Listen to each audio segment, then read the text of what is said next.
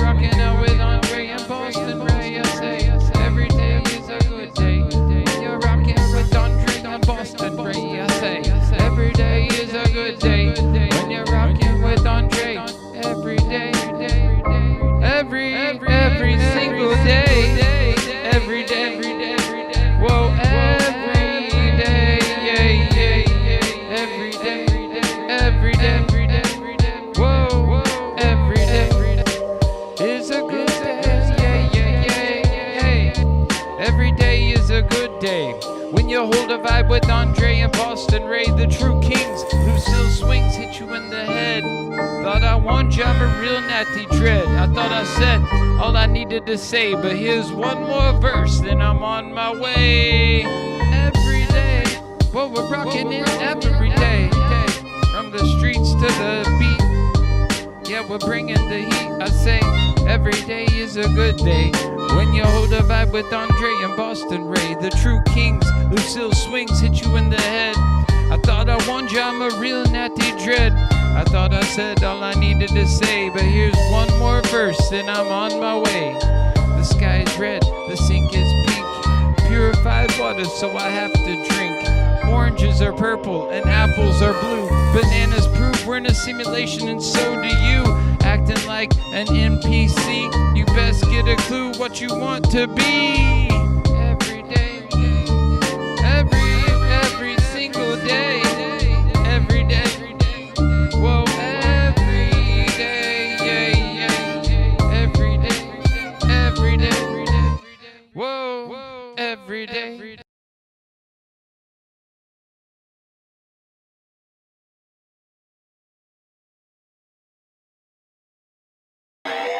Sure you forgive me? Every time I clutch the mic, you can see the wheels spinning like a rusty bike. Don't trust my wife, honey, that's enough advice. One wrong move, you can fuck your life. I'm as cold as crushed ice. It's time to go and tuck my knife now. When I shoot, you better duck the fuck down.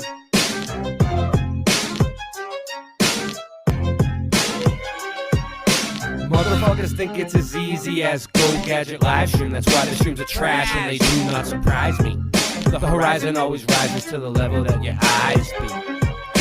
Motherfuckers think it's as easy as Go Gadget live stream. That's why the streams are trash and they do not surprise me. The horizon always rises to the level that your eyes be. You sure you forgive me? Being broke is a career, my life is smoke and mirrors. This ain't the happy stuff that you hope that you would hear. Boston Ray, level head, I never said y'all just ain't ready yet. Monopoly, get off my property for free. Ain't no stopping me, constantly a monstrosity at the top, you see. Boston Ray got bars and jars of flat earth farms in the car. Motherfuckers think it's as easy as Go Gadget live stream. That's why the streams are trash and they do not surprise me. The horizon always rises to the level that your eyes be. Motherfuckers think it's as easy as Go Gadget live stream. That's why the streams are trash and they do not surprise me. The horizon always rises to the level that your eyes be. Yo, everything nice when I sing this song. Don't get me wrong, cause I hit my bong like Tommy when it's 420. You got to understand, coming with it plenty. And it's a dose of reality straight from your brain. We're gonna let them know it's all the same. Cause Mandela affected on the mic I selected. Yo, you don't understand until you get with this. Not a flow, everything nice, like what you wanna do. Karen B on the Monday Truth Talk. Got the coffee time spitting with your rhyme. I don't need coffee to be full of this. So real, I got love in my heart so I can feel, and I'm connected straight up to the source. And yeah, I love to have intercourse, cause it's so nice when I'm making that love. Just like on the microphone, flowing like a dove, flying in the sky, sending all the branch to the ceiling fan. And you know who I am, Ja. And I got the master plan. We're coming together. I don't need your hate, cause through all the weather we're so much better when we come together. Feeling our feeling, and we know it's the deal, cause we're on the same mission for truth, and that's for real. Yo, so I'm a micro machine. I gotta spit it straight like the man in the dreams. Can I bust my flow? I think I can, cause you see that it is so true and feels so lovely when you're spitting your voice and it's happy and free. Truth time warriors, and that's what I be. The earth is flat, so what you gonna do about it? I'm gonna shout it every day, and you gotta know it's true. Chemtrails up in the sky, but they can't stop the weather. It's the 4th of July. Yo, here we go. Motherfuckers think it's as easy as Go Gadget live stream. That's why the streams are trash and they do not surprise me. The horizon always rises to the level that your eyes be. Motherfuckers think that it's easy as Go Gadget live stream. That's why the streams are trash and they do not surprise me. The horizon always rises to the level that your eyes be. Darling, you're such a lamb. You sure you forgive me? We are live. What's up? Hey, What do I you am got? getting your links right now. I don't think my my BitChute went off, but oh well. I don't know. I didn't check Rumble. I gotta go check Rumble. Yeah, check Rumble, because did you have it up there as a custom RTM with mine? Yes, I did. It's like I'm missing one. Oh, maybe I have to add BitChute again. That's Let weird. me go and see. Hold on. Hold on, Did hold you on. turn it on? There's like a switch. Yeah, I turned it off and on. It says it's streaming somewhere. I mean, go check your Rumble. Let me check my BitChute real quick. I'm checking right now. I'm checking. So how we doing?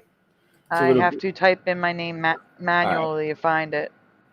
Now you got me thinking. It says we're live. Let me see. Oh, nice. Well, we're live on Rumble. Shout out to Rumble. I don't know if we're live. It just don't know yet. says we're live. Yes, we're live. We are live on Rumble. All right, let me see if I can get this one to work. If I can get BitChute to work, then all my problems will be over. No, I don't really care either way. Oh, no, that ain't working. I'm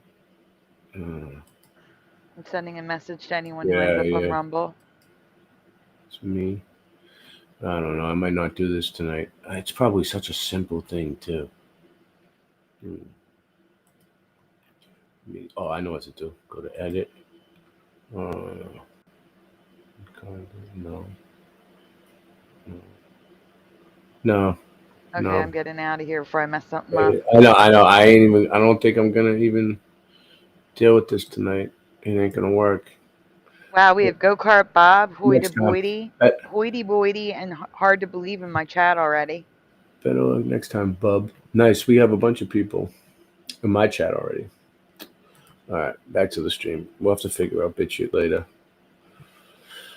I hate when things don't work, though. Oh, you just got crackly. My nickname was the Crackle, so that's kind of Yeah, you're crackling. crackly. We're trying to work this out. We're trying to work out all the kinks. All right, what do we got? We got Scott Level Realm. Rethink.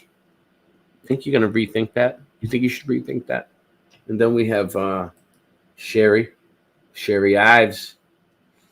Hi ho. And You got a lot in your chat too.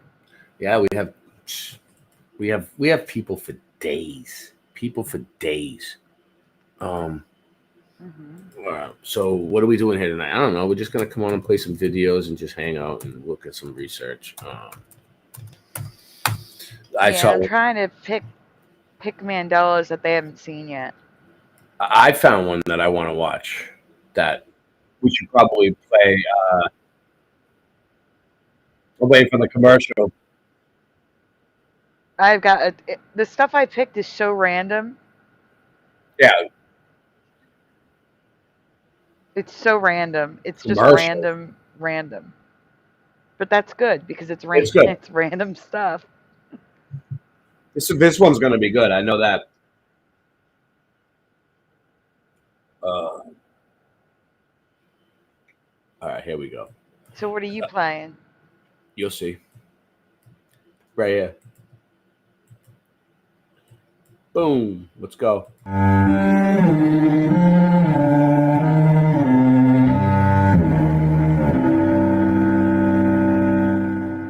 At which point can we all agree that the mainstream narrative of our supposed history is a complete lie? It is the exact same story over and over and over, all over the world, where we get multiple courthouses on the same exact site, and they all light up in fire somehow. And they all have the same architect and his sons, with zero details ever given to us on the actual construction process. And then, dude, the views tonight on here, like underneath, are completely different than the ones they gave me last night. It's this thing is wonky. You go look at the finished product, and it's a masterpiece. You see how, something that will last forever. You see how we're like on the other side of the screen? This wasn't here. Like, this wasn't an option last night. No. And something that we don't recreate today. What's up? Did we cover lavasicles on your show before? Lavasicles? No, I don't think we have. Maybe. All right. Did we? Maybe. I mean, we covered a lot. We covered a lot on my show. I'm gonna add it just in case.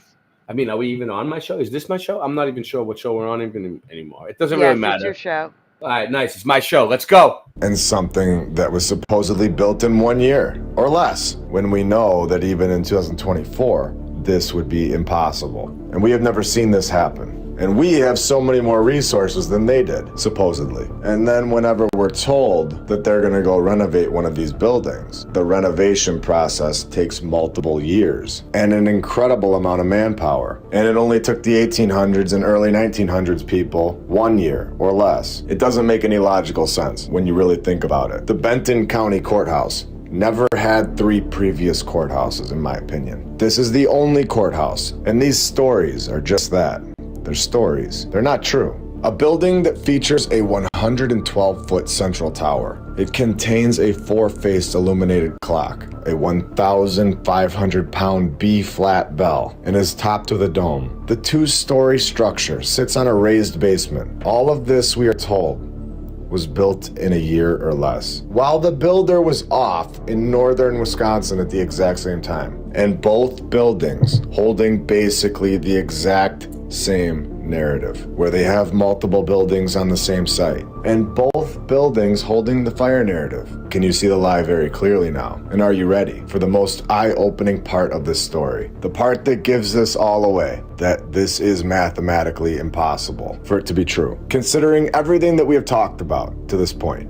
Here we go. The Manitowoc County Courthouse was supposedly completed in 1905, when the Benton County Courthouse started that same exact year and was completed in 1906. And the Manitowoc County Courthouse, again, holds its fire story in 1852.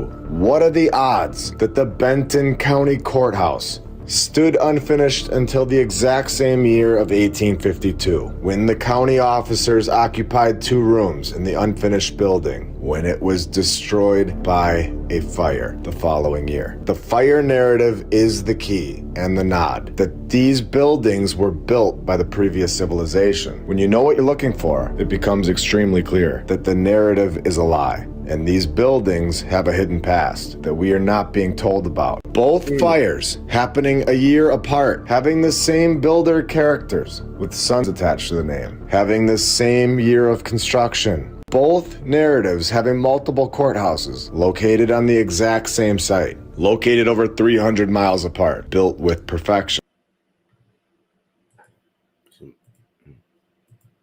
and both lasting forever. And we all remember that George Rickman and his sons only built 2 buildings.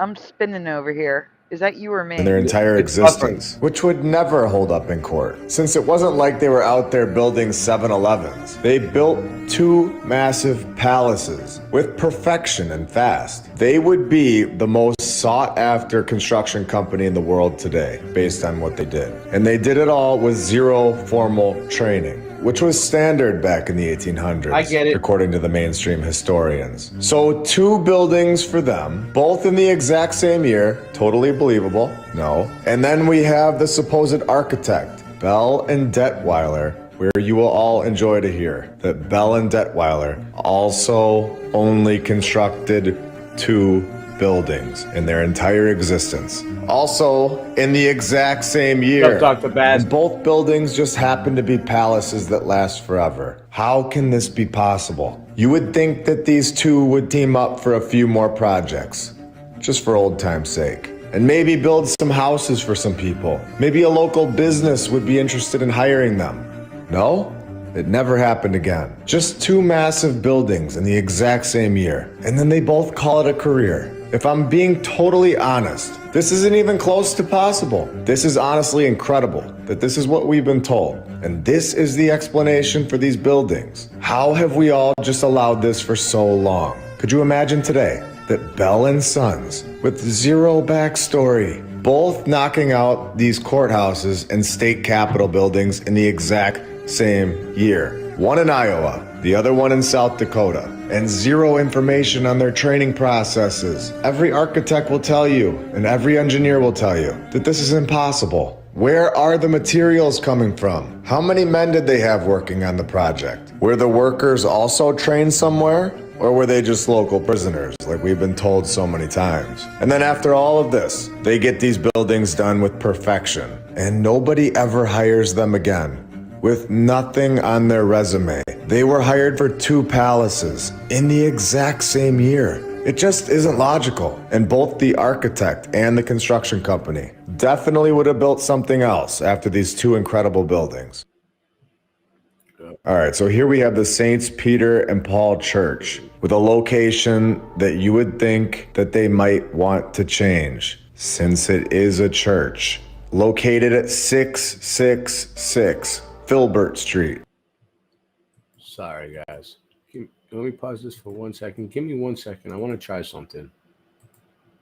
Okay, and when you're done, your email has the links for the show. All right. Give me 1 second. I want to try to get this this channel working is what I'm trying to do. Yep, I gotcha. I'm headed to my chat since I'm finally done getting the links.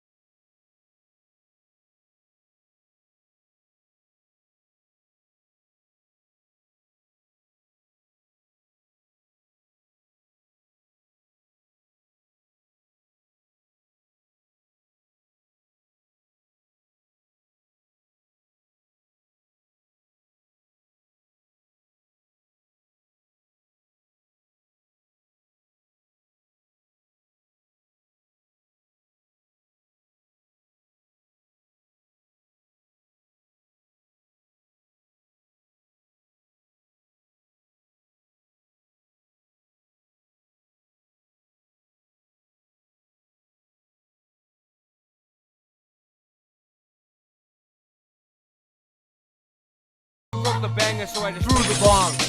They knew the song, and you were wrong, so move along.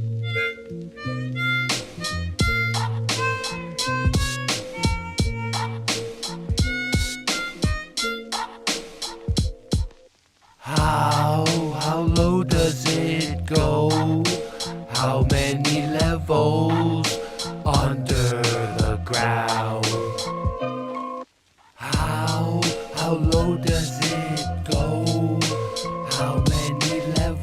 levels under the ground. How high can I get? I'm gonna fly so high like a jet, but I don't need no fuel, cause I'm not no tool. I'm not no summer cassette tape. Everybody wanna hear what I wanna play. Hey, listen to the music that I sing. All of the joy and the happiness I bring. Late night live, you know you're gonna hop on and give us some comments. And I'm not AI, I don't need none of that to write these lyrics, cause that shit is so whack. Yo, like a heart attack, gonna come back and just bang it, sing it. Yo, I just really know that I can bust my flow any night and day. Yo, so tired of the weak sauce, I need better. Gotta grade it up like I do with cheddar when I'm making my quesadilla. Gotta just have your soul and just feel what I'm gonna do when I sing it through. Keeping it so true, that's what I do. Andre, bringing the freshness to you. Whoa, here we go, what we do, cause I can get so high with a spliff and a fire. Whoa, cause my only desire. Listen to the music as the Rastamana sing. All of the goodness and the joy that we bring. Burning Babylon cause we praise King of Kings, Lord of Lords, conquering Lion, Rastafari. Whoa, whoa, here we just wanna go. Yo, How low does it go? How many levels under the ground? How low does it go? How many levels under the ground?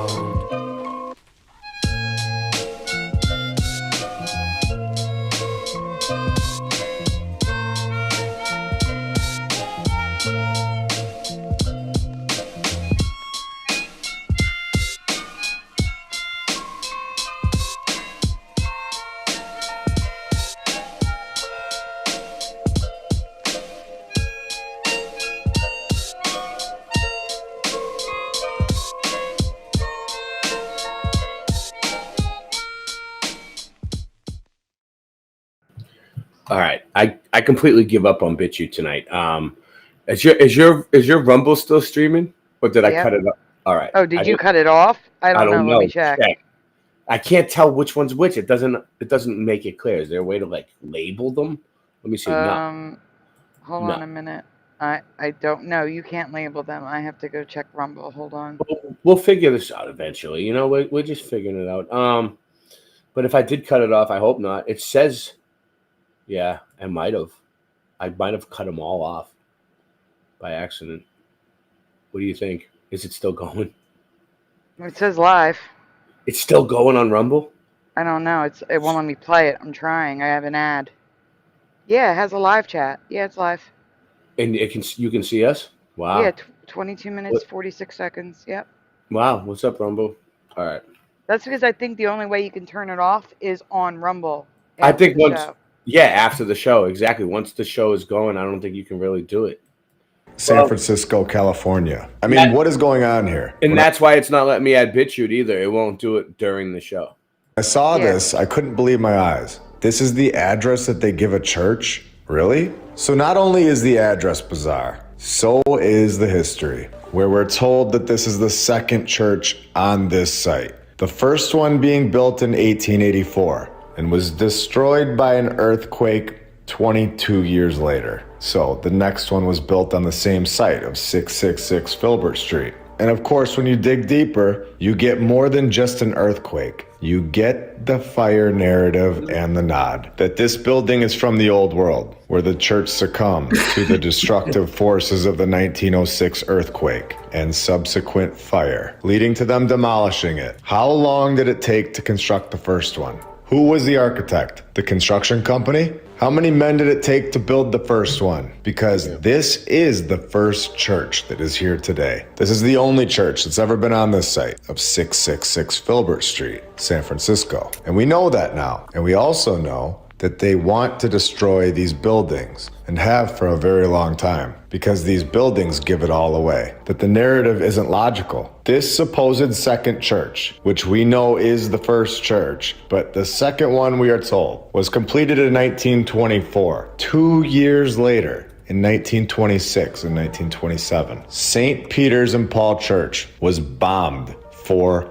times. What were they bombing and destroying inside and on the outside of this church that they didn't want us to see? Dates? Artwork of the old world? The bombs were always placed at night, and no one was ever around to see what was going on. Bombs would go off every few months, and for the clear giveaway, and to end this episode properly, that this, in my opinion, was a planned operation. Another bomb went off inside the church, January 1927. Though there was a police officer monitoring the church, he was unable to catch the bomber.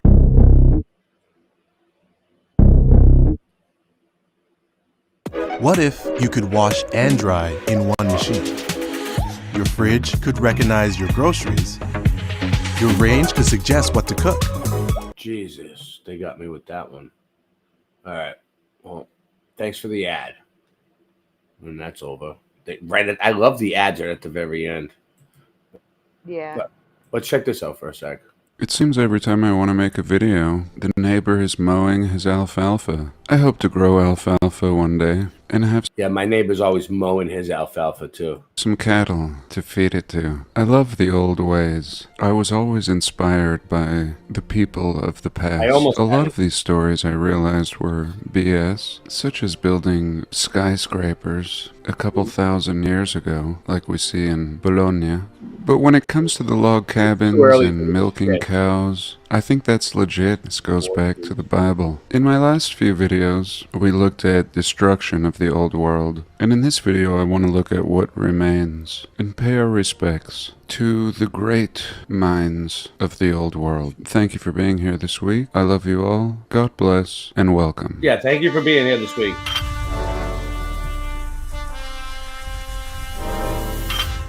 Wow. We got Q-Bird, Dave the Damo, Go-Kart Bob, Travis Joe, Hoity Boity. So everybody loves the old world. Everybody's here now. They're realizing that we're here.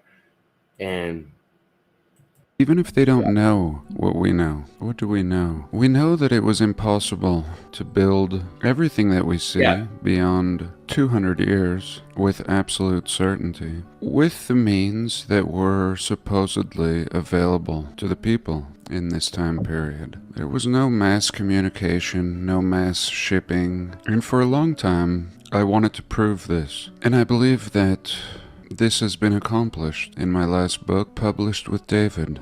And really, I've seen zero rebuttal on content of the book. It's impossible to refute. It requires sitting down and crunching numbers, doing math, and I'm glad we took that year to present this case. I also feel free to just share what I need to now, without having to prove it in each and every video. But again, even if people don't know what they're looking at, they love it. They love the old world. They love it. Even though the people don't know what they're looking at, they just love it. Love the old world.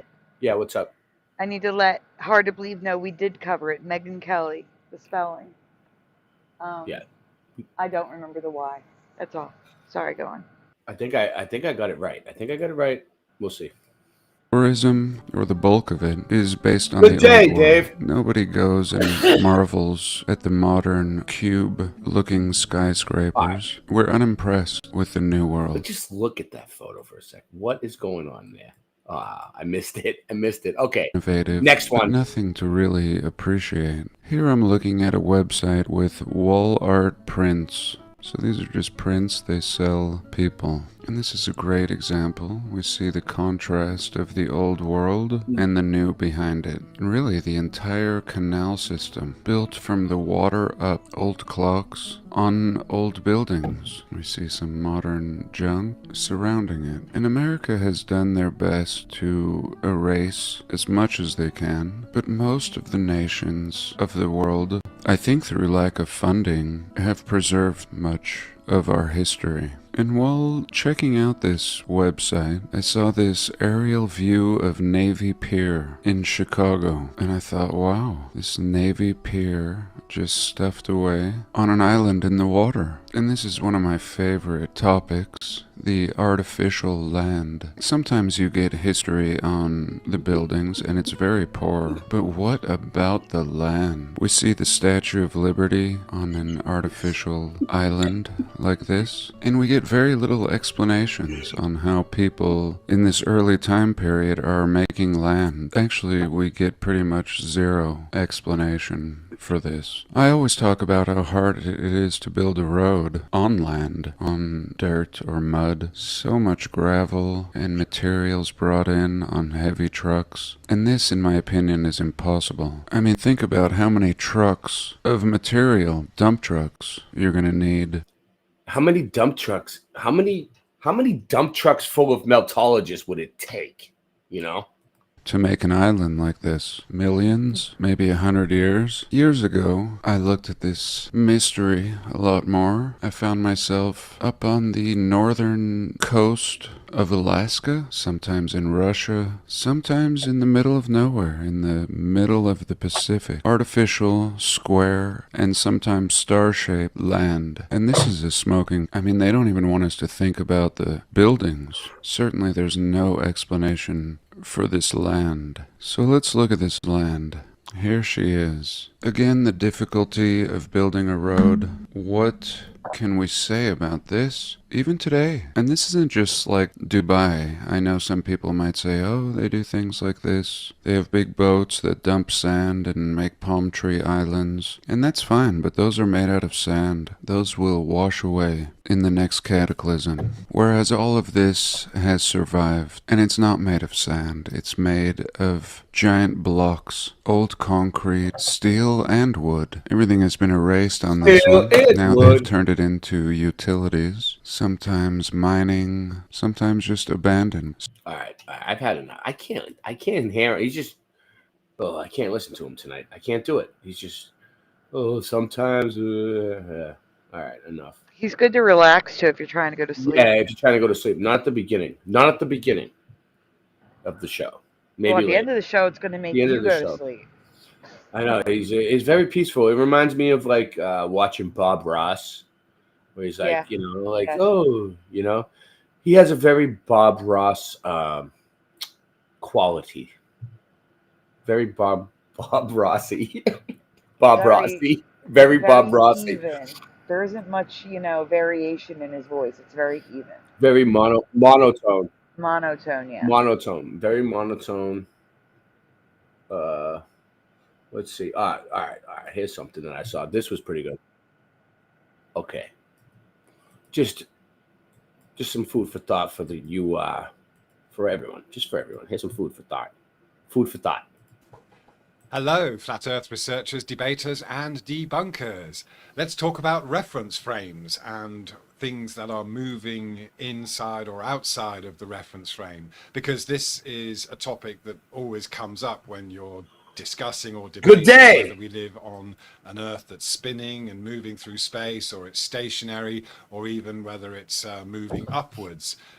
These discussions always involve us taking a step out of the reference frame that we find ourselves in and having to perceive something going on inside and outside of a reference frame, which is kind of like a fun thing to do. But if we have a look at this footage of this BMX bike going across these ramps as this train moves in the opposite direction, it's a good opportunity to examine what's happening in these.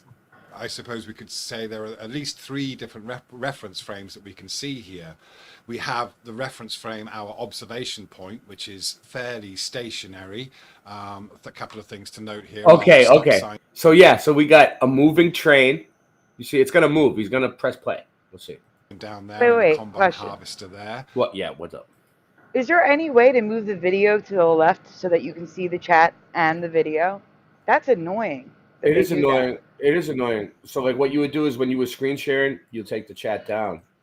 I mean, the only way you could do it is like this. You could have it the way I had it before with us, and then put the chat up, but then it Yeah, gets and then it's hard to see. Yeah, I would Yeah. rather not have the chat and be able to see the video, yeah. and then put the chat back. And Yeah, well, the thing is, the chat doesn't move that quick. So as long as you Mhm. keep taking it down and put it up. And then I just kind of like on a different screen, so I can't see what you're seeing. we've got this train which is moving to the left at a constant speed, and then you have this guy on the BMX bike who's going up and down. Okay, so try to grasp this. We have a train moving to the left at a constant speed. Okay.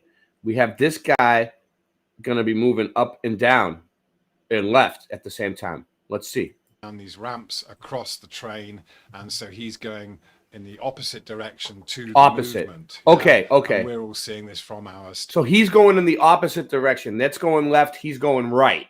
Okay. stationary reference frame. So there's two movements going on within our reference frame. So each of those is its own reference frame, I suppose. The moving train is one reference frame, and that. Listen, you stay in your own reference frame. I'll stay in my own reference frame. Everyone has their own little reference frame around them. All right. And you can't out reference frame the reference frame, because my nickname was reference frame in high school. If you want to see how many times I can say reference frame in a paragraph, I'll keep going. That's moving at a constant speed. The biker's perspective is another reference frame, his subjective reference frame, and so he's having to move at a certain. My nickname was reference frame. I mean, it sounds really smart the more you say reference frame. Speed to go up and down these ramps, but at the same time, does he or does he not have to compensate for the train moving in the opposite direction? He's overcompensating, if you ask me. This whole thing is just overcompensation. But let's see. At a steady speed. This is what's kind of interesting to look at here. So I'll play the video all the way through, and then we'll come back and look at what's happening within these different reference frames. Okay, so let's have a look through first. Oh, look at that! It's entertaining, at least. Oh, look at that backflip! Oh, over the. He's good. This guy is good. He can ride on a train like that. That's crazy. How does he not like, that's nuts. Is this even real? Is the question. Is it AI? Okay. Can you hear me? Let's Listen. take it back there. Pretty cool. I couldn't hear you. I couldn't hear you. What you were talking? Yeah, I was saying, it was when almost at the very end is when the train started moving for me. That's how long a delay there is on YouTube. Like you were talking about the train moving and it was still sitting still.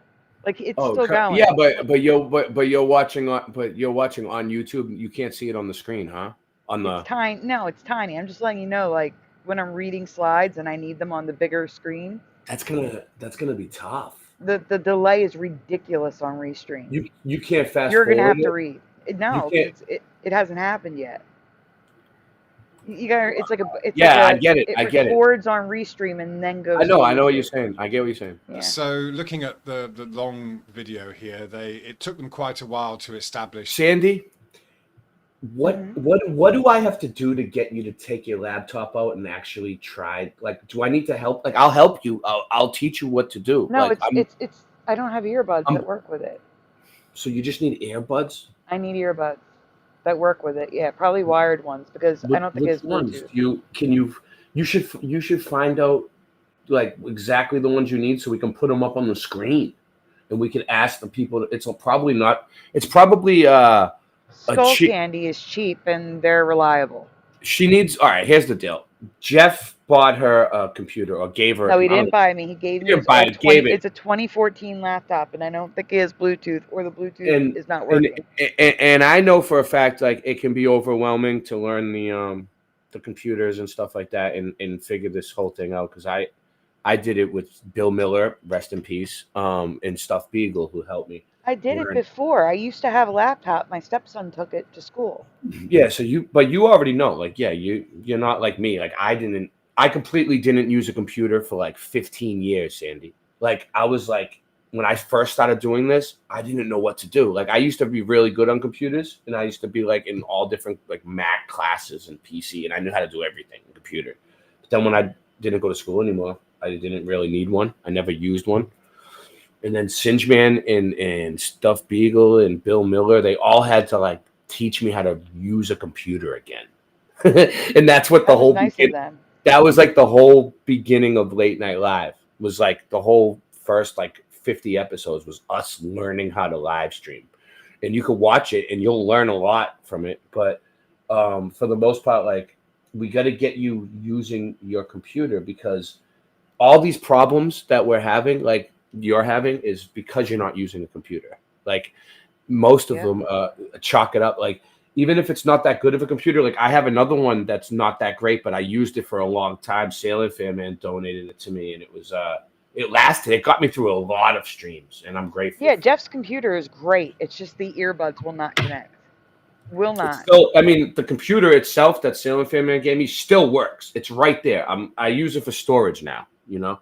But and I could technically stream with it. It would be choppy and slow now, but it would still work.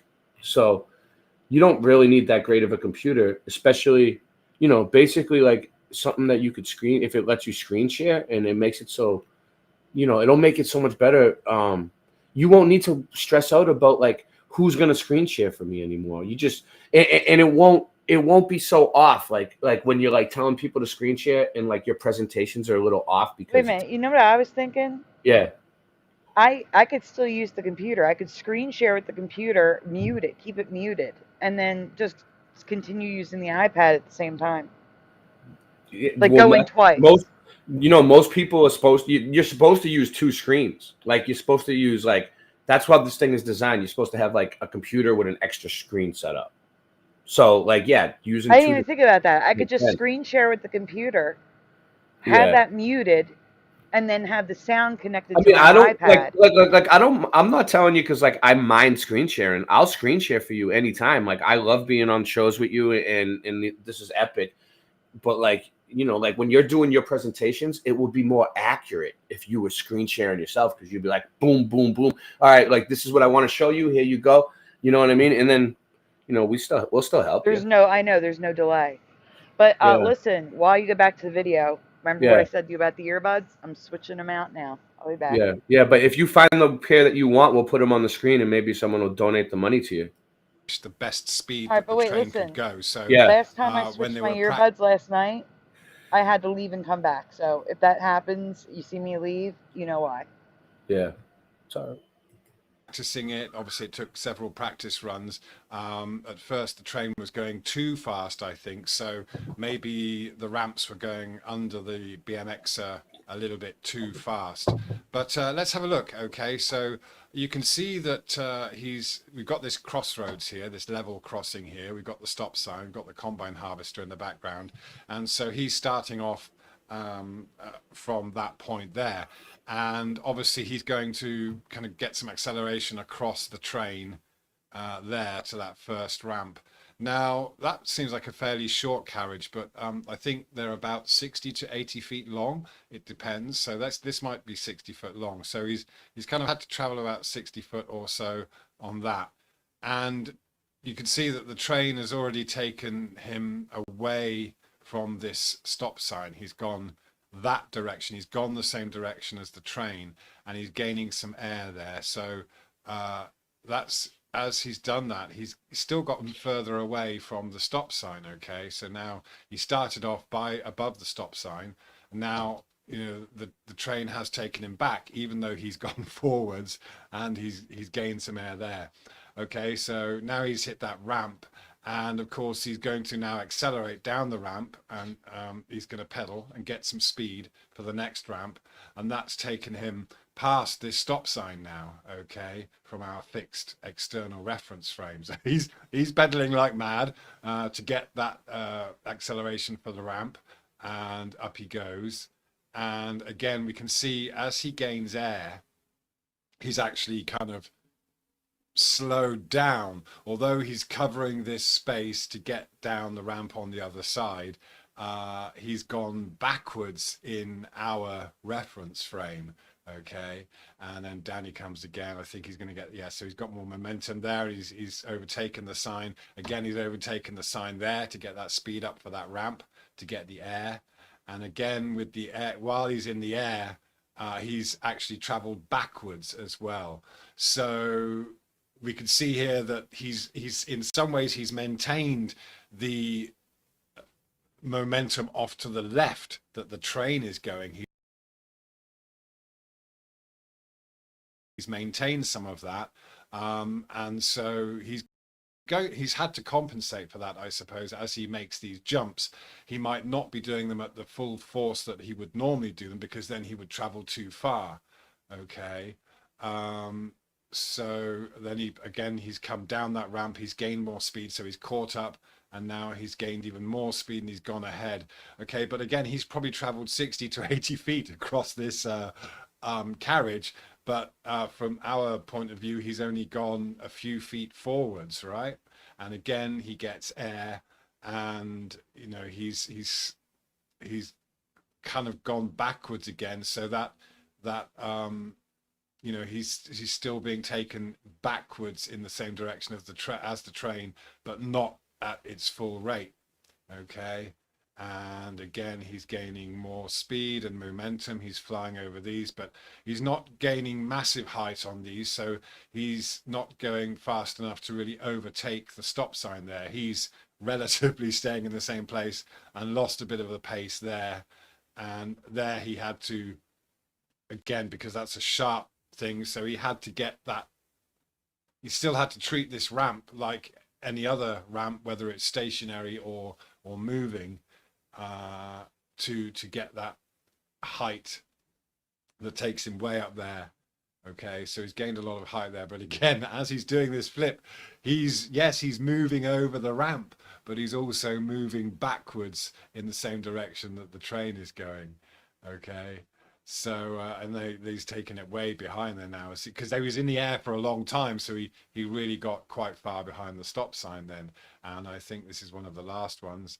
And yeah, now the kind of our point of view changes a bit.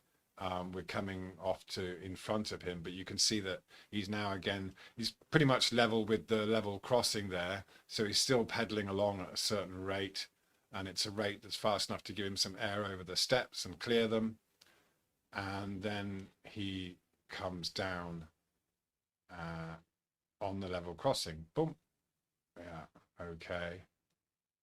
So again, what does this actually prove? I don't really know, to be honest. I just find it interesting that actually he has to take into account all of the movements that are going on. So yes, moving and stationary is very similar, but he does have to compensate for the train moving beneath him, because it does kind of go faster, even though he's maintaining some of that momentum. So this certainly dispels for me any idea that we're on a moving Earth, because or that kind of imagine yourself on a moving train argument doesn't really work as a proof that you're on a spinning globe, because it is treated as stationary. The Earth doesn't kind of stop moving beneath you, or you don't go backwards necessarily unless you've got these massive winds against you. That's more of a factor, whether you've got winds going against you or in headwinds or tailwinds if you're flying, for example. But I don't see that we ever have to compensate for the Earth moving beneath us. And you can see here that once he is free of me.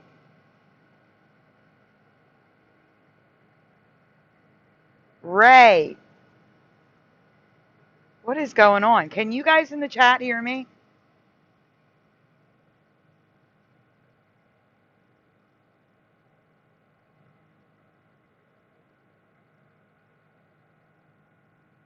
Can anyone hear me? I can hear you, Sandy. Can you hear me now?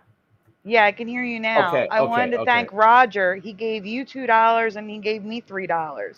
Oh, thank you, Roger. I didn't see it because I'm not on the chat. That's what I'm What- trying. That's Oh, why I there kept it saying goes. There it Ray. goes. No, no, no, no. You weren't in the stream, Sandy. So check this out, right?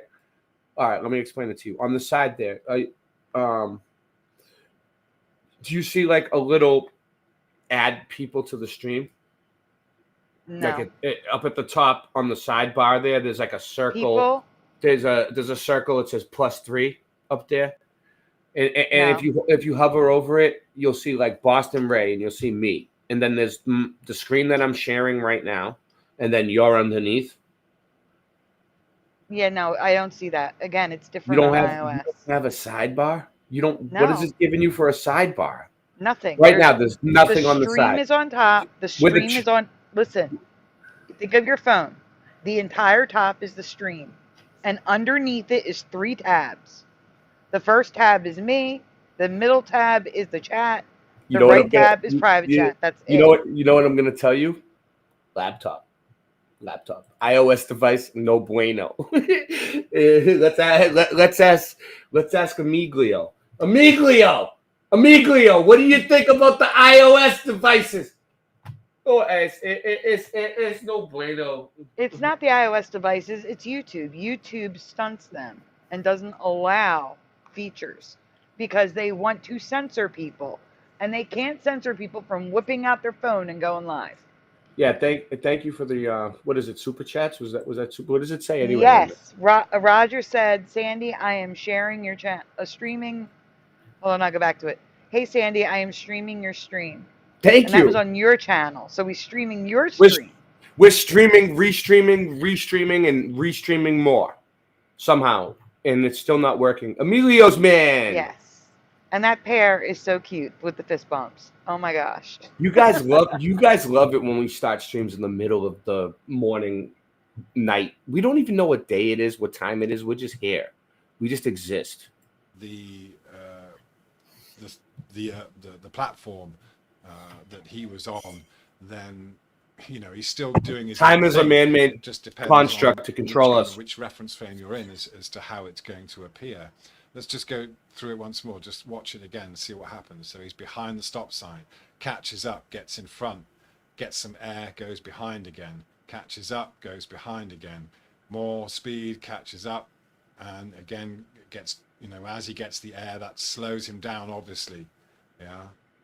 Okay, so lots of air there, and gets quite far back, then gets ahead, and then kind of takes it fairly easy down there.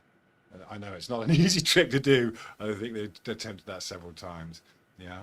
So there you go, really. It's, as I said, I don't think it can prove anything either way, apart from there's no way to demonstrate in the real world that we are on something that you can equate to being on a moving train. And it's just something that we can play around with as far as reference frames go.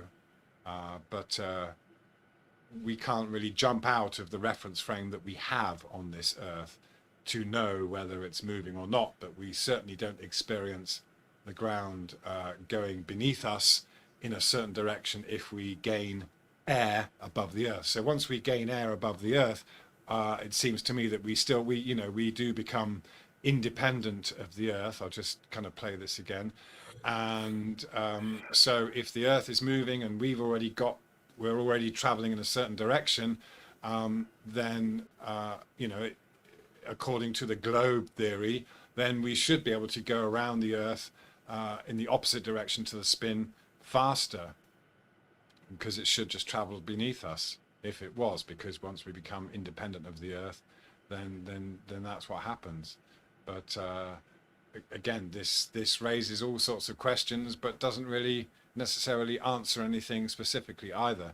I just think it's a very interesting thing to think about and look at and consider when you're arguing about reference frames and whether we can actually tell which one we're in, and whether if we were outside of it, would that really make a difference.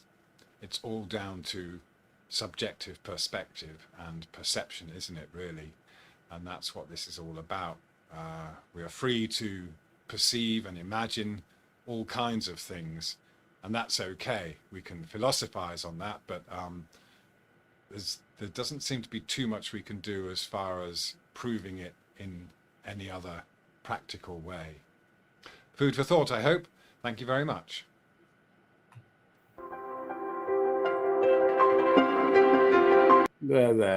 Okay. There you go. Food for thought. How we doing?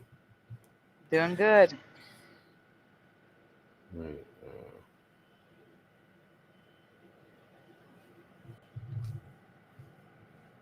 All right. See what else I got.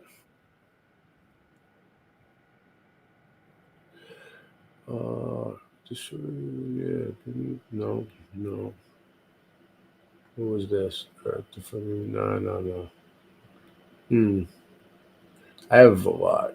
I'm just trying to figure out what I want to. All right, let's see what this is.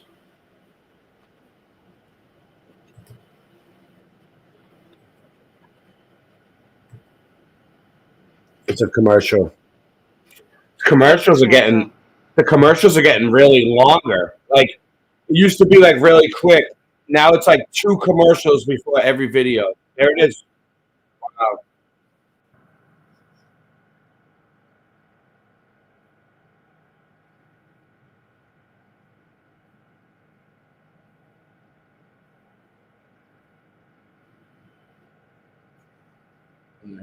Here we go. This is cool. Okay. Real quick.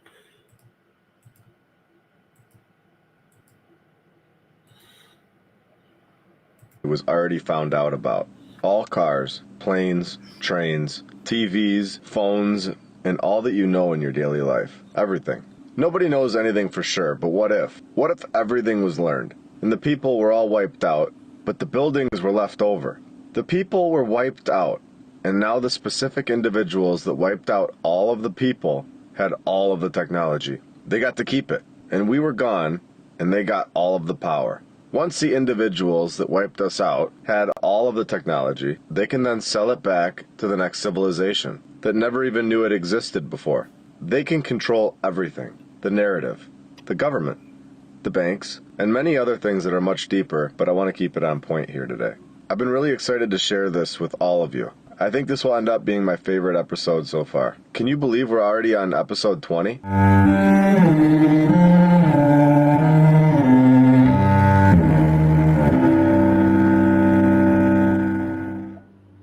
Very happy to announce we have a company that supports what we're doing here in this community. That company is Oh, this is one. That's one of them ads, probably, dude. Like, so you look, you see that, Sandy? I see it. That's what we were talking about. They probably gave him an offer, like advertise the Manscaper. My nickname was the Manscaper in high school.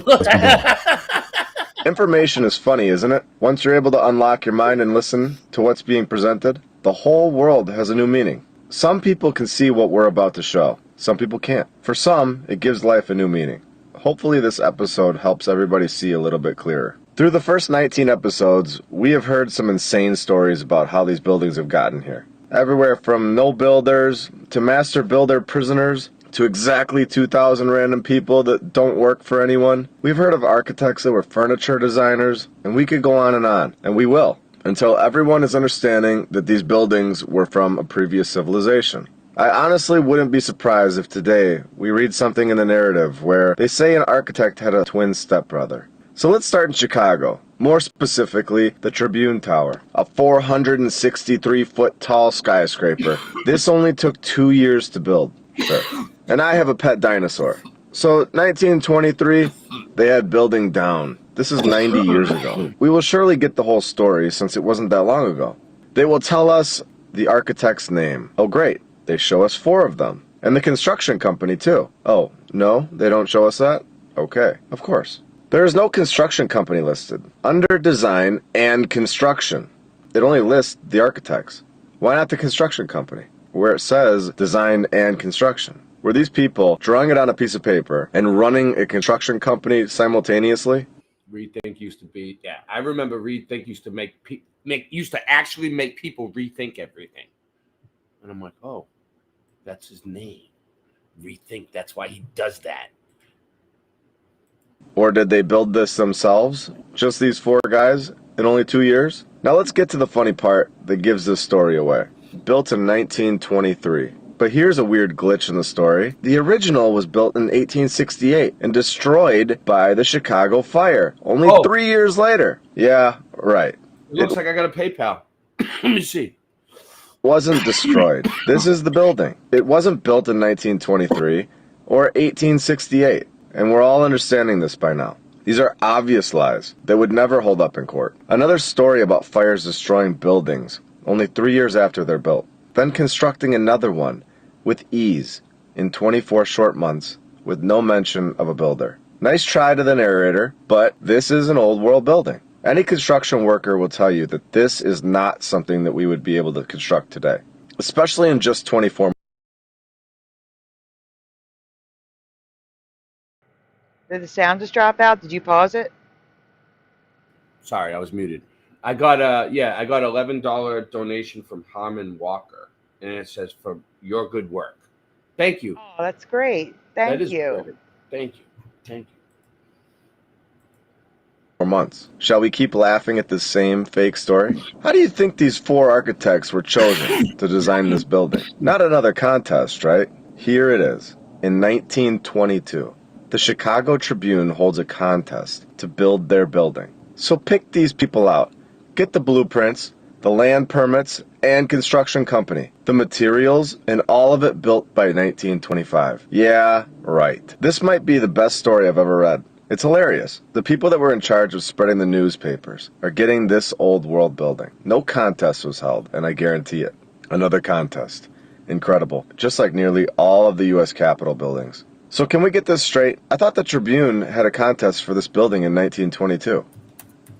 1868, they had a building and it was destroyed by a fire. Side note that fires don't knock stone buildings down, but let's continue. So 1871 to 1925. Where was the Chicago Tribune located in those years? Any word on that? No, of course not. Nothing. Who built the original 1868 building, if there ever was one? Any architects? None. Nothing. Was the whole thing destroyed? No, of course not. This is the building. Time to travel back in time to 1893, Liverpool, England. Surely all the competitions will be done for today. Wait, right? A competition was announced on March 5th, 1839 via an advertisement in the Times to design the St. George's Hall. You've got to be kidding me. Who wins this time? And why is every single winner the most incredible architect of all time? Why don't we ever get a building that looks like our current town halls? Incoming dishes! Doc! Wow. Dawn Power Wash flies through. Sponsored by Dawn. They're getting really good with these commercials lately. They're just throwing them right at you. All day. All day. Yep. Oh, well, I'm not going to... What I got to do? Get in a commercial blocker? What is it called? Yeah. Yeah, or you can get YouTube Premium. But that's a lot of money. Oh, yeah. It's not a lot of money. I mean, but I had it before. It's not even that good. Like, I don't know. They're all so detailed and precise.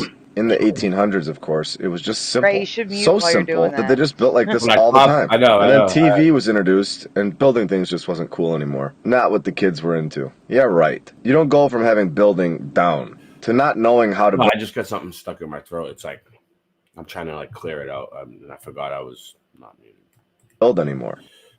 Oh, That this current civilization that we are living with did not construct these buildings. Now this story is literally unbelievable. It's insane. The winner of this competition is named Harvey Elms. This insane character was only 25 years old and was drawing this up. 25 years old? Give me a break. I'm sure he went on to have a long, successful career with lots of other incredible designs. Let's see. Won the competition in 1839.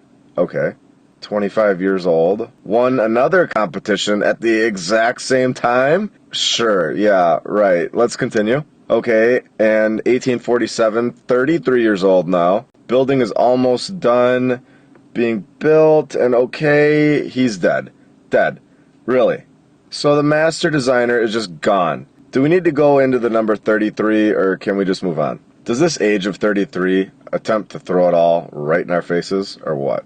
If you want to know what I mean about 33 and are unaware, I'm sure somebody in the comments below can kindly help you out. Well, the cost of construction wouldn't be any more 33 numbers, would it? Of course not. Oh, you've got to be messing with me now. Equivalent to 33 million is the cost of construction. Yeah. Okay, well, okay then. St. George's Hall in Liverpool, England. What a weird place. I'm not going to say all this. You can read for yourself. But this is the type of stuff that is on the building. Just disturbingly weird. Time to go to the next place. I want to get back to some positive vibes, so let's go to the Cook County Jail. Well, that's not what I had in mind. Let's go somewhere a little less violent. Let's go to Texas, the Dallam County Courthouse. This is incredible architecture, especially for 1923. How long did it take them to build this? No idea? Doesn't say. Wait, this is funded by a bond in 1922 and completed in 1923? So within a year of getting the money, this thing is done and built? In 1923? And that's all we get to know about it?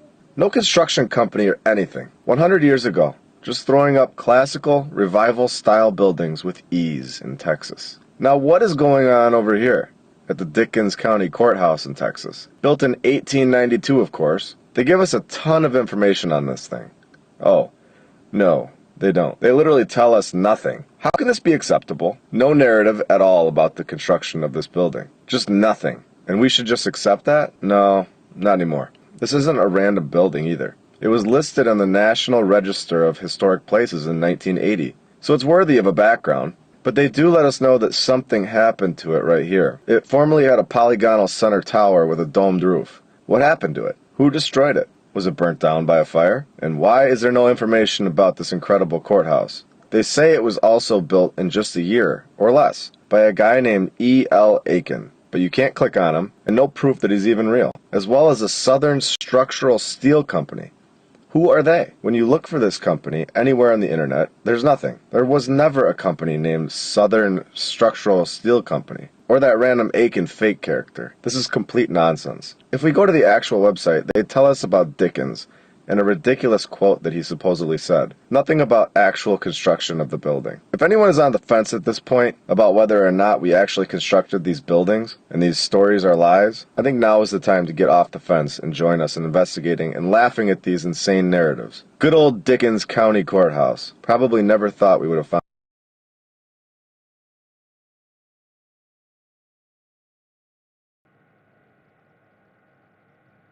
It's buffering.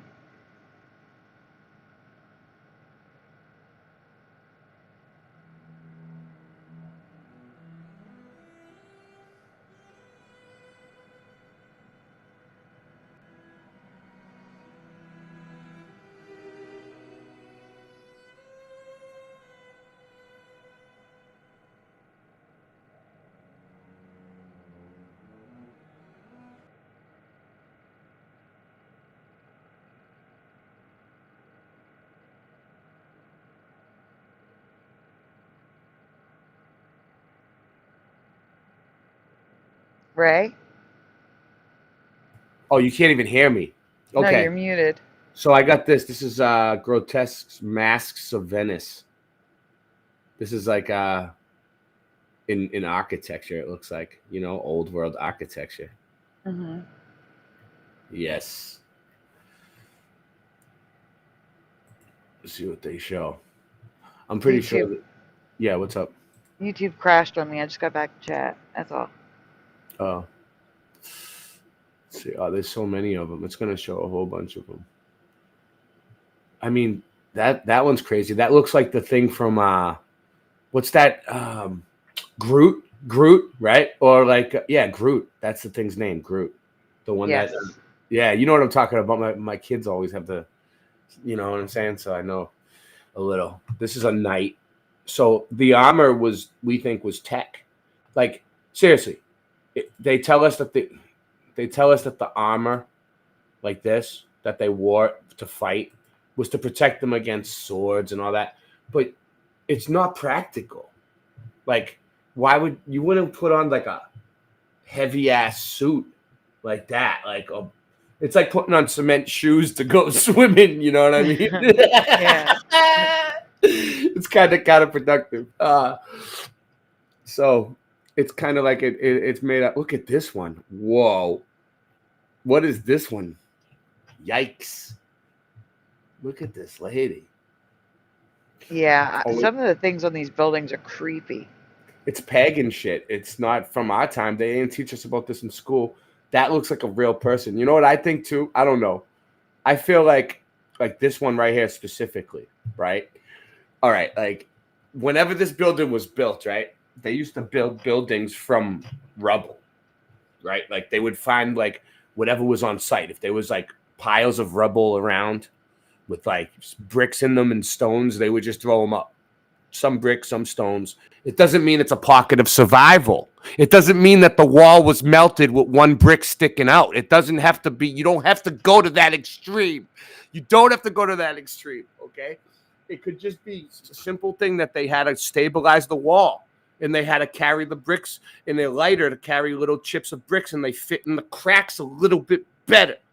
But for this one, I think what they did was they found a statue that was completely mud flooded and destroyed, like ruins, and they just take the head and cement it right there. They're like, all right, you know what? We don't want to lose the face. Like we don't know where this is from. We don't know who this guy was. We don't know what civilization he was from.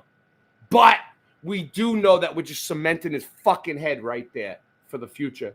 And we're going to make it look like he's one of us. Mm-hmm.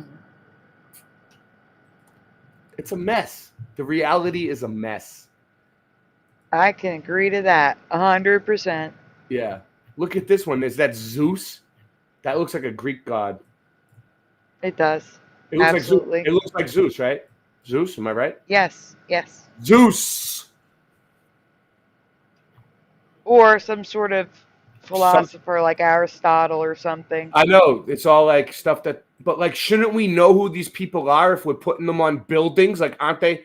I'm telling you, they're probably important in a different, completely different civilization we don't even know about. And they come around and they tell us like, oh, that's friggin' so-and-so from down the street. You know what I mean? Like, that's just Athena. Don't worry about it. Go back to work. Whoa. Go back. Oh, you like that one? No, it's the forked beard. Again. Oh. The beards are forked like Jesus' beard is. Yeah. It's weird, right? In this reality? Mm-hmm. It's weird. All right. I'm going to take should I press I'm going to take a bathroom break. Should I press the music or just, you want to? Yeah, I would let them all get a break. So if they want to go grab a coffee, get a snack. All right. I'm digging up Boston Ray's digging. We got a whole bunch of stuff, but I'm going to leave this up because I like this. I like looking at these faces. And then it's not too long. It's only a few minutes. We'll get through it. But I have more stuff too. Nothing else to do. We're just hanging out. Maybe I'll put the link out. You want to have some people? You want to have some guests? All right, we'll have some guests. We'll do that too. Just don't get out of control. All right? It's Late Night Live, baby. Boom. Yeah. To the moon.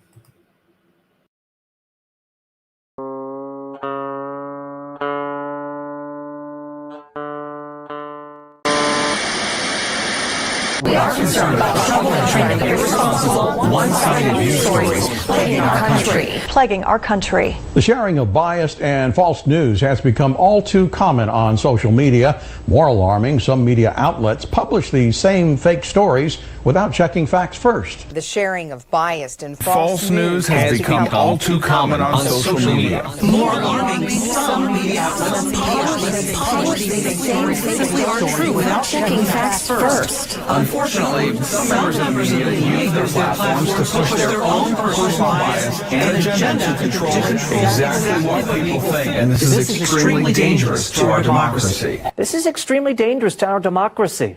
This is extremely dangerous to our democracy. This is extremely dangerous to our democracy.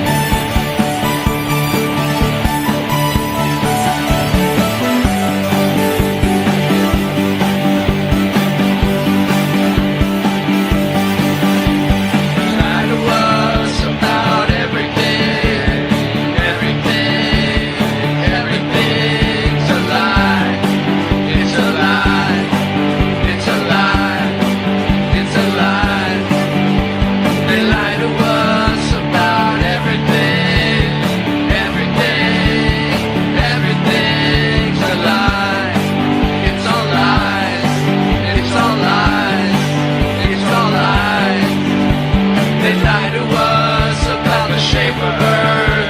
We know it's flat. The Earth is fucking flat. It's flat. It's flat. It's flat. They lie to us on the news every single day. It's all lies. It's all lies. It's all fake. It's all lies.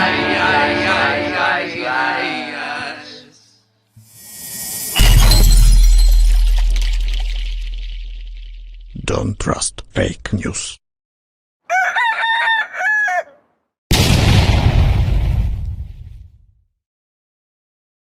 It feels like we're in hell. I guess you people just don't know me very well. Everything I got, I earned it and I built it for myself. I didn't make this rap for you, I do it for my health. It's a prison well, so I live my life by the same rules I live by in the prison cell. I tried to help them out, and I wish him well in the wishing well. That miss is on a mission to put you under the witch's spell. She's the arbiter of wrenches. She's eating shit for breakfast. Every time you see her go the other way, she's reckless.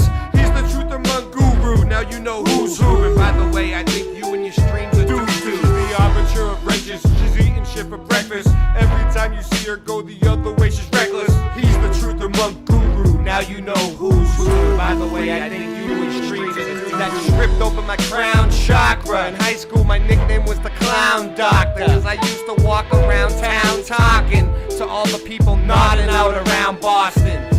I've been noticing a lot of people around me lately. Some real friends and some are faking. I put them to the test of Ray. I see them stressed for days, but let's behave. I'll never let you get the best of me. I better do this in sections. I'm smoking the champagne breakfast for breakfast. I'm reckless, but you don't want to test this. I'll put it on your checklist. At night my legs are restless. My rhymes are infectious. I strive for perfection, but I'm so lost I gotta stop and get driving directions. I seen us at a loon in the afternoon after school. I'm asking you for more nasty food and a napkin too.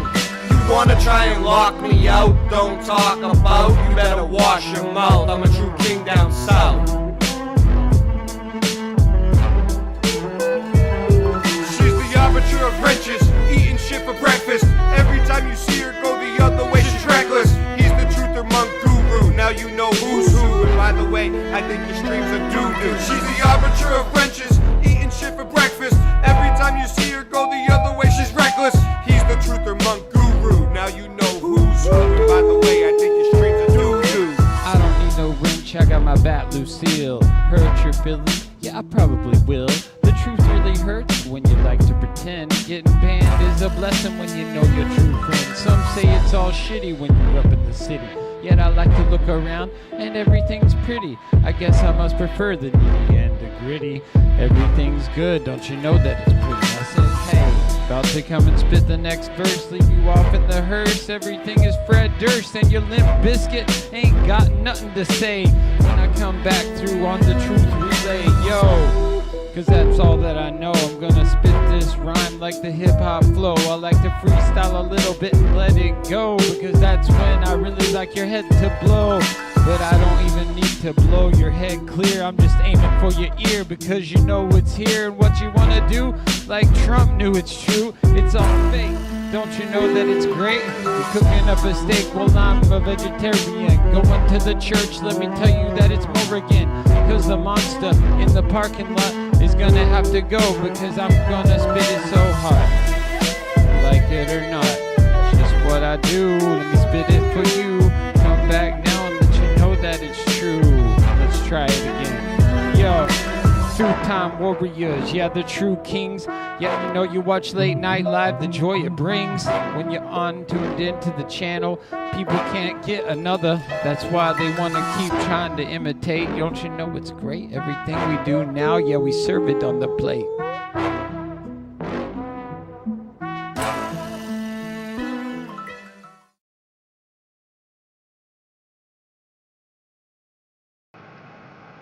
And we're back. I think, right? I think you're muted. I know, it's different. All right, I found something different. Let's go. Okay. This is And so this must be unique. Let's see. This will be our nation's capital. What up, Deanne? This looks good. Antiquities Research Films. I was just gonna say that. We won't. You know what? You know what else is cool about it, Sandy? Is we won't get copyrighted for it because it's public. It's in the Internet Archive, so it's public. Public domain, YouTube. You hear that? It's public domain. Public domain.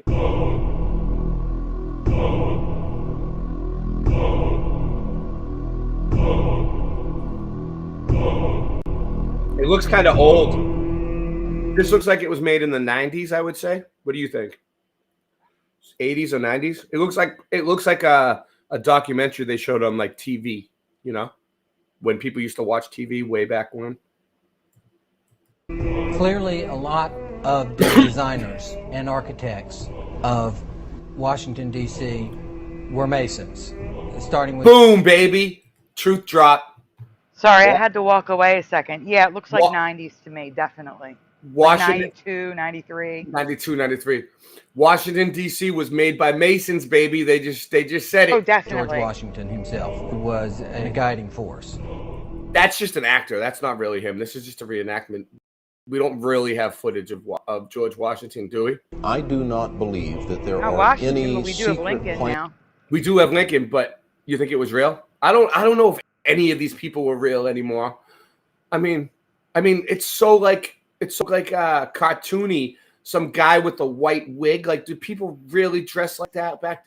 What if it was just the same as it is now? They do it now. No. They didn't do it all the time. Like, they did it like sort of like, you know, you would wear a suit and tie. You know what I'm saying? Like, it was dressed like proper attire, like, you know, like in Congress and stuff, like in Independence Hall when they'd meet. It wasn't like constant. It was like a signal of an aristocrat. You know what I'm saying? Like, that's what they tell us. Folk. They want to, you know. I would like, you know what? I would like to believe in their history. I would like it, but plans or designs related to Freemasonry. I know too much. I've seen too much. According I'm to never going Masonic back. principles, the streets are laid out that way. Yeah. The buildings are laid out that way. Conspiracists are always looking under their obelisks. Wait a minute. Hi, Super Mario. Good to see you. It's been a while. Super Mario's in the chat. Wow, where's he been? That's what I'm saying. He left a comment on my channel recently. Like I don't know, a week ago. Yeah, comments, but not in the live chat. That there is some vast conspiracy. He's getting his sleep at night, is what it is. Masons may very well say that they really aren't influential as far as Washington, D.C. is concerned, and yet the cornerstone was laid by Masons.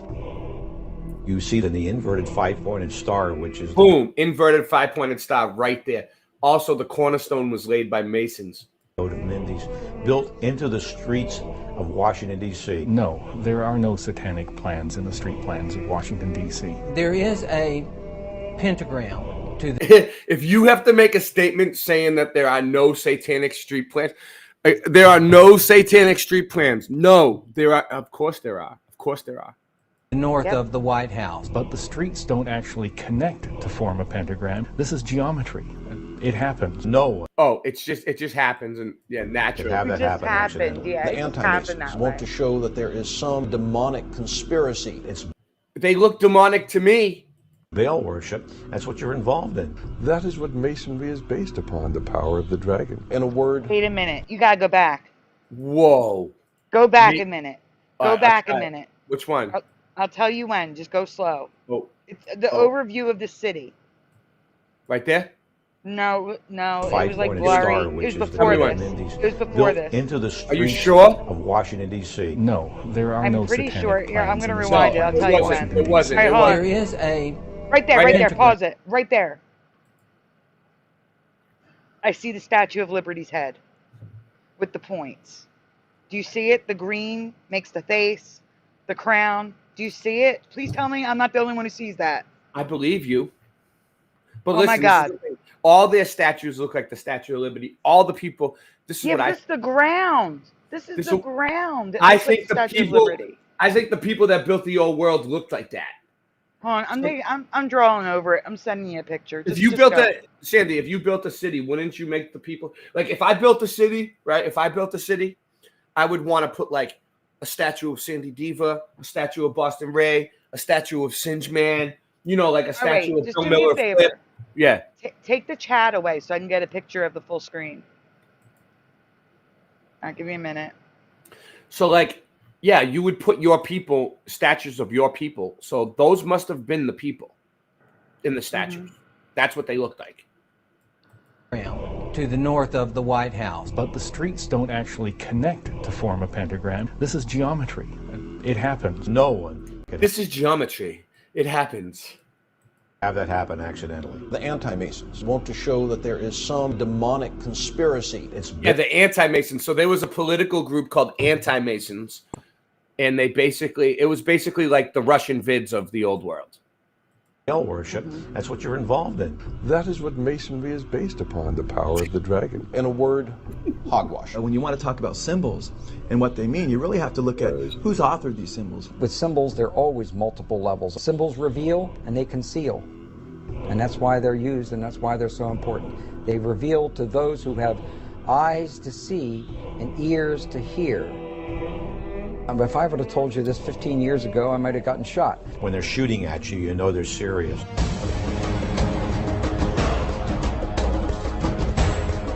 Here we go.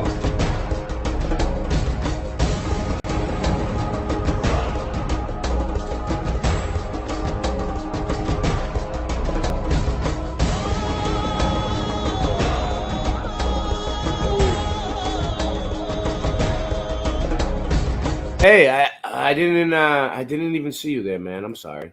Oh, that's no problem. How you doing? I'm doing good. I'm actually streaming your stream on my stream still. Hi, Roger.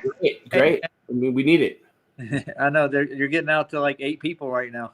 Nice. Shout out to the 8 people watching on Roger's stream. We're just streaming streams. I mean, we're supposed to be streaming everywhere, but right now BitChute ain't working, so we'll figure it out though. We had it.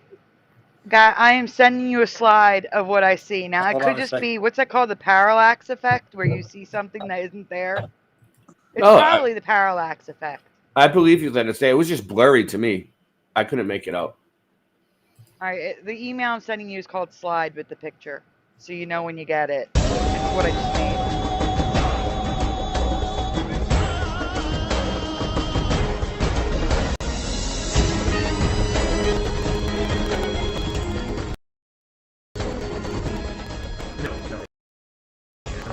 You know what is cool about this, Sandy? Now I can actually get to my email, like because I'm using Restream and I'm using a different thing.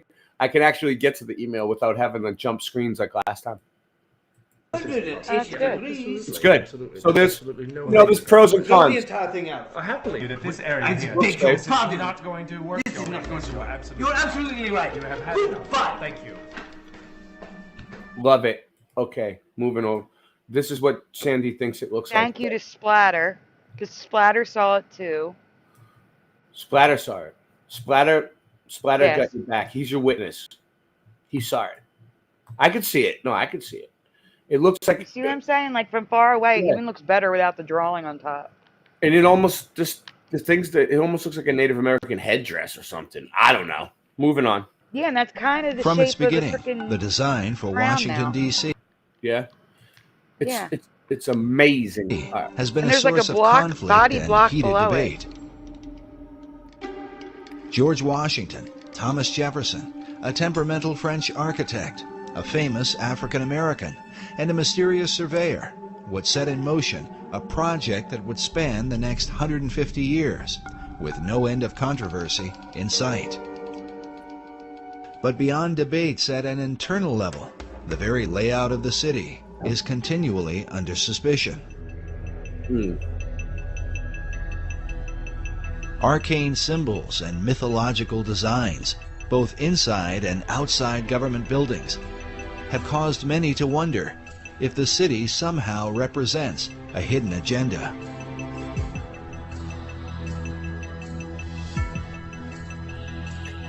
This is crazy though, because like this is the type of research we look at now, like architecture, and they were doing this when? When was this? The 90s? Yeah. This becomes increasingly important as America's current place on the world stage ignites firestorms of controversy. As the United States is the most powerful nation on earth, many have wondered, We were the most powerful nation. I'm not so sure anymore. what is America up to? Could the purpose of operations currently carried out by the U.S. government somehow be Yeah, this whole thing was a psyop. reflected in the design of its capital city?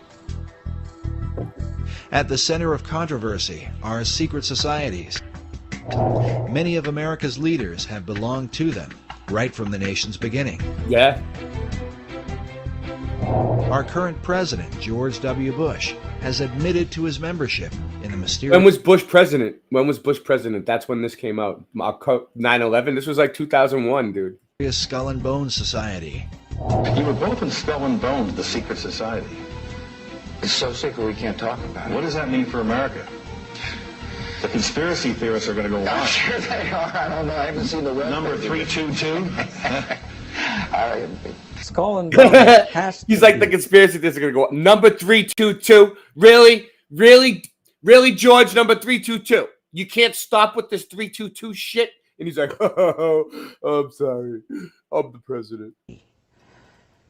the most powerful, one of the darkest of all Thank secret societies that exists on this planet. It is about greed and it is about power. The idea for Skull and Bones is said to have come out of Germany in the early part of the 19th century. The society was founded at Yale University by William Huntington Russell, along with Attorney General and Secretary of War Alphonso Taft, whose son, William Howard Taft, would go on to become America's 27th president. Some believe the Society's foundation demonstrates a clear link with what may be the oldest society of all, Freemasonry. The Society is shown here in 1993, reenacting the laying of the cornerstone for the United States Capitol. So, like, I've seen research where all these cornerstones that these guys laid were emptied. Like, they say, we emptied the cornerstone. What do you mean, emptied the cornerstone? What was in the cornerstone? You know, I think it was a time capsule. I think that they put time capsules in the cornerstone because these Masons are smart and they time travel.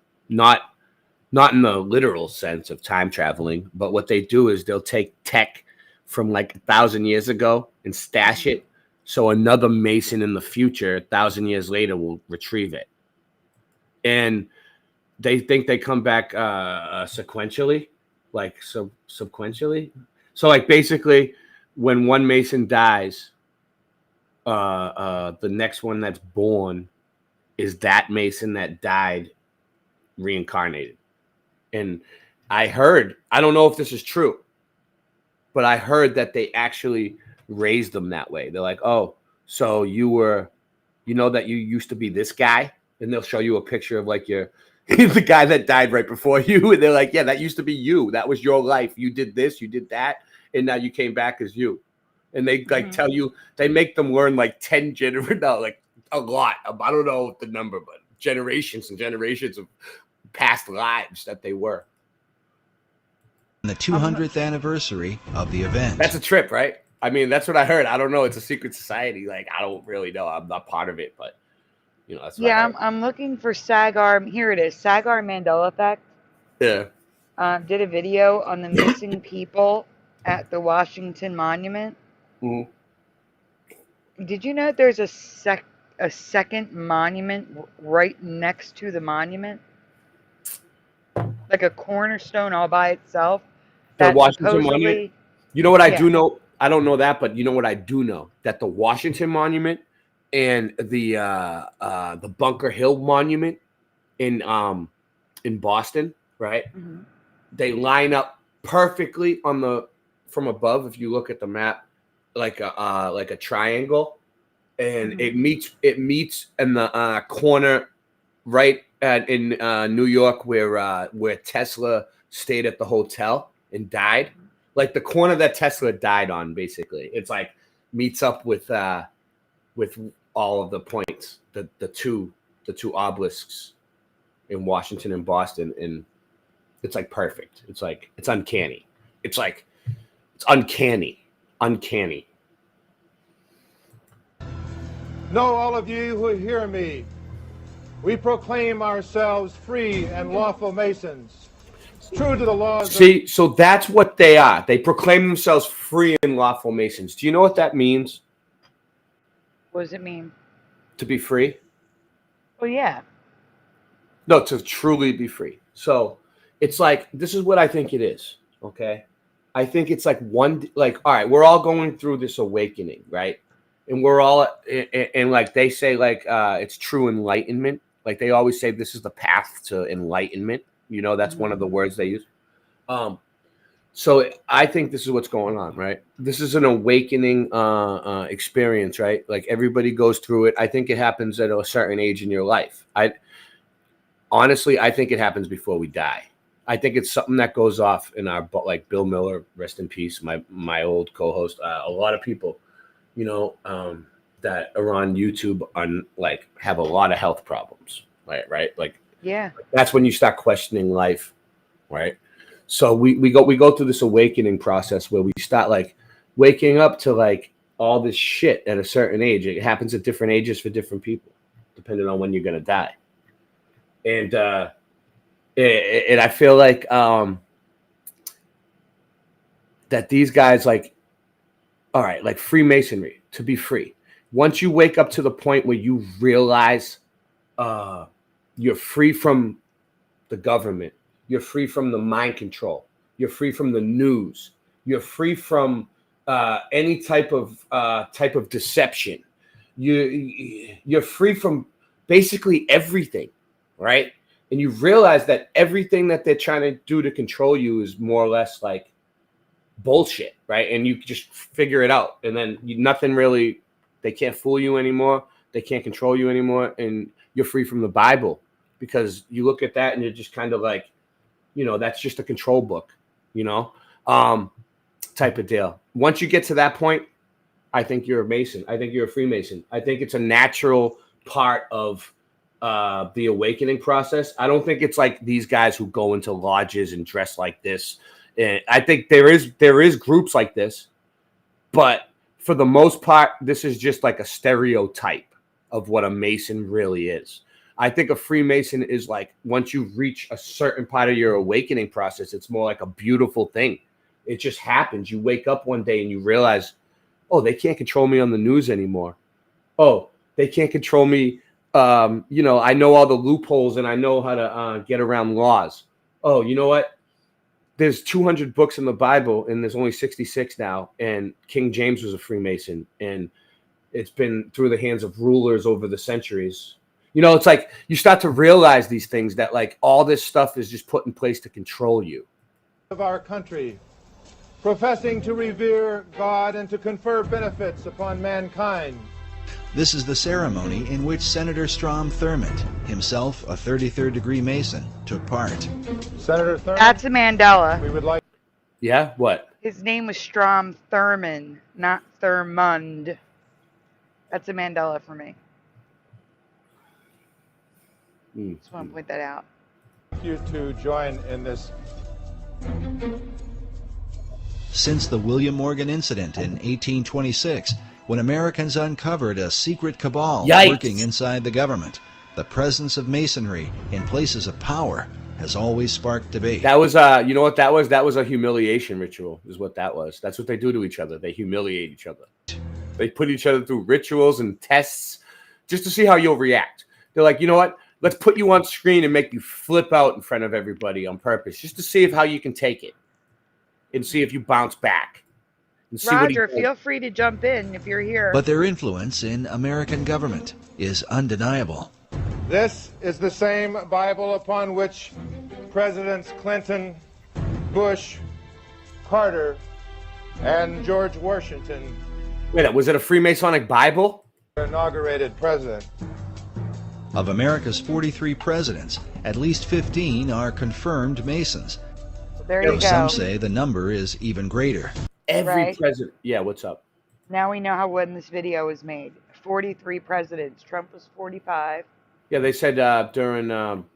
They said Bush. Yeah, so it's 2001-ish. Okay.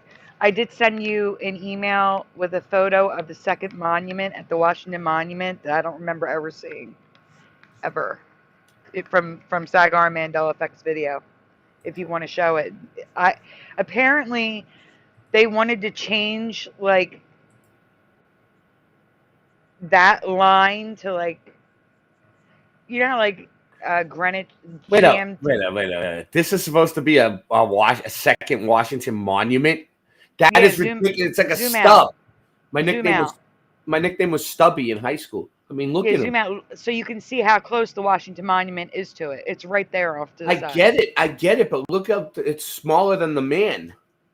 Apparently, it was How supposed is to that mark. even a monument? That's nothing. That's like a gravestone. I'm trying to explain it. They're supposed to. It was supposed to mark like 0. What is it? Which one goes up and down? Is that latitude or longitude? They wanted to move 0 to Washington D.C. Like 0 degrees. So instead of Greenwich Mean Time (GMT), Yeah. EST would have been 0, like right there. I don't know. And it didn't work. It didn't happen. So they just I left do it there. not know. Never heard of it. Never saw it before. But the video he put up is awesome because it talks about trees that talk and a tree inside the monument. People should go check out the video. It's awesome. On Sagar Mandela Effect. I'm going to find the video link and put it in my chat. All right, let's go. Mm-hmm. I'm enjoying this, even though it's kind of like it's low level stuff, but it's still fun. Mm-hmm. In addition to the Capitol, the Freemasons have laid the cornerstone. Now look at these buildings. It's like it's shitty quality, but like, come on, we didn't build this shit. We don't even build like this now. Every major building in Washington, D.C. The cornerstones of the President's house, known to us as the White House, the Washington Monument, the Smithsonian, Independence Hall in Philadelphia, incidentally by past Grandmaster Benjamin Franklin. What? Ben Franklin was a Grandmaster. Grandmaster Flash, yo. I have heard that. Constitution Hall. Also, he had bodies under his house, and I did a whole show. He was a grave robber. Did you know that? He used to do. I did not. Benjamin Franklin. They did a lobotomy experiments in his basement, and they were doing lobotomy classes and like all kinds of shit. And then like after he moved out of England or whatever, Britain to America, London, wherever he was living, they found all these bodies under his house, and instead of like calling him out to like the monster that he was, they're like, "Oh, this was amazing. He's cutting edge," like giving him awards and credit for like studying lobotomy. Like, but he stole the bodies from graves. He had people going out and robbing them at night and shit. The others as outstanding examples. He was a piece of shit. Benjamin Franklin was a piece of shit, scumbag, murderer, and a grave robber. Of cornerstones which have been laid Masonically.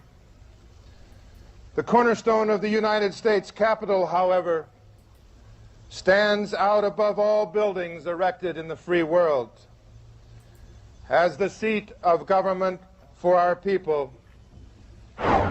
This bronze plaque, located inside the U.S. Capitol, marks the spot where the original cornerstone was laid by George Washington, the first American president. I wish the screen wasn't so blurry, though. I like the video, but oh man, it's like some of it sucks. A Freemason. Well, I guess this is George the cameras we had back then. Probably the most famous Mason in the world. Yeah, the George Washington Masonic Memorial is entirely dedicated to the idea of Washington as a Freemason. Now, we do know that Washington participated in the laying of the cornerstone of the United States Capitol as a Masonic ceremony, and he wore his regalia as a Master Mason. And he laid the cornerstone and performed the ceremony of laying the cornerstone. Washington's participation in the event was recorded by the newspaper of the time, the Columbian Mirror, which can still be obtained through the Library of Congress. Laying the cornerstones of buildings which serve mankind is one of the world's most ancient customs. The cornerstone laying ceremony predates Freemasonry. I got something. Let's see what this is. Give it a sec. Let's see. Come back to that.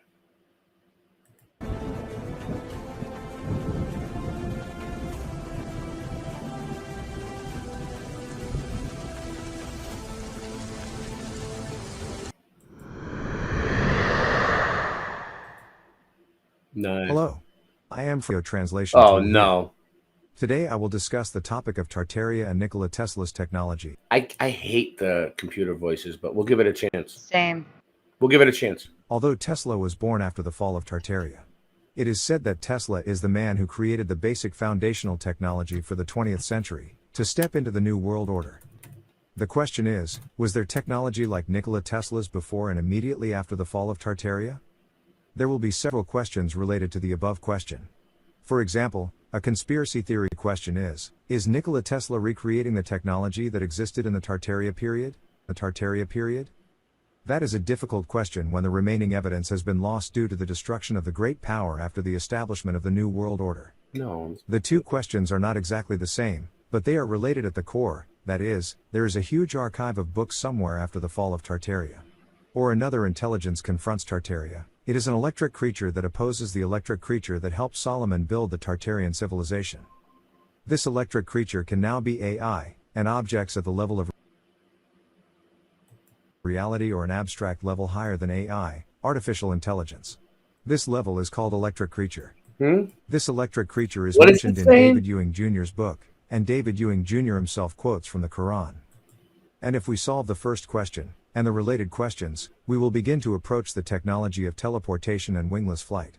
The technology of flying saucers and the light body technique of ancient Chinese knights are the technology of flight without wings. The knights were said to be the knights of the order who came to Yeah, you know, like a lot of, I've been watching like the History Channel, and they're trying to connect it with like UFOs. It's like everything's an ancient alien. No. Oh, yeah. It's getting ridiculous. All right, give me a second. You know, I'm not saying that people don't see UFOs because I've seen some, but it's like, I don't think they're from, whatever they are, they're not from outer space. They're from here, somewhere. I think it's possible they're from under the Earth's crust. Or under the ocean, or they're from beyond Antarctica, the lands beyond Antarctica, where there's probably, you know. Give me a second, though. What you see is just illusion. They're trying to forget the fusion. The two of us are using this music, trying to get the minds to look into it. And then you'll find in 9/11, they're never with planes. They're just embedded them to shred and discredit your brain. They make us eat the medicine. History is edited. Tesla was ahead of them, but credit went to Edison. The predators, a president, a queen, a pope in residence, an evil globe, my nemesis, and everything that it ever represents. The earth is flat, and that's a fact. I'm laughing at the magic act. No nervousness, I'm gonna ask Copernicus where the curve is at. ODD-TV and Daydreamers never snoozing. You never see me as a teacher, I'm a student. I'm not grabbing a rabbit out of a hat now just to prove it. Cause what you see is just illusions. Why? I'm an activist with this fist in the air. Now imagine this. What if this world doesn't in fact exist? Everybody is a pawn and they act as if. What if we got it backwards and dragons live and they practice black magic to fracture men? We became enraptured with the raptor's grin. The Grim Reaper is back, a Jurassic end. And with a pen in hand they devised the plan to collide with the light and divide the man. They provided the planet with high demands, then decided to hide from the eyes of man. And now they watch us through every camera lens, and they watch us do what they family says. And now they got you in they clammy hands, but not me. I'm free, I'm radioactive. Why? I aspire to be. I set fire to the minds that are higher than me, and I'll inspire the world to see conspiracy at work in their lives, then retire the beat. I'm like Neo fighting fate in the movie The Matrix. I'm trying to enlighten other people to agents, and they tricks are not gonna test my patience. This magic of mine can time travel on pages. The stage is set, the play begins. The battle's for the mind, which side is gonna win? It's a pivotal point, so pick a critical path to hit Hypocritical critics give us subliminal ads, and then they try to distract us. They lie to react us, and if we don't buy it, then they try to subtract us. Yo, I'm a cactus. By the laws of attraction, they can't touch me, so it must be that I'm radioactive. Yeah, reset history. They did it such a mystery. The government lying, conspiracy theories. The true king is what I'd rather be. They just wanna lie to you and me about science and history. There is no gravity, and the earth is not a cavity. I said the earth is not a cavity. Earth is fat. What you gonna do about it? I thought you knew about it. Would you rather do without it? We're the center. The sun and moon moves around us like a clock. Can you hit a moving target with the rocket? I'm not hard to get along with. Just take a bong hit. Do you serve up any content? The stars are constant. You want a constellation for it? It makes me vomit. We never do get hit by comments. I know you want it. Just leave another useless comment in the morning. NASA gone and lost it.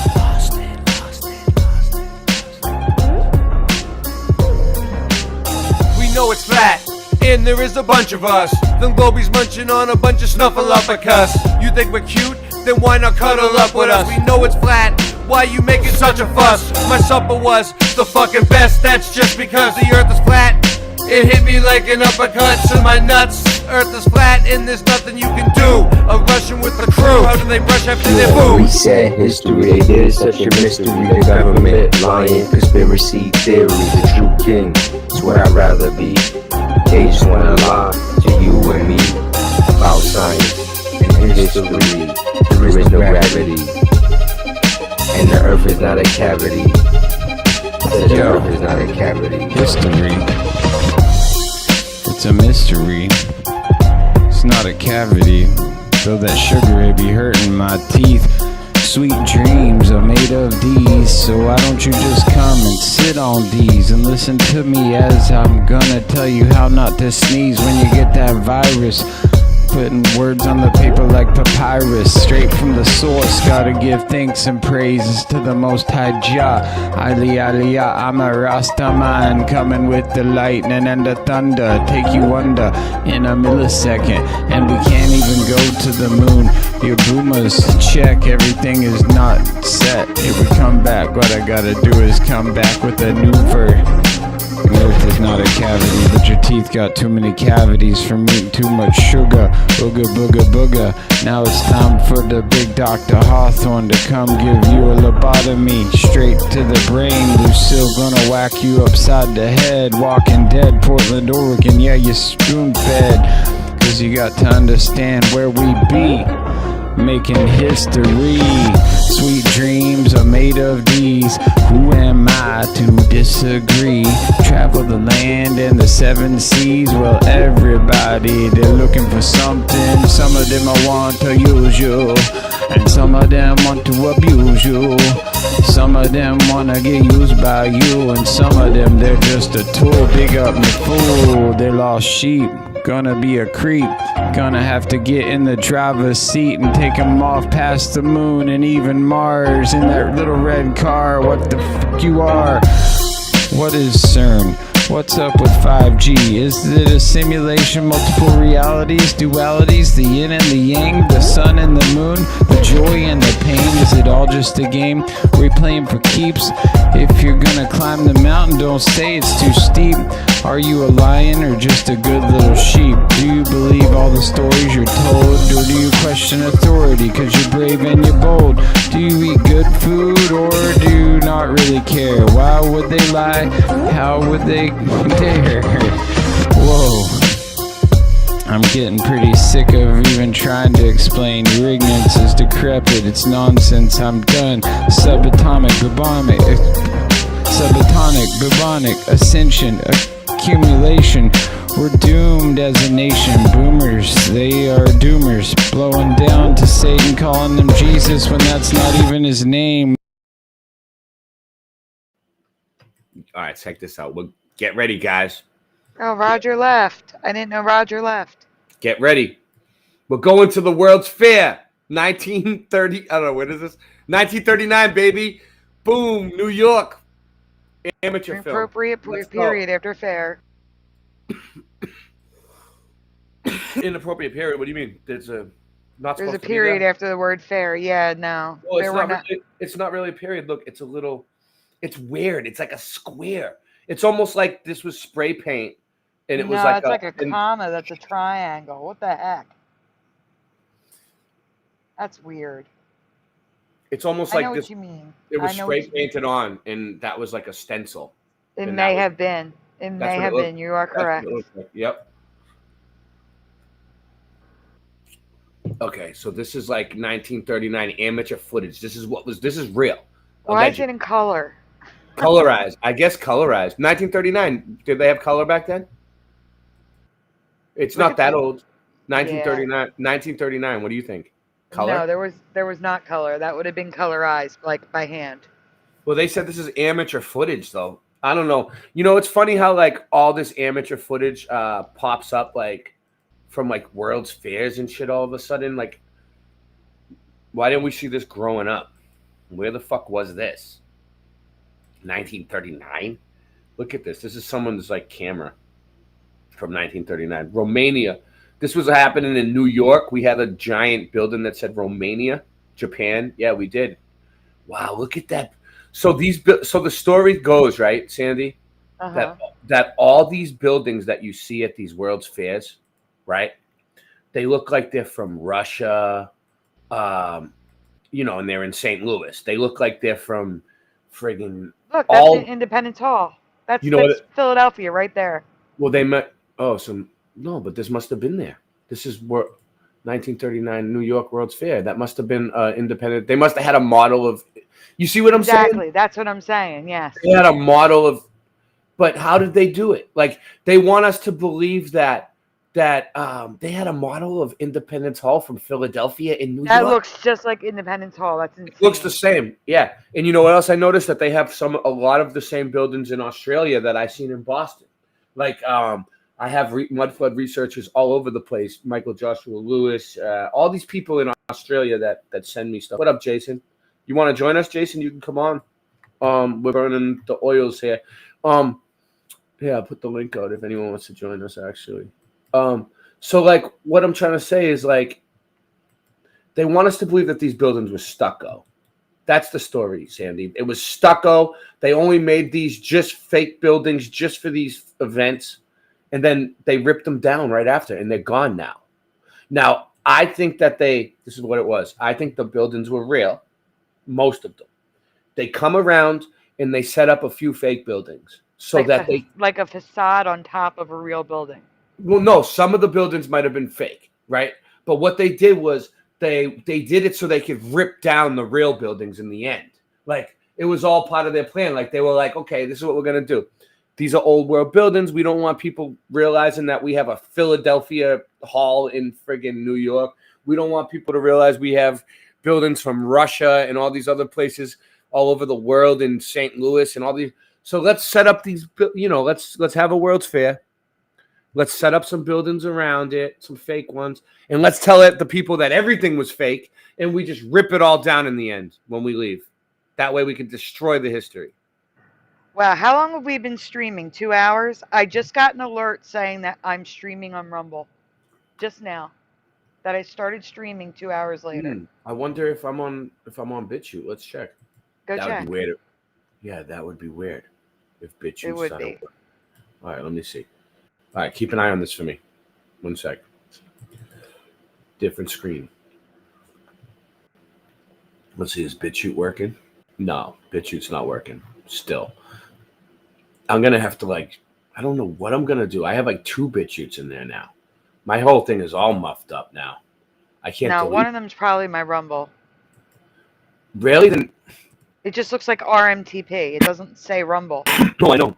And I couldn't figure out. This is what I had. I had Odyssey in there and I had BitChute. Let me see. And none of them were working for me. So I just put Late Night Live on, and then that one didn't even work either. Let me see. None of these was working. Let me see. I'll turn them on. Streaming. It's saying streaming on when I turn it on. Let's see. Okay. No. Limit reached. I don't get it. I didn't do it. Whatever it is, I didn't do it right. Oh, the paired channels too. I didn't see that. Hold on. Let's see this. paired channels new. All right, yeah. So, all right. That's the channels that we added. So, wow. Yeah. Roger, are you coming back? He just disappeared. He said he left a comment and said, "Keep up the good work."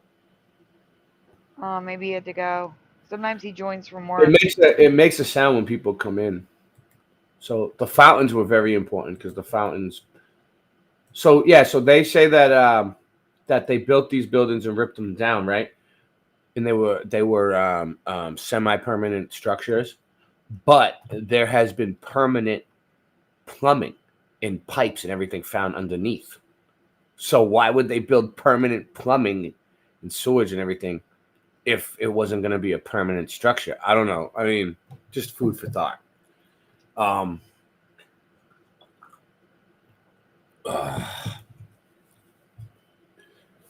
Yeah. I mean, it's just kind of cool to see a video from 1939. Yeah, it is. And just see what people are kind of doing. So, I mean, this one is probably like more recent, right? But like the older ones, people would travel from all over the world to come to these things. The World's Fairs are like, they were like it. Like, you weren't anybody unless you went to the World's Fair. Like, everybody's there, you know? Like, I don't know why they stopped them. Good question. Why did they stop them? Probably because, you know, they rolled out television and social media, so they don't need to program the people that way. So all these people would come and learn, oh, this is the way we're going to live in 10 years. They would show you like exhibits and say, look, this is going to be the future. This is the way you should act, behave. This is the way a sophisticated, educated person in society needs to behave. Like, it was more or less like programming for the masses. You know, go tell the others, monkey see, monkey do. Go tell the others. This is what you got to do in 10 years. Get it together. Look at this lady. Hey, wave to the camera. So, you know, a bada bing, a bada boom. So then we got, what else we got? Well, we got the Mandelas. Oh, where are they? I sent it to you at the beginning of the show, an email. No way. Yeah, you've had them the whole time. Oh, wow. All right, let's get to them. All right, well then. Let me see. Oh, you went all crackly really bad right now. When that happens, it's probably the stream. It's probably not me. It's probably the restream. Oh, okay. All right, so. And they all have titles, so you can pick what you want. You know. All right, let's get it ready.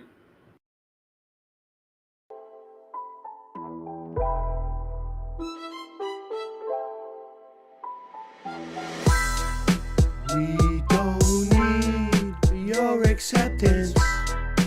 We don't want your care and blessings now. True Kings is a sure investment. We want you to know you can't stop us now. Your futile attempts are just pathetic. Try if you want, but you can't top our style. They trying to come at me, try to attack me, wanna bug zap me. Ain't made in no factory. If it ain't True Kings, you buying the crap meat. What am I supposed to do with this? It's so redonkulous the way I maneuver this shit. People expected us to put out manure and shit, so I would just give up and move and just quit. Nobody ever circumnavigated Earth, north to south or south to north. Either which way you traveling, and where's the curve? There is no curve, you babbling. I go from happy to mad again. I'm as happy Madison. Whatever happened to Judge Judy's gaveling? See a boat go over the horizon, zoom in and bring it back again. You can see there's no curve even with half a brain. We don't need your acceptance. We don't want your care and blessings now. True Kings is a sure investment. We want you to know that you can't stop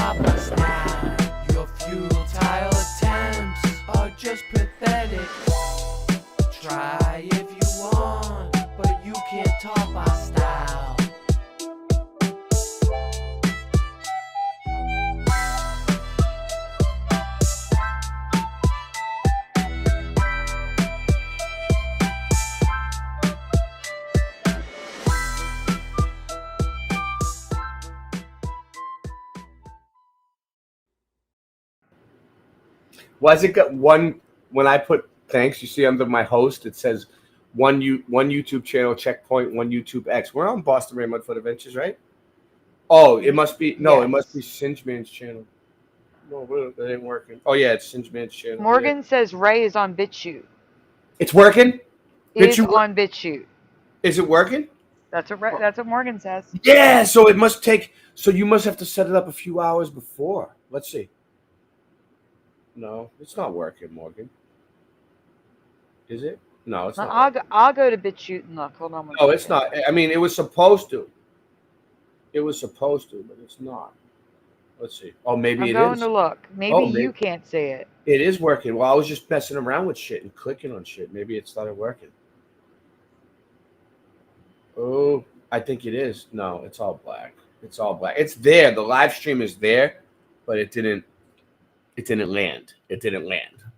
That's what she said. All right, I got it up. That's what she said. All right. I hope not. I hope not. Credit. Teresa Lynch. Yes. Pandanus candelabrum is a plant that is essentially stands for the X marks the spot. Hold on. I've never heard of it. What is this, a Mandela plant? Should I put it full screen? Yeah. It is a Mandela plant. Now, this is the type of shit that I think the chat would be really cool for because, we get all their comments right on the screen about the Mandela effects, which is really great. It's a good one. All right. Yeah, but sometimes when they need to see the pictures, like when you're picking A or B. Oh, I'll take it down. Yeah. It's easy. But for this, it's fine. Yeah, we'll see what happens. All right, so this is called the X marks the spot. Yeah. Plant. I've never heard of it. I've never seen it. There's some crazy plants here in Florida. I guarantee. Okay, wait. I gotta tell you, that image is edited. Okay, those stones are not on it. Okay. Was that supposed to be a stone or a water drop? They're supposed to be diamonds. Diamonds are forever. All right. Mm-hmm. This is one plant known to man that only grows where diamonds are. Wait up. It only grows where diamonds are? Mm-hmm. Whoa. What do you mean? It grows out of the diamonds? No. Diamonds are underneath it. So if you see the plant, start digging. No way. It's a plant that tells you. That's why it's X marks the spot. It's a plant that tells you diamonds are here. How big are the diamonds? Is this bullshit? Is this if I see these plants anywhere, which they probably are here because no, I think they're in Africa, but I think they were in Africa. Only in Africa. Only. I'm not sure. We haven't covered this in 3 years, 4 years, something like that. Should we look this up? Why? What is this called? Okay. Well, it might be in the presentation, right? So go through the presentation and we'll look it up if it's not in here. Besides marking future diamond, I just want to get rich off mining these plants. Besides, because you think about it, right? That would be a way that the Mandela effect would actually pay off in the end. Because if you weren't looking at the Mandela effect, you wouldn't know about the simple just rip out these plants in your backyard and get rich. Look at the size of the diamond. Look at the size of them rocks, bro. Look at the size of them rocks. They're huge. I wish. Read it though. I wish someone would just give me some. Besides marking future diamond mines, diamonds can literally be on the ground beneath the palm plants encased in kimberlite. Okay, so that's why they're so big. The diamond is inside kimberlite, and kimberlite looks like a diamond. So the stones can they get pushed up through the ground. Yeah. If you can get the kimberlite off, you'll reach the diamond inside. I've never heard of this. Last night we were live on BitChute last night though. We was live. Oh, let me try to do something here. Real quick. I got an idea. Let's see if I can get BitChute to work. All right, take that off. All right, I took Late Night Live off, which wasn't working. And it says streaming, so it's either this one or that one. All right, we'll give it a Don't mess with Rumble. I'm not messing with yours. I hope not. All right. The Pandanus candelabrum. The plant itself is actually not that remarkable. Botanists never paid much attention to this palm tree, at least until people found out diamonds grew under the roots of these plants. The diamond plant. a pandanus. So diamonds just grow under the, really? This is in this reality, huh? There's a plant that Yes. grows diamonds now. What do you Yes. guys think? You like that? All Tony. right, look, I'm gonna look up where Pandanus calibrum grows because. All right. And I'll get the next slide ready for you. All right. All right. Boom. Where do they grow? Okay, Liberia and Africa. I was right with Africa. Look at that. I remembered that years later. So it says it's a screw palm found in tropical Africa, notably Liberia. It only grows on kimberlite outcroppings, making it potentially useful indicator for diamond prospecting in a process called geobotanical prospecting. So yes, it's found in Africa. You think this is propaganda to try to get everybody to want to move to Africa? Like the gold rush. They're like, there's diamonds that grow in the plants there. And everyone's like, but wouldn't we have to know about it? No one knows about this. no, they want to. It's a secret. Keep it on the down low. It's a secret. Just move your family to Africa. Number one, and then you'll figure it out. All right, let's. It's propaganda. We got any people in the chat. We got Tony's Coffee House, KJV. KJV is London. What's up, London? And Tony's Coffee House is Tony. MMA Paradise, not Parade. I'm sorry. MMA Paradise. Yeah, I have no idea who that is, but John he's been here a Keely's while. in the chat. He's been here a while. John Keely. Oh, John Keely, you want to join? John Keely will join. He always wants to join. John Keely, join us. Also, Splatter Return. Also, Jason Starr was here. I think he wanted to join. Everybody join, because Roger is back in the chat. Roger, why'd you leave? Why'd you leave us? it's okay. It's okay. You can join if you want. Here we go. I have a lot of possible 70s, 80s Mandelas that didn't justify their own folder, so it's time for a compilation again. I like it. Yeah. I love it. I love the 80s. I wasn't around in the 70s. It sounded like it was great, but the 80s, it causes nostalgia. Pac-Man. And I just want to say, listen, I'm not saying these are definitely Mandelas, but some are for me. Definitely Mandelas for me. Okay? Because I can't claim to know everything, but I was alive in the 80s, and I don't remember any of this stuff. Okay. Go ahead, Ray. You know what I think, Sandy? I think Boston Ray and Sandy Diva together are a force to be reckoned with on YouTube. Unstoppable. Sauna suit. Bally Total Fitness. I remember my mom having a vinyl exercise suit or sauna suit in the 80s. It claimed to melt the pounds, but it really, all it did, I've never seen this. All it did was dehydrate you more than, it looks like something you would cook a turkey in. It's plastic. It was like vinyl. Yeah, plastic. Yeah. You're wearing like an entertainment. Yeah. But wait, that's a Mandela effect for me because it was Bally's Total Fitness, not Bally. It was Bally's. That's I crazy. just want to point that out. It's Bally now. It was Bally's. 1,000,000% for me. That's a Mandela. I've covered that separately. Wanda Sauna. Oh my God. Look at this. This was a thing? They wore these? Apparently. This is a Mandela effect for me, that they wore Wanda, inner tubes on their lower half. Is this AI generated nonsense? I swear to you it's not. This may just be me and not an ME, Mandela effect. But so when you guys see her write M.E, that means Mandela effect. But I do not remember the Wonder Sauna hot pants. No. I wonder if you can still order these today. I mean, it'd be kind of funny to just see someone walking around like in public. I gotta say to you, when I created this, AI wasn't a thing yet. Like AI only came out in the last 2 years. This was 3 years ago. So this was before. AI has been around since. Right, but I'm talking about like the proliferation of AI art didn't happen until after this. Like you can even see the corrugated cardboard underneath that image. Do you see the lines? Where? Like the lines in the picture. Oh, like yeah. That's the cardboard of the box.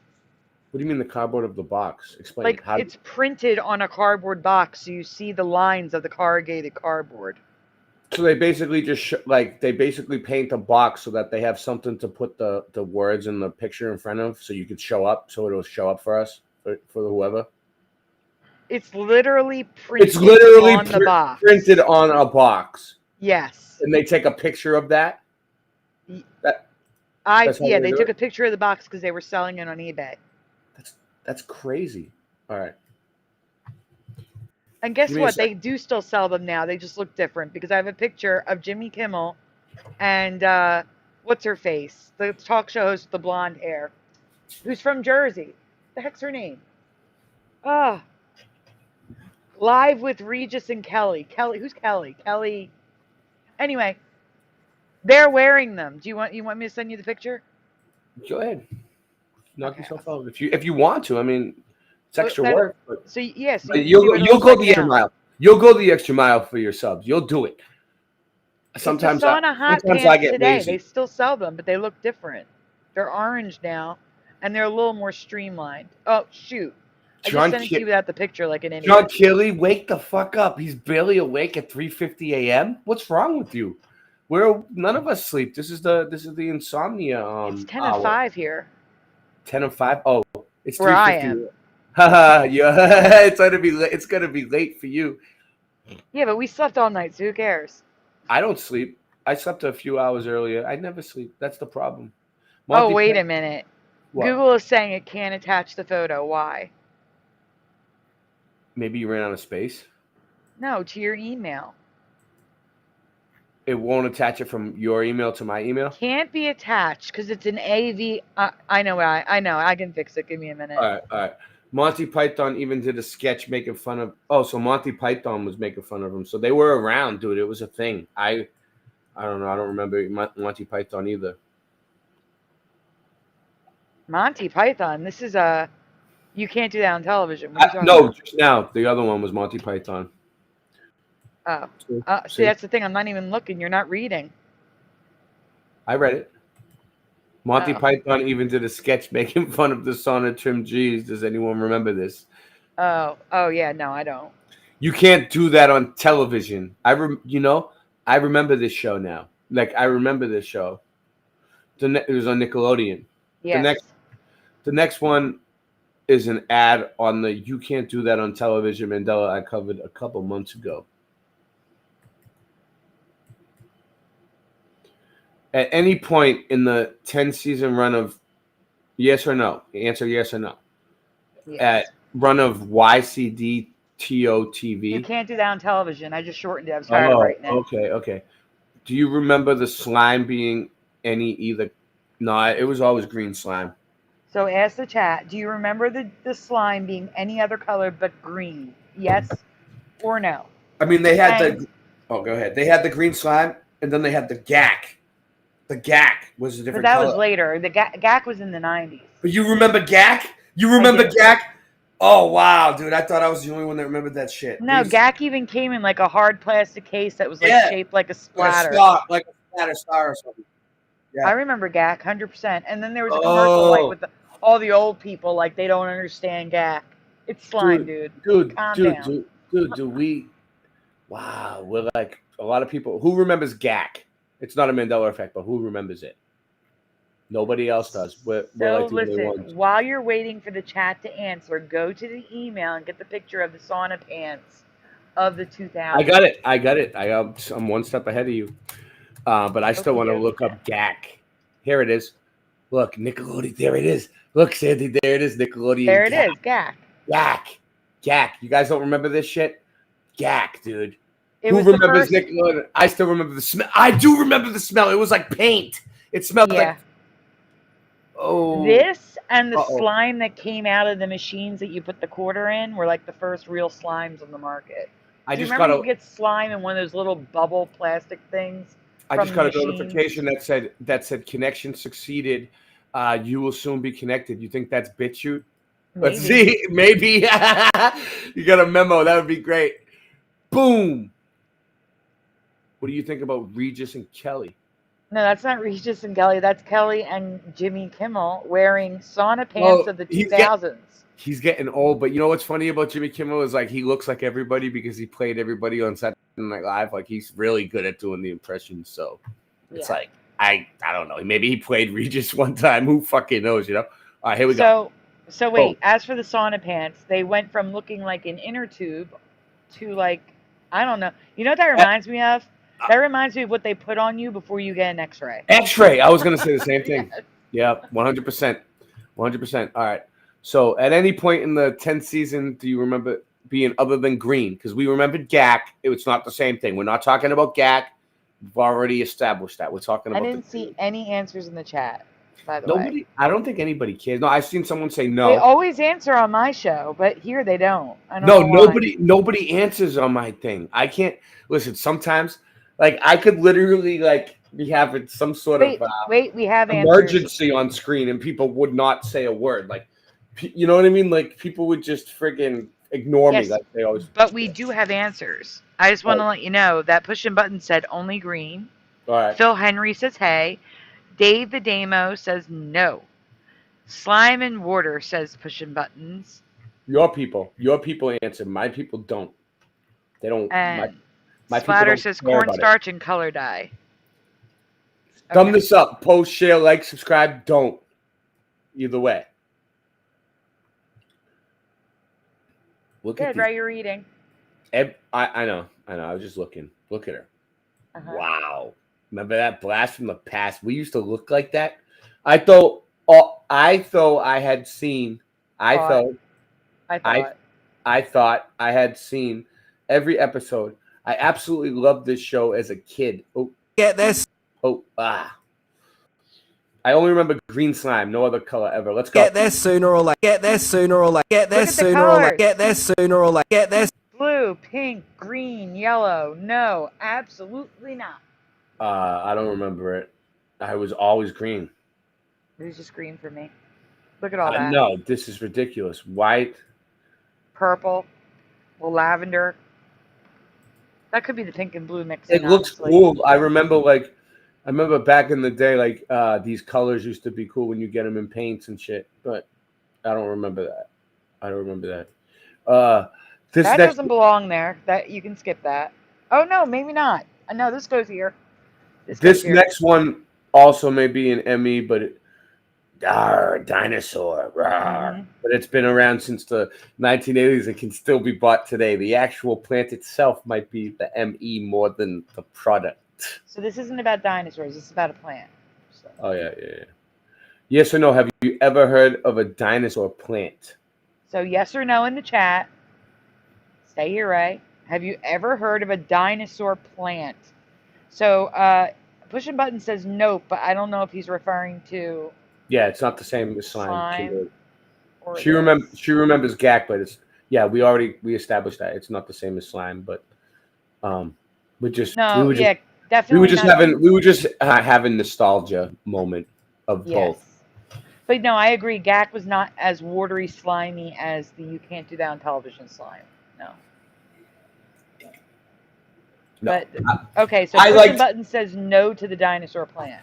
I like the GAC better than the slime. Like when I was a kid, I used to buy the GAC, but the slime never stayed together. She's right. Slime. What I'm saying is GAC was like the precursor of today's slimes that you can get. Like it was like a cross between a slime and a putty. I used to be a fat kid. Every time I got it, I used to want to eat the stuff. Then I realized I used to realize it wasn't food. It wasn't like gummy worms or something. So I used to get pissed at myself for not getting candy instead. No. Yes, totally. Wait a minute. Super Mario. The slime on Double Dare was the same slime formula they used on You Can't Do That on Television. It became like a Nickelodeon staple.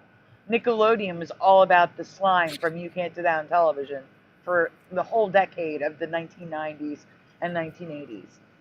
So totally same as Double Dare. Wow, Eric Dubé used to advertise for the dinosaur plant, also known as the Dino Plant. This is Eric Dubé back in the day when he was like 16.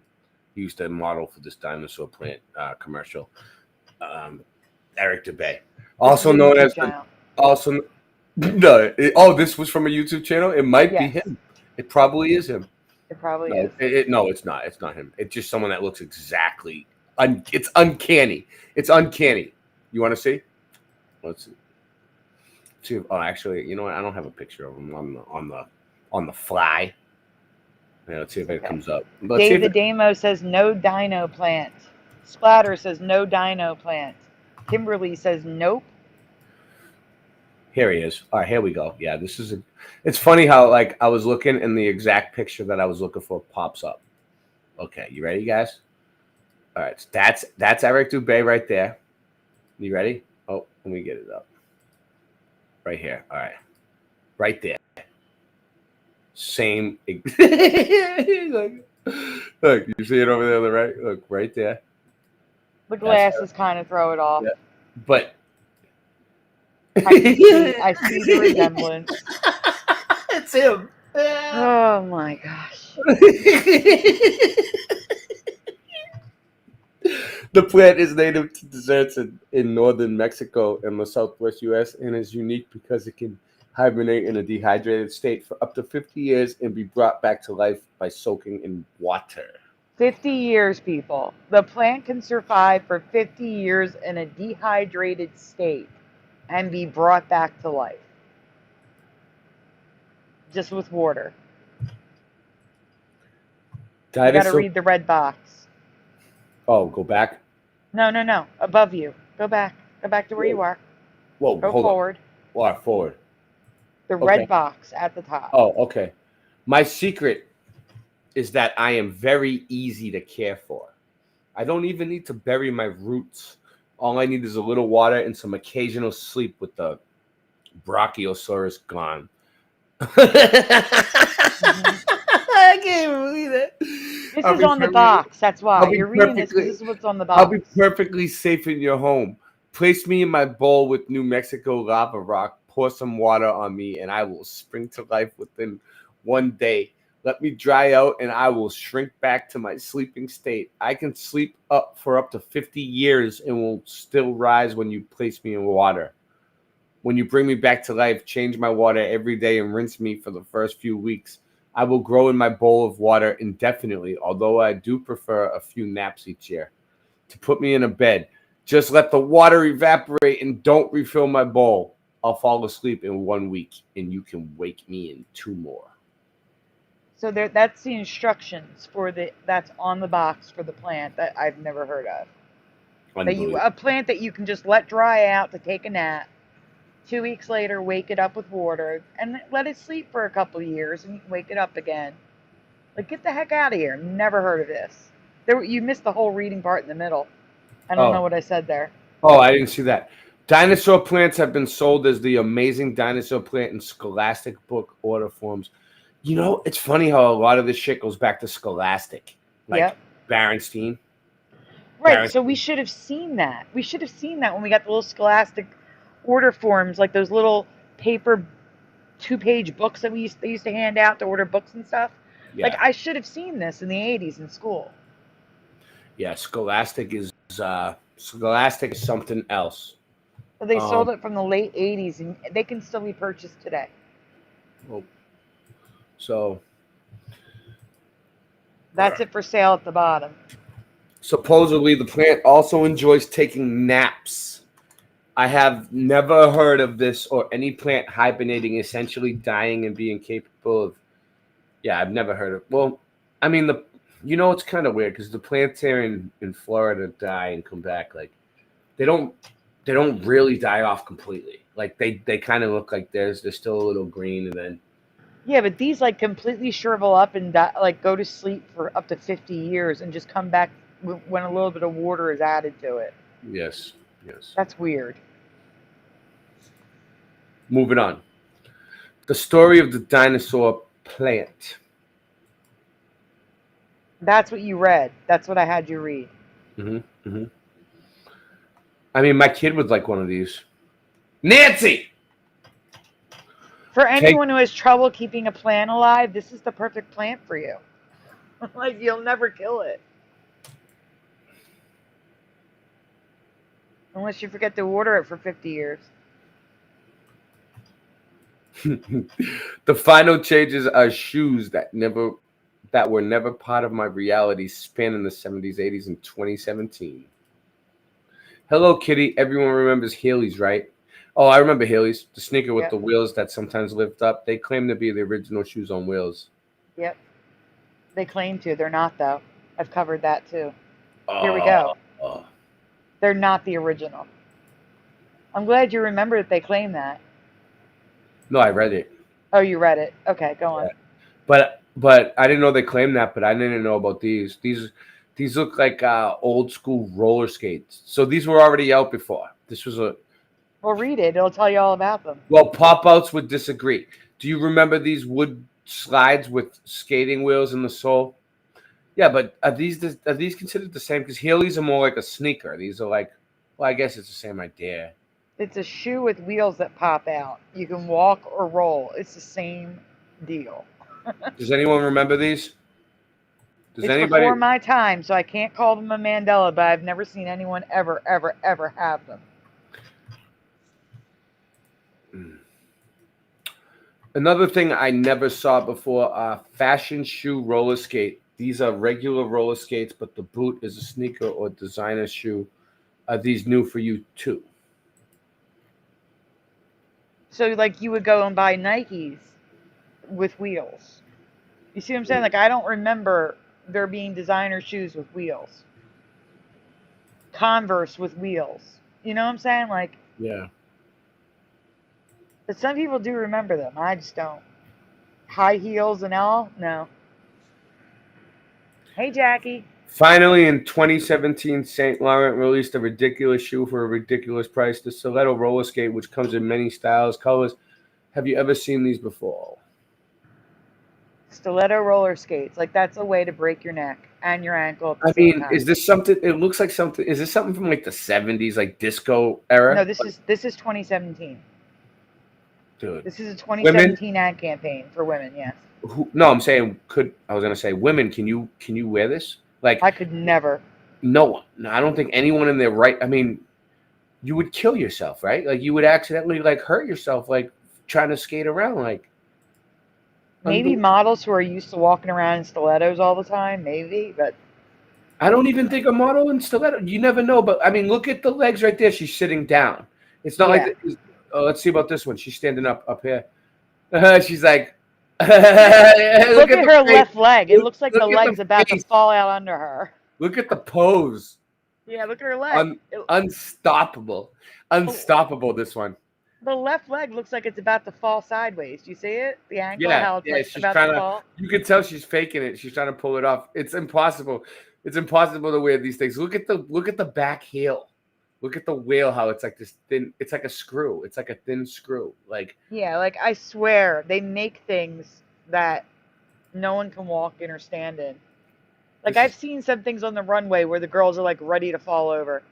Can you guys believe this shit? All right, moving on. Oh, there's even more. Because we should have seen these skates before Philip Gardner had making stiletto skates way back in the 19th. Should I start going with the over the top reactions? Yeah, go for it. Yeah. All right, we're gonna. Oh my God, this is nuts! I can't believe this shit. Oh, all right, here we go. Let's move on. Whoa! Gardner states were used to the runway. Our photos and ads not for sale to the public, though, but there were tons of styles and colors. Can you believe this?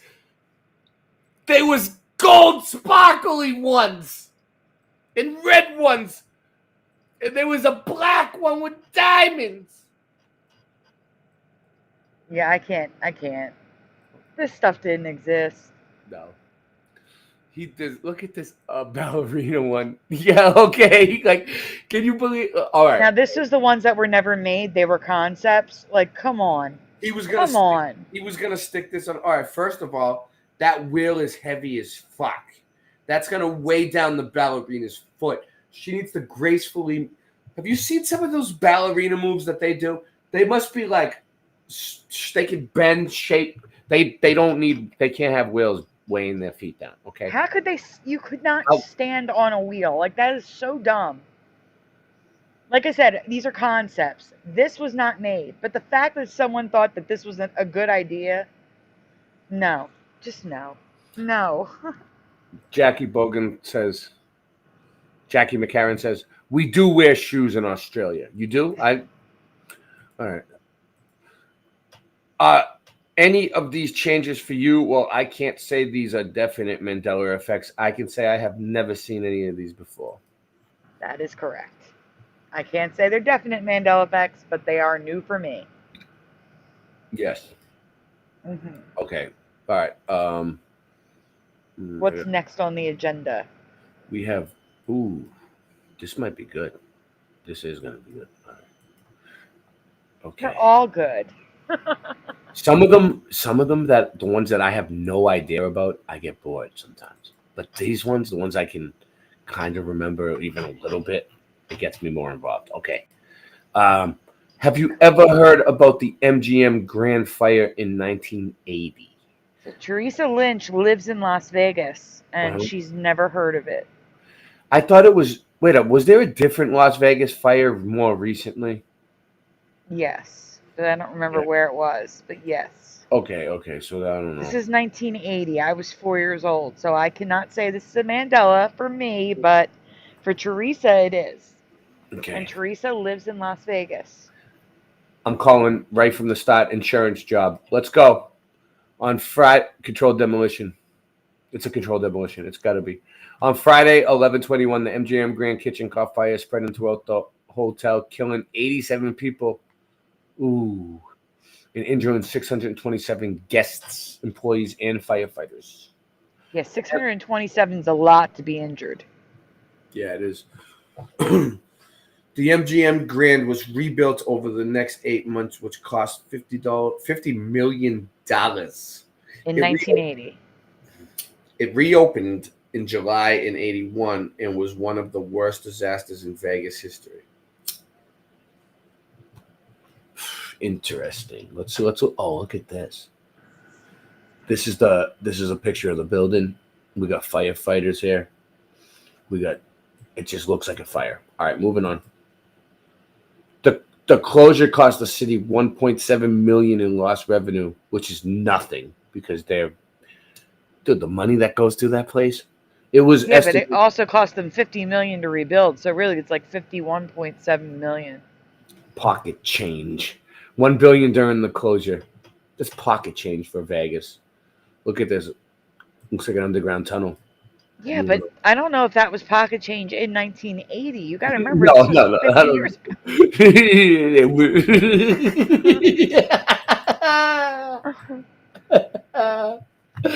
It's pocket change for Vegas and it's pocket change for me. All right, here we go.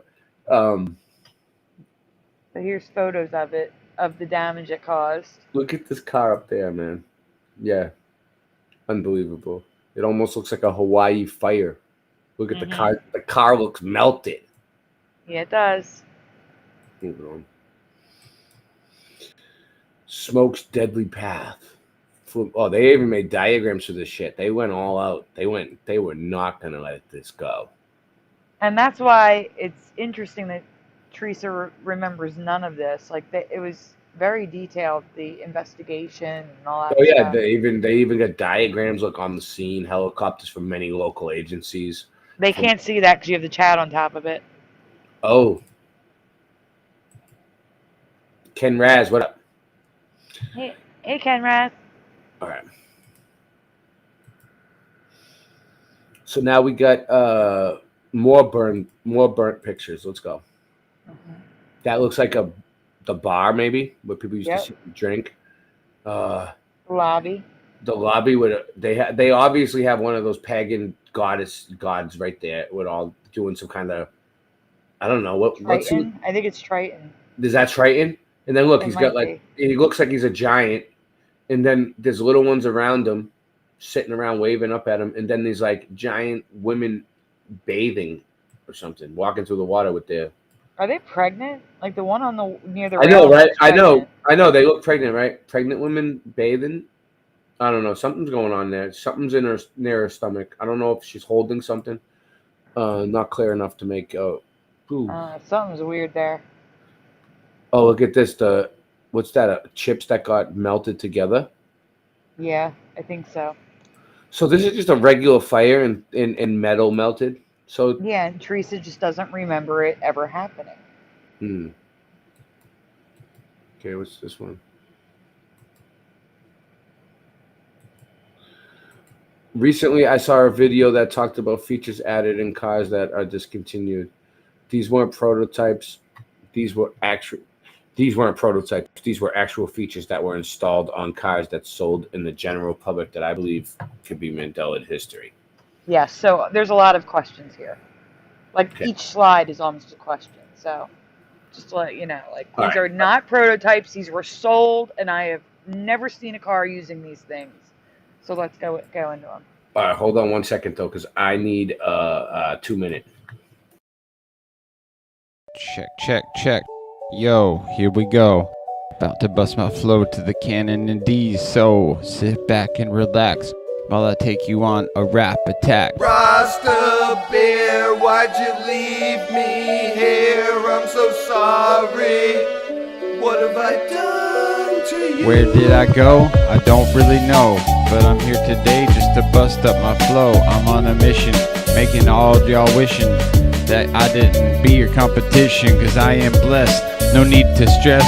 Oregon is the place where I rest on my rock stone pillow. About to be Willow, going to the Oregon Reggae Fest so I can blaze up the high-grade trees all day. Up in the breeze, that's just what I say. Down near Eugene, gonna split your spleen with my bat Lucille. Don't think that I won't, cause I will, cause I know the deal. Rasta Bear, why'd you leave me here? I'm so sorry. What have I done to you? Rasta Bear, why'd you leave me here? Just like Tommy.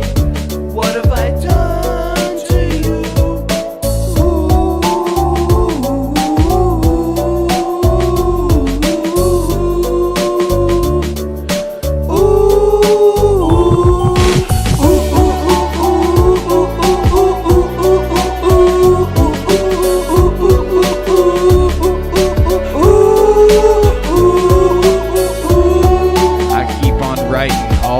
Truths, and you know that it's frightening what I come to say, like Negan when he smashes Glenn's head. Okay, yo, burn him Babylon with a big smile and glow, cause I don't need to hurt you, no, cause I spit my verse up in this mic. I'll leave you off in the hearse, cause it's a gift, not a curse. Let y'all battle me, no, I'm not gonna stop what I'm doing. Keep on pursuing, rising to victory. Yeah, this world's collapsing, but it's okay, cause a rainbow will come out tomorrow, okay? And we'll see a brighter tomorrow, no need for sorrow. So gonna go and borrow this verse, cause it's so pretty. Up in the nitty and gritty, leaving Portland, the city, but I'll be back Sunday to go and play and listen to Grateful Dead music out at Edgefield with the Garcia birthday band. You know that I will, with my daughter Cassidy. Gonna have so much fun. It's such a tragedy to see everyone else so sad. Why you wanna go and be so mad? There's no fuel in the jet planes, that's so insane, Ted. You better go to bed and get a rock stone pillow, cause it's so nice. Don't you know that I'm the lady's choice? Gonna be cackling, everybody rackling. When you gonna get the votes? I don't even know. My castle's got a big moat. Everybody gotta understand and just toke on the highest grade, cause I'm not afraid to lay down this verse like every day, and it's just all I say. Pick up my play, burn Babylon every night and day, cause I'm a real Rasta man, yeah, you know I'm jobless. No need to stress, nothing or less. Oh yeah, cause Jah, him up height my way, everything is good on the highest I say. Thanks and a praise to Most High Jah for the lengthening of the days. Yes, I know that it's so real, cause I got my bat Lucille, and she might be a prop, but you can't call the cops, cause they can't stop all the shit that I got and the joy that I bring. The song that I sing, Rasta man is here, so he got to feel what I'm doing, yeah, that is the deal. So I didn't go nowhere, just be a Care Bear. I'm a Rasta Bear. Rasta Bear, why'd you leave me here? I'm so sorry. All the What demo have I music. done to you?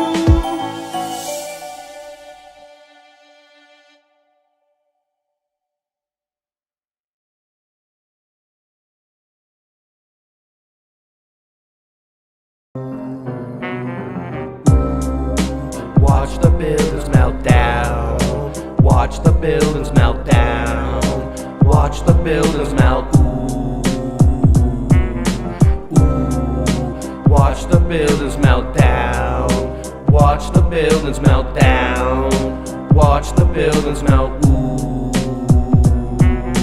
Ever notice the mountains of buildings melted, smelted? Well, I say whoever smelt it, dealt it, helter skelter. When the plasma sun hits, you better yell to help you or run for shelter. Be part of the revolution. If you're not the problem, you are the solution. If you're not the solution, you are the problem. If you don't want none, don't start them. Boston Ray got many names, many channels, plenty handles, many platforms. Can you stop that beat for a second and bring it back for him? We're going platinum. You're saying space is a vacuum? That's dumb. I'll flat smack any globe for even ask gun. It's a controversy. The people's conversing are never worthy. It's another worldly. Can you zoom in on the horizon and measure for me? Soon you'll see the earth is never curving. It's clever wording. Boston Ray, have you lost your way to the pot dispenser?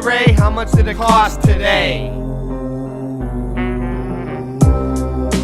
Watch the buildings melt down. Watch the buildings melt down. Watch the buildings melt. Ooh, ooh. Watch the buildings melt down. Watch the buildings melt down. Watch the buildings melt. Ooh. Melt down. Watch the buildings melt down, down, down, down, down. Watch them melt down to the ground. Listen to the sound of the Rasta man when I come straight to your town. Portland to Japan, you know who I am. Got Lucille and I don't give a damn. Green eggs and ham, well, let me come and tell you about the mountain, the buildings. Everybody coming back and wanna hear what I'm feeling, yo. Let me tell you what I say. 9/11 should be a holiday, cause we got to see them towers, them melting away straight in front of our eyes. Reveal the disguise, no time for compromise, yo. Let me just take you back in time, when I used to write my rhymes, listening to Tupac and even Kid and Play, but I don't play. Whoa, watch the buildings drill down. Watch the buildings melt down. Watch the buildings melt down, down, down, down, down, down, down to the ground. Whoa, watch the buildings melt down. Watch the buildings melt down. Watch the buildings melt down, down, down, down. How low, low can you go? Let me tell you, it goes way down, down, down under the ground. I've been underneath the city of Seattle. Did that little tour, yeah, it was really cool. And I ain't no fool, so let me just take you all back to the school. Yo, got my bat Lucille and I'm ready to debate while you sitting in that watching on the plate masturbate. I don't understand, it's just too late for any of y'all intellectuals to come and select what I say. What I wanna do is play, make good music today. Hey, so here we go once again. Yo, down. Watch the buildings melt down. Watch the towers fall down. Watch the towers fall down, down, down, down, down to the ground. 9/11 that day. All right, we're back. We're going to headphones. Okie dokie.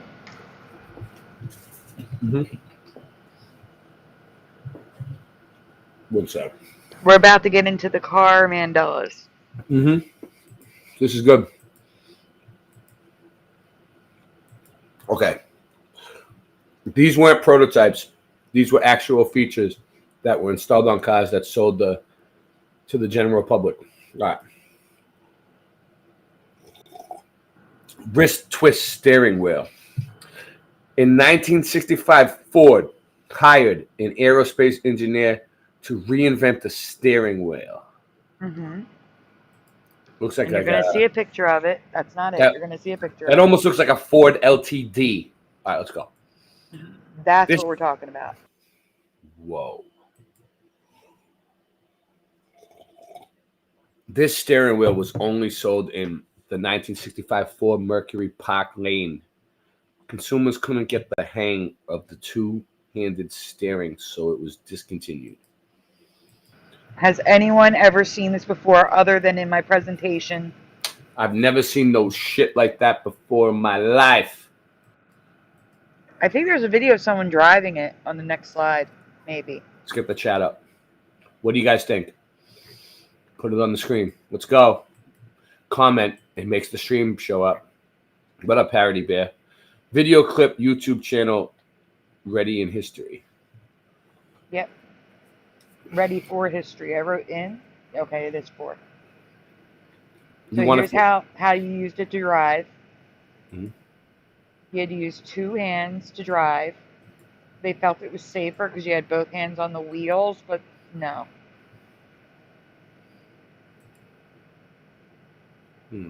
I was just trying to see if there's a better view. There's not. Okay. No, there isn't. Restream. Okay. Yeah, restream. Why don't you push the screen off to the side a little bit instead of having all that black space, you know? Yeah. We need to write into Restream. I'll have my people get right on it. Have you ever seen or heard of this before? Okay. Sold from 1973 to 77, some models of the GM Chevy cars had the option to add swivel bucket seats. That's pretty cool. I mean, I haven't seen it, but that's pretty cool. I mean, yeah, that's just no way. There's no way they had swivel. Ryan's seen it. Ryan said he's seen it. Indoctrinated's here. Everyone, hide your stash. Put your stash away. Ryan's here. Which one have you seen?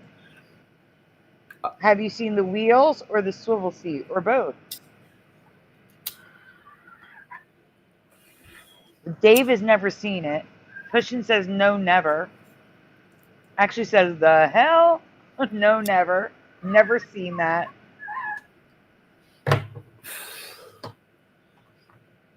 Sold from 1973 to 77.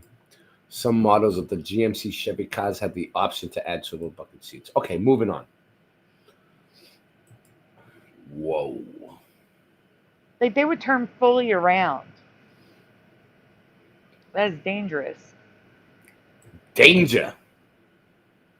Ken Raz has been in a Regal with these seats. Water balloon car bumpers. Yeah. All right, so now new question. Water balloon car bumpers. Have you guys ever seen these? Go ahead, Ray. Or heard of these? Mm-hmm. You have to read it. You A can new feature hit the market that was quite strange, and they were. These were actually well received by the public until they were in minor collision and discovered that it would cost $1,100 to replace the bumper feature. In 1967, $1,100 was. That's a lot of money now, but they weren't practical. They weren't practical for a bumper because that's what they do. They're put there to bump into things. You break your bumper, you have to pay that much money. It's not. It happens probably all the time. You know, people. You know, like electric cars to replace the batteries, like $10,000. Yeah. Go ahead. A new feature hit the market that was quite strange, and they were actually water balloon bumpers. In some ways, this doesn't seem too bad of an idea, but how useful were they? They were quite good for low-impact accidents, and in something like that, you probably wouldn't have much damage at all, if any. These balloons were installed on the front bumpers, and they would burst if the car was hit. Supposedly, they worked well, and they were used on taxis in New York, San Francisco, and Portland. The downside of using them was the cost to repair them. At that time period, it could run up to $1,100 to get them fixed. As a kid, I think I would have been in the business of tying. A new feature hit the market that was quite strange, and they were actually water balloon bumpers. In some ways, this doesn't seem too bad of an idea. You're on a loop. Just read the bottom. Instead of consumer vehicles, these bumpers were used in San Francisco and New York City taxi cabs for a couple years until costs saw them discontinued. Honorable mentions. These are honorable mentions because they are the least likely to be Emmys Mandela effects. I could have just not paid close enough attention to other cars. But we're talking about me here. I pay attention to things that I don't want to. It's just my natural state is to pay attention to random stuff. So that's why I still threw it in here. Go ahead. We are all familiar with the fighter jet style steering wheel and kit from Knight Rider, but apparently this style of steering wheel has been used in cars for decades. Do you recall cars with this type of steering wheel? Because I do not. Me? No. Who, me? You and the chat. I know. I'm just messing with you. All right. I have no idea. No clue. An oblong, rectangular steering wheel. Let me see. I'm looking for something. I'm over here. I'm digging as we go. Like movies, okay. TV, okay. Not real life. Not real life.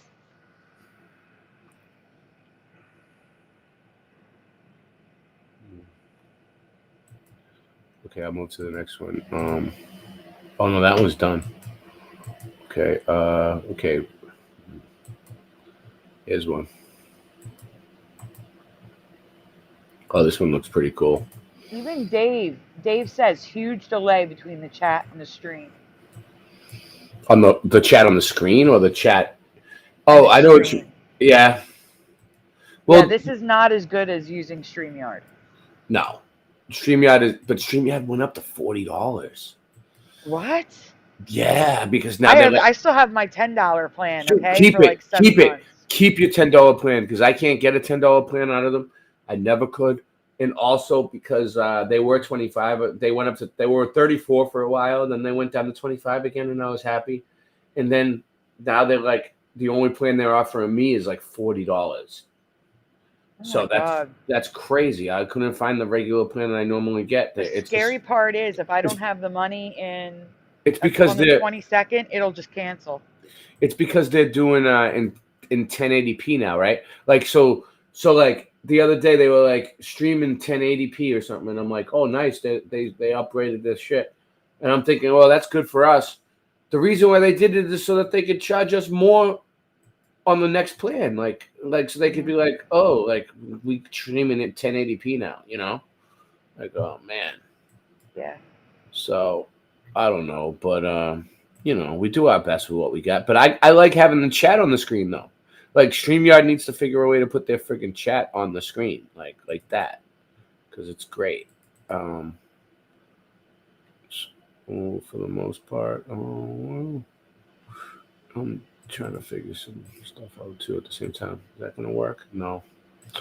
All right. Somehow, so this is cool. It reminds me of Light Bright. Somehow, despite all the research I've done on the subject, there are 2 new rainbows in this reality. Yes, these are the craziest rainbows. That's why I'm showing them again. A reflection rainbow is technically a triple rainbow, but with a very rare distinctive feature. Well, that's pretty cool because I had the rainbow trailer up.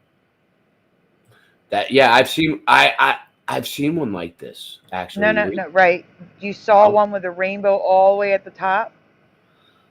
There are 3 rainbows here. 1, 2, 3. Yeah, and the bottom, the top, the third rainbow all at the top goes in between the 2 rainbows at the bottom.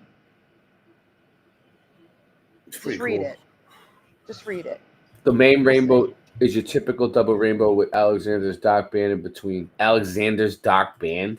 Yeah, that's what it's called. That's a Mandela in itself, yes. But the third rainbow, the reflection, is typically a singular rainbow with much higher, steeper curve since it's a reflection.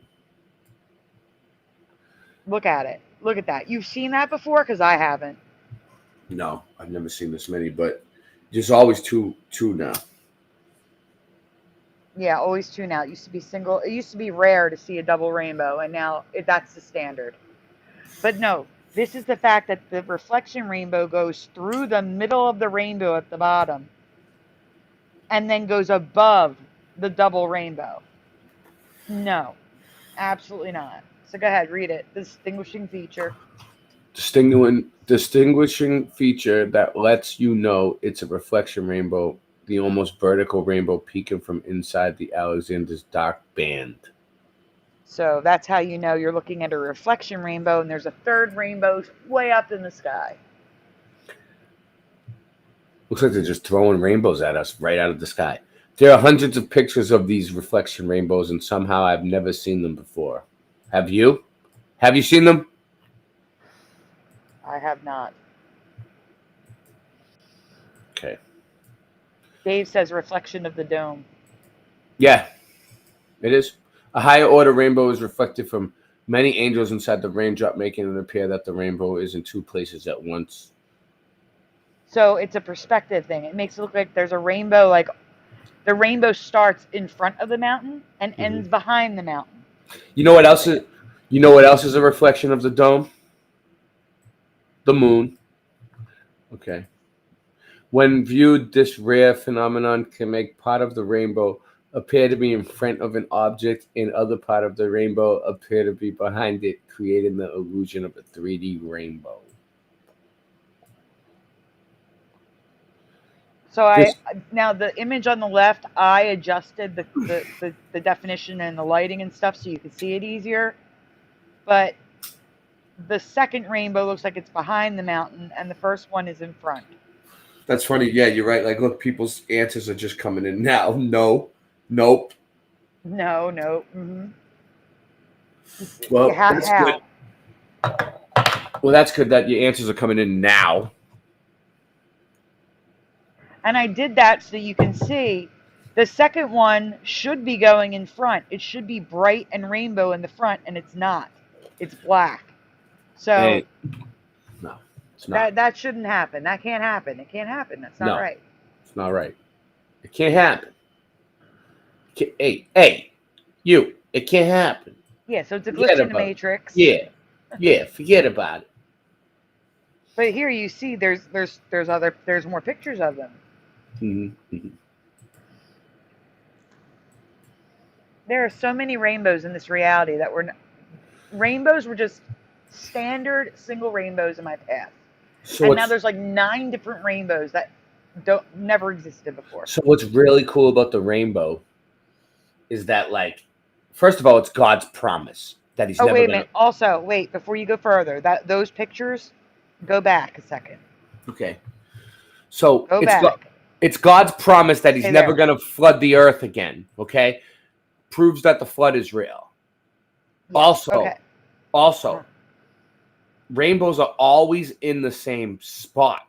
So if you have like a rainbow that you see above your house or somewhere, it's always going to show up there. It never moves. It's not like they move around. It's always going to be there. It's the way that the light and the water droplets refract. Yes. So can you zoom in on the top one? Actually, the middle one. Either one, the middle or the top. You see the extra lines there? That's called a supernumerary rainbow. Those didn't exist in my past either. It's got extra bands of color. Do you see it? It does. No. Yeah, middle. Yeah, the see middle the one. lines? Yeah, I can see it. I can see it. It's bigger. So that's another type. Supernumerary rainbows have. It's like little shadows of extra rainbow bows. No, those are new too. I covered them in a previous presentation.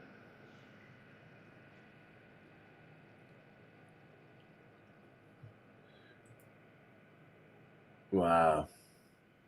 Lightning. Once again, my mind is blown because I just cannot understand how I could have missed these I'm calling Mandela Earth weather on this one. Mm-hmm. Yikes. Okay. Yep. Rainbows that are 3D. No way. Okay. Mm-hmm. Unindoctrinated says, "Where's Ross the Bear when you need him? He's the resident rainbow expert." I'm actually the Teresa says that I'm a rainbow and weather lady. Picnicking with alligators was a thing in. Whoa! Picnicking with alligators. Yeah. What? What is this insanity? I thought you would know this. This is cool because I live with his alligators now. Let's see what they do. What? No. Whoa there, Tiger. The photo is already at maximum size. You see that? Whoa there, Tiger. The photo is already at maximum size. Are you serious? How do you know? And why are you calling me Tiger? That's Flickr's thing. Flickr calls people Tiger. So Says, doesn't- whoa there, Tiger. We're uploading your photos. so doesn't Paul Cook. So basically, Paul Cook took that right out of Flickr. Moving on. Yes. Good There's job. Look there, check out the alligator going down the slide. Dude, and look at this guy. He's just kind of like, is he the alligator trainer? He's the alligator trainer, that guy.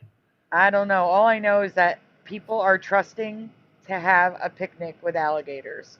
Something's wrong No here. way. I mean, I don't know. I haven't seen one yet, but if I see one, I don't know what I'm going to do. I will see one. They live here. I ate one. I ate an alligator. Ugh. It's gross. I didn't want to eat it. No Despair Bear fed. Did I tell you? Do you know the story? No. All right. Well, no Despair Bear. Okay. He's you've seen him. NDB. He's in the chat. He comes and pops in. Uh-huh. He's from Kentucky. He's Southern. You know.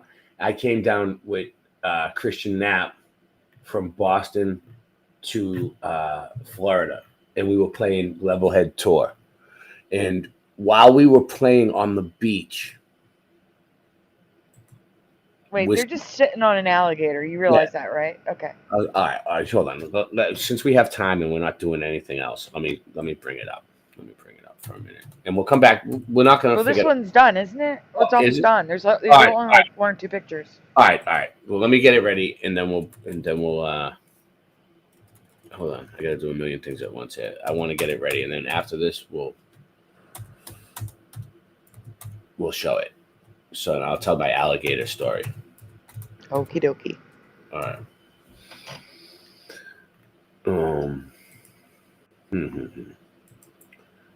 It's here. So, yeah. So, it's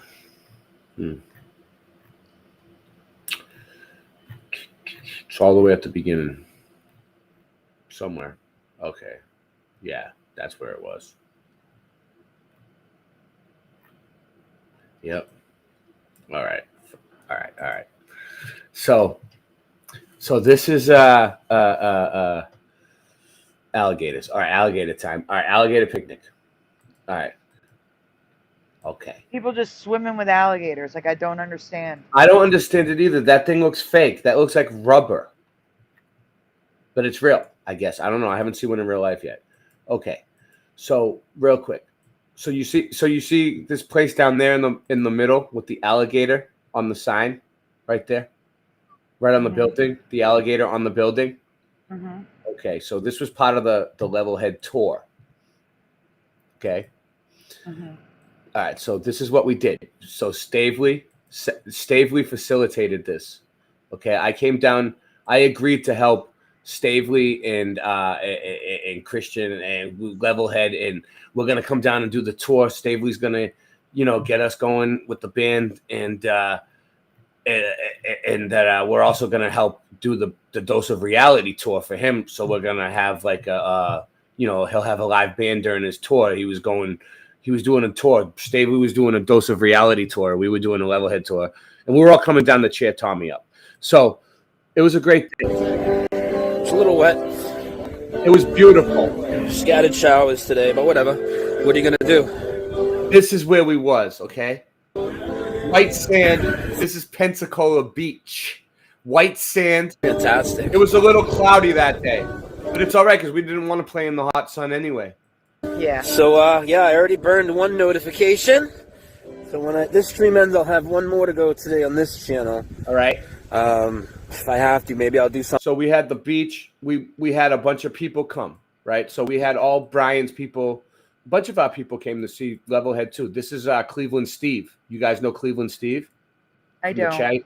He's from the Mandela Effect community. Right? Like, what did he say? I walked away, and he was like, he wasn't happy, dude. When he requested it, and you put the paper up there, when you were walking back, you were looking, but he... That's Brian's like best friend. And then no, he's not, but yeah, I think he is. I think he is because he's always there. Look, there's Mojo Shop in the back.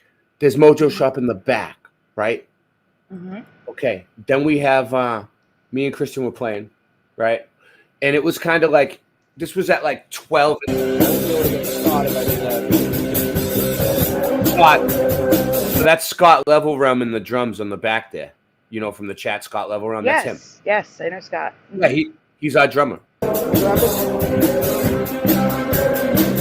I was playing bass. Christian was playing guitar and keyboard and singing at the same time. He was very handsy that day.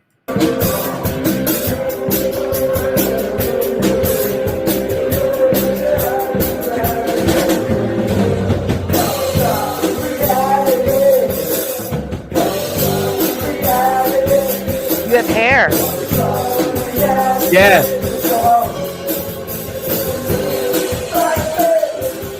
So it's pretty cool. We wrote this punk rock song for Dose of Reality, and we rock. And it's like, and like, yeah. The whole hair thing, you know. Christian was like, dude, if you're gonna be in the band, we got to get haircuts. I'm like, okay. You know, I was like, Christian's awesome. So, and then, yeah, buddy. Brian loved it. I was drinking a Bushwhacker. Never had Ben Flatt bought me a Bushwhacker. You see that drink right there? Mm-hmm. But Ben Flatt was there, and I never met him before. That was the first time. He's my friend. He lives down the street from me. He's like, yeah, now he does. I moved here. I loved it. I had so much fun there that I moved here, Sandy. I know. I know you did. So check this out. So there was one part of the show. Tommy, let me know if you find out if we can move the time a little early tomorrow. We rock. A couple people already asked for the same reason I mentioned, but if you can, it's cool. We'll do too. So check this out, right? This might be it. I don't know. This might be it. I did a rock version of the Flat Earth Anthem, like the rap, like kind of like how Cypress Hill does. Let's see. Hold on. Let's see if this is it. Flat Earth is out there. Yeah, here we go. We got some flat earthers in the house.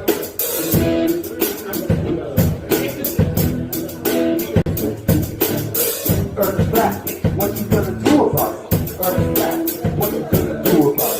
Earth is flat. Now what you gonna do about it? The earth is flat. Now what you gonna do about it? The earth is flat. Now what you gonna do about it? What you gonna do about it? What you think you gonna do about it? What you think you gonna do about it?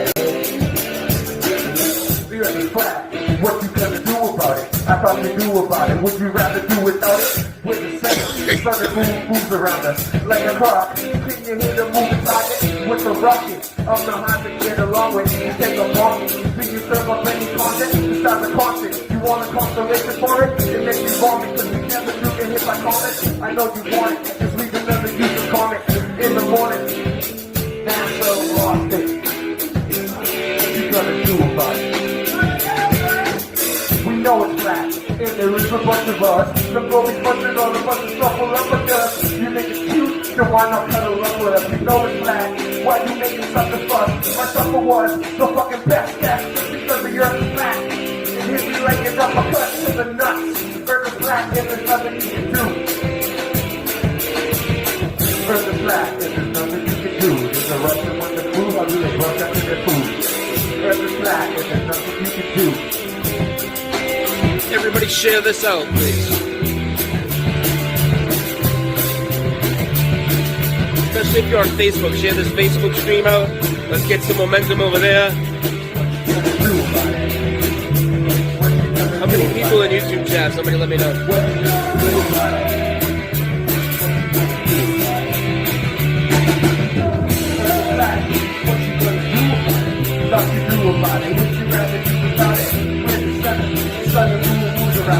Like a clock, in a moving target.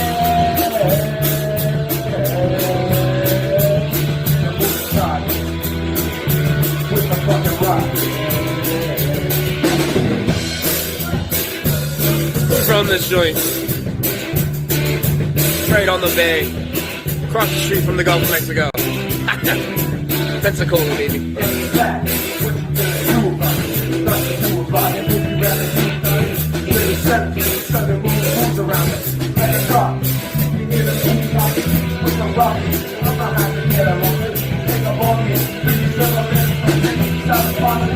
Thank you, Jose, for sharing it. Share it in your Flat Earth group, guys.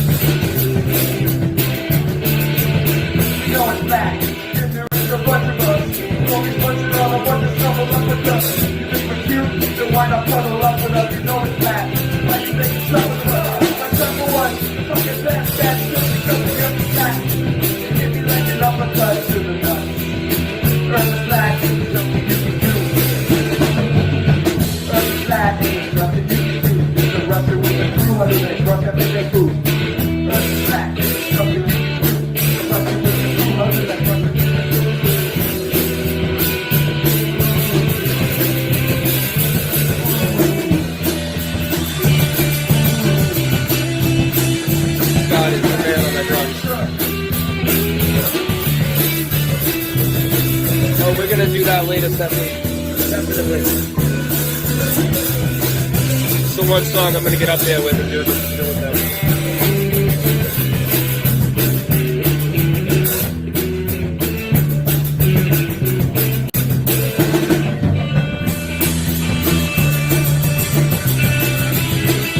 Playing Flat Earth music with a live band on the Pensacola beach. I mean, it's just fucking fantastic. It's pretty flat out there too.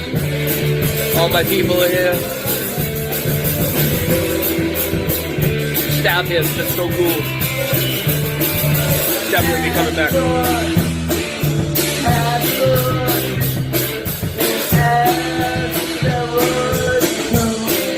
Love you guys. Thank you for being here.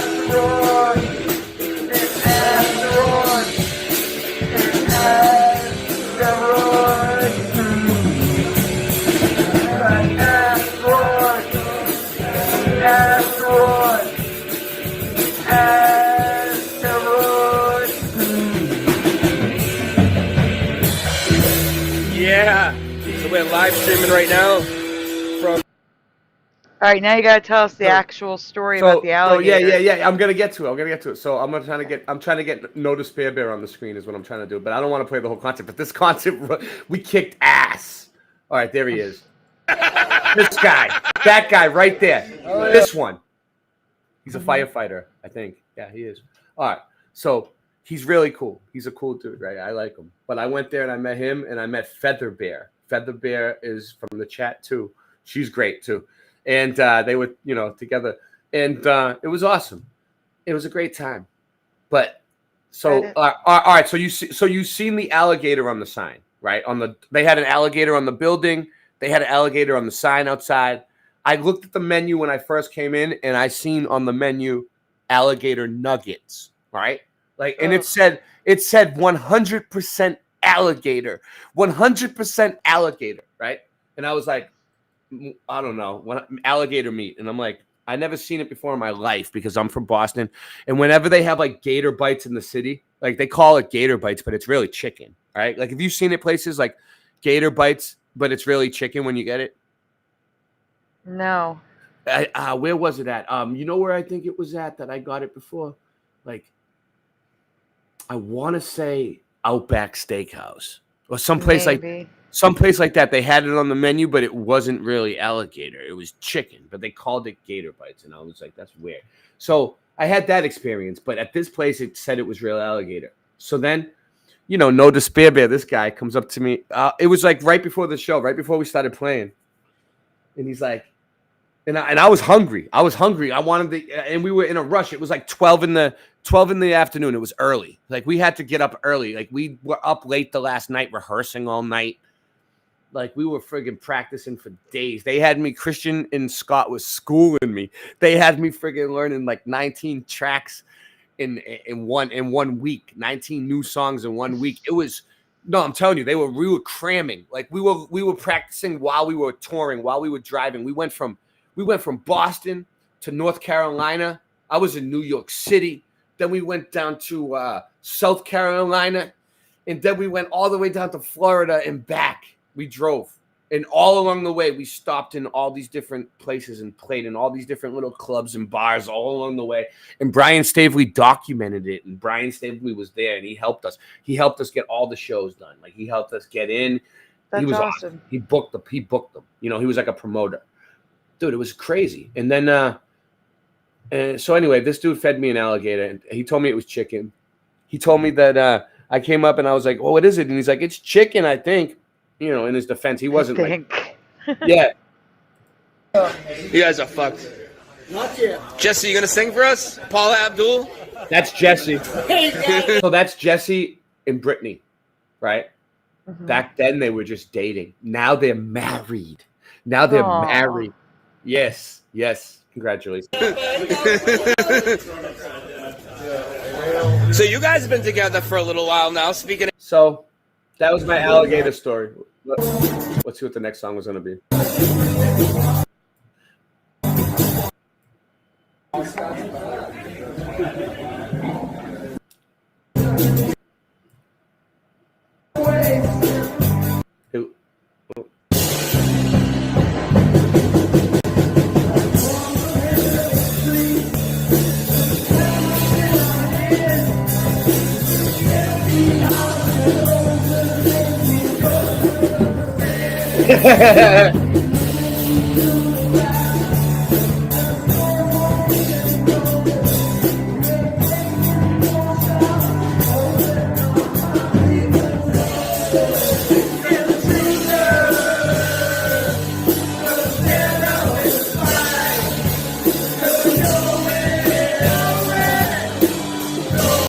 Can't play it. I can't play that.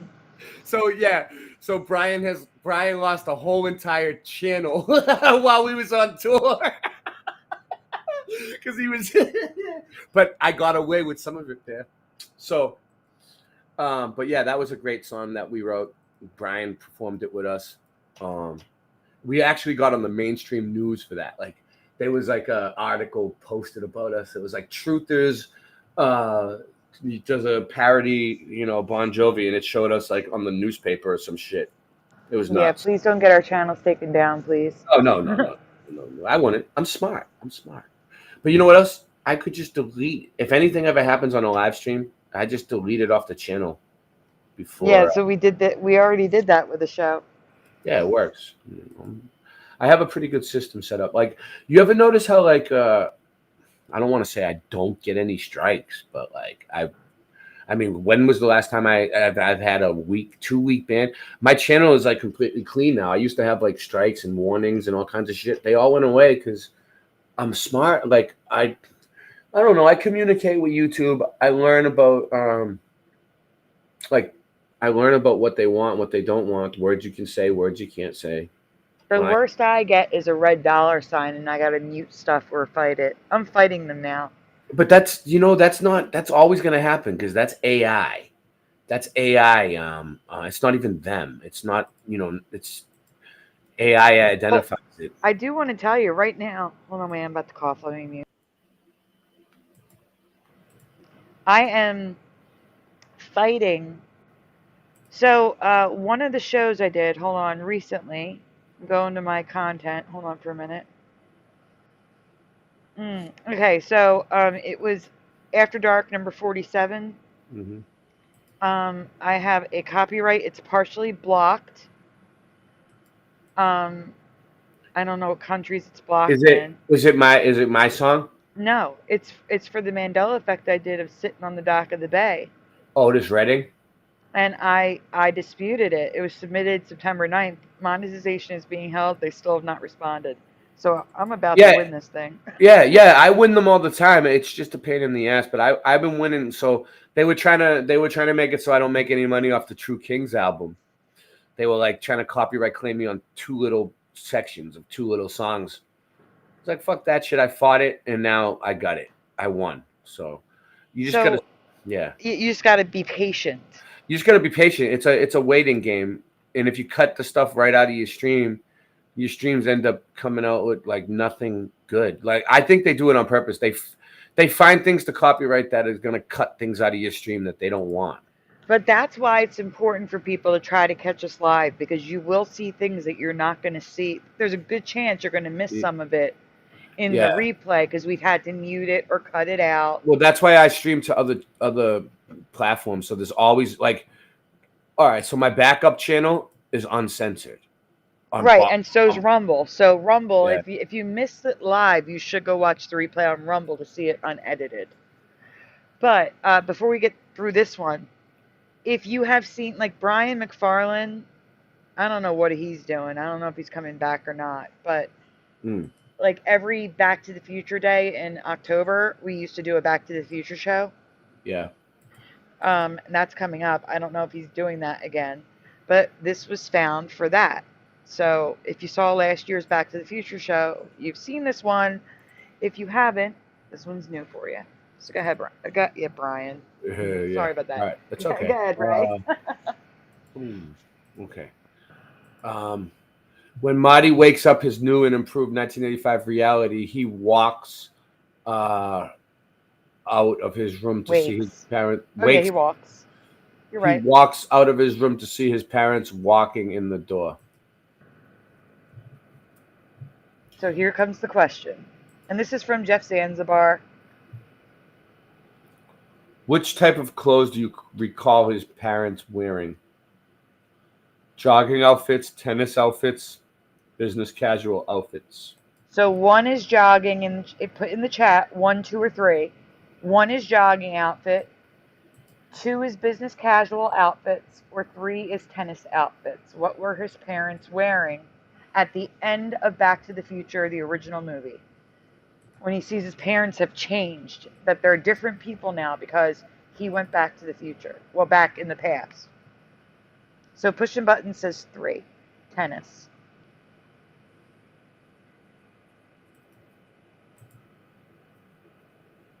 What do you remember, Ray? Did you see Back to the Future? No, I haven't really paid attention to it since like the Mandela effect. Like before that, I mean, it's new to me. It's new. I started watching it when like people in the Mandela effect community started talking about it. I'm gonna go back. I was a baby, I think. I'm gonna go back to the show we did with Brian because I think people took the update. I think they gave us different answers. The show you did with you talking about Brian Staveley? No, Brian MacFarlane. The Back to the Future show we did, because I'm sensing different answers. That 9/11 interview me and Brian had was pretty good. Mm-hmm. Yeah, we played it. It's on my Odyssey now, in Odyssey World, where nobody ever watches it. Pushing button says 3. Parody Bear says 3. All 3 I remember. Dave remembers all 3 of them. All 3 for Dave.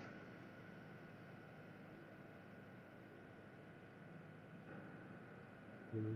Anybody in your chat, like anybody that wouldn't have seen this on Brian MacFarlane's channel? No. No. I'm trying to. I'm looking at my chat right now. It's okay. All I see is Dave, Parody Bear, and Pushin'.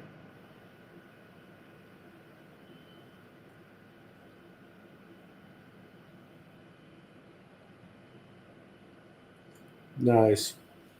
Okay, moving on. Get moving though, because your kids are gonna be waking up in an hour. Come on. They could wait. They could wake up now. Here's the deal, guys.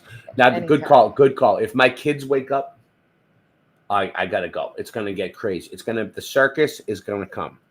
Yes. So, if the circus starts early, the missus is not gonna be too happy about that. But in the long run, we got a stream out of the way. And you know what? Me and Sandy are gonna do this a lot. We're gonna just. Sandy, if we're too tired to start at the scheduled time, we'll start later from now on. How good call, right? Yes, but you do have to know that starting like Thursday, Friday, I gotta start getting ready for the show. Otherwise, there won't be a show Saturday. Oh yeah.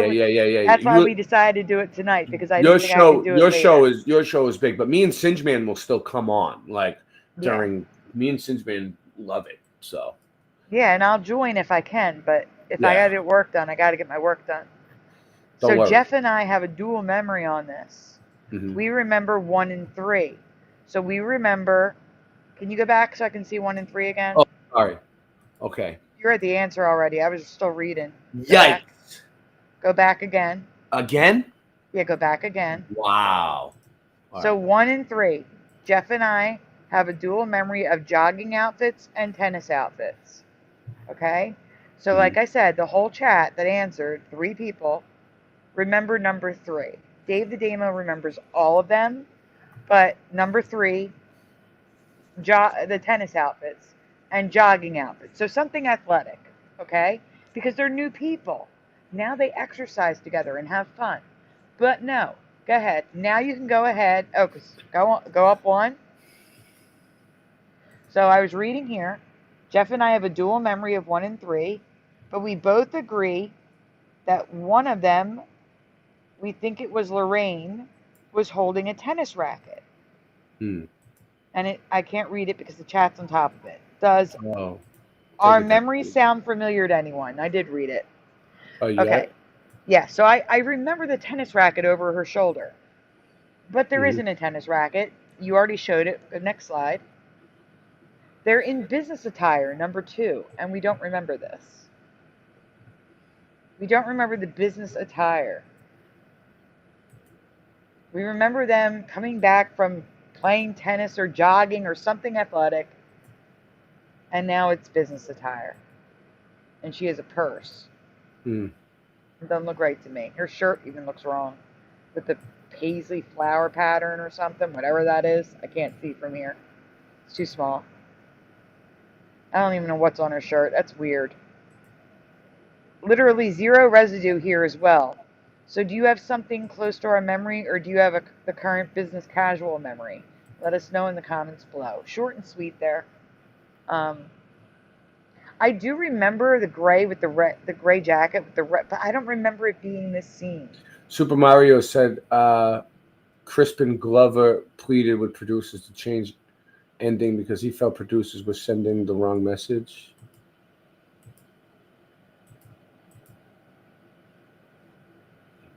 Maybe it's because he like taps her butt or something. I don't know. That's weird.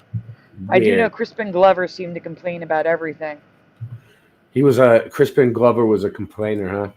He's one of those. He was one of those. Well, they did use his likeness without his permission. All right, this is over. This one's And over. it's Crispin Glover's fault that, I couldn't draw Bing Crosby and sell merch with Bing Crosby on it that I drew. I drew it, okay? Yeah. But because it looks like Bing Crosby, I can't sell it. Mighty Mike Tyson. Okay, so this one's an in-depth one, and this is definitely a Mandela for me. Can you read it though, so there's no major delay? There are some new possible changes that I recently discovered pertaining to an old Mandela effect, and I'm very interested in what you remember. Yes. So this is about the Mike Tyson fight, the infamous Mike Tyson fight. Question 1. The old Mandela effect is that Mike Tyson bit a chunk of his opponent's ear off. Yep, and he was charged with mayhem. Please spell the name of his opponent the way you remember it. So it's Evander Holyfield. Please spell Evander Holyfield's last name. So first of all, it's important because I think it's important. The charge mayhem that he was charged with is when you when somebody rips off a body part. That's what mayhem is. Don't go to the next slide, Ray. You've got to stay here. We need chat answers. We need right. the spelling of Evander Holyfield's last problem. name. How do you remember it spelled? I don't know. Oh, so we're not even doing the air thing. We're doing. No, we're getting to that. No, there's more. That's why this is only question 1. There's more in this one. So Pushing Button says Holy, Holy. Let's put it up on the screen so people can see. So and let's ask the chat too, not to switch it up, but do you guys like having the comments on the screen better? how's the chat feel about it? Because we do it for them. Do you guys like having the comments up on the screen, or does it not matter to you? See, for me, the issues are much like just having the chat on screen does not outweigh the issues with this streaming platform. Yeah. There's too many. Well, Whole the thing is, ear field. the thing is, you're supposed to use OBS with this, and it comes out really nice. Yes. I'm not using the OBS part. I'm just using this half-assed shit. But it's still good. They like, I don't know. They like it. I think they like having the chat on the screen. Because it makes them part of it. Like, you know, But that's what I do. That's why I put their comments on the screen when they answer. I show their answer. I know it's kind of the same thing, right? But it's not in real time, like almost real time. Yeah, like when they answer, we're answering the questions, and their answers I put up on the screen. Don't really, yeah. Either way, it doesn't really matter. But if I This keep, is just passive. You don't have to do it. The app does it for you. I'll grab StreamYard back again once they drop their price a little bit. I'm not paying $40 for StreamYard. Fuck that. It ain't worth it. And I'm not gonna not pass up $10 a month. No, you're lucky I'm to just get scared that if I don't have the money on the 22nd, I lose it, and there's no way of getting it back. Did we already read this? This was the question. Yeah, we got two answers. One was holy, and the other one was whole ear.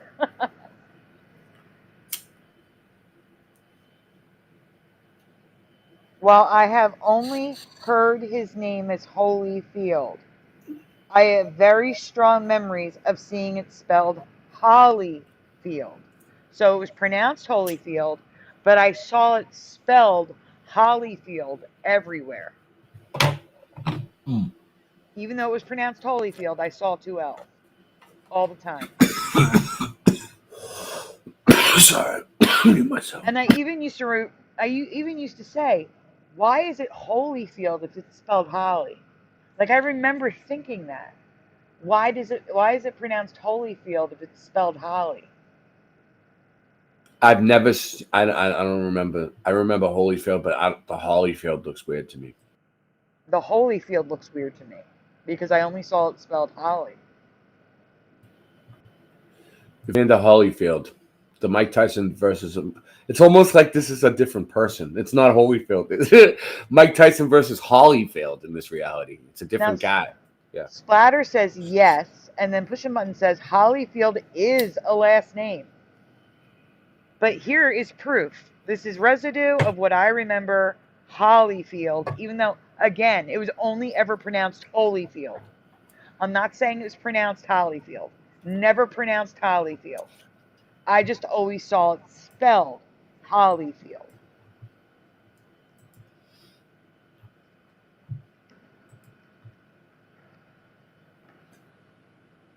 Like, here's newspapers. Holly was everywhere.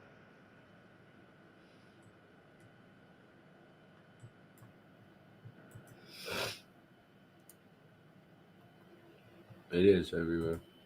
Yeah, it's everywhere.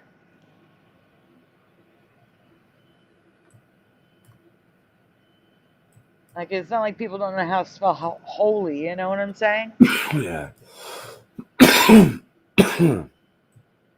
Evander Holyfield. But again, never pronounced Holly. Always Holyfield. Question 2. Yep, here we go. Question 2, everyone. Here we go. Listen up. How many times do you remember Tyson biting Holyfield during their June 28th, 97 fight? So this is the fight with the infamous ear. How many times do you remember Mike Tyson biting him? So we're staying here, Ray, to ask about how many times do you remember, Ray? How many times? I don't know. I don't really remember how many times. Maybe I thought just if I had to guess, and what comes to my head is just once. Right, that's what I remember too. What does the chat remember though? Splatter said I was going to write Holly, but didn't. I agree. Double L now, says Dave the Damo. Thumb up the stream. Thumb up the stream. Guys, come on. How many times do you remember him biting Evander Holyfield? Twice, but I think that's new, says Pushing Buttons.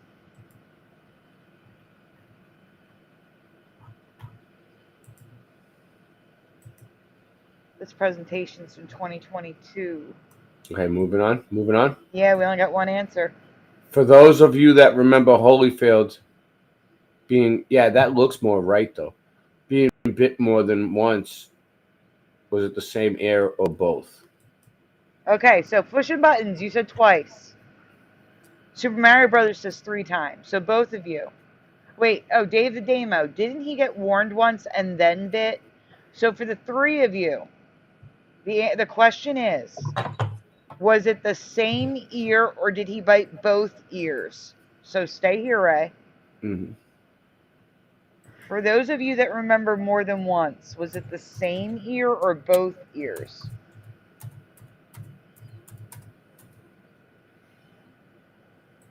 So Splatter says once, Pushing Buttons says same ear. Excuse me. Oh, man. I mean, for me, it was once. So there was only one ear, one time.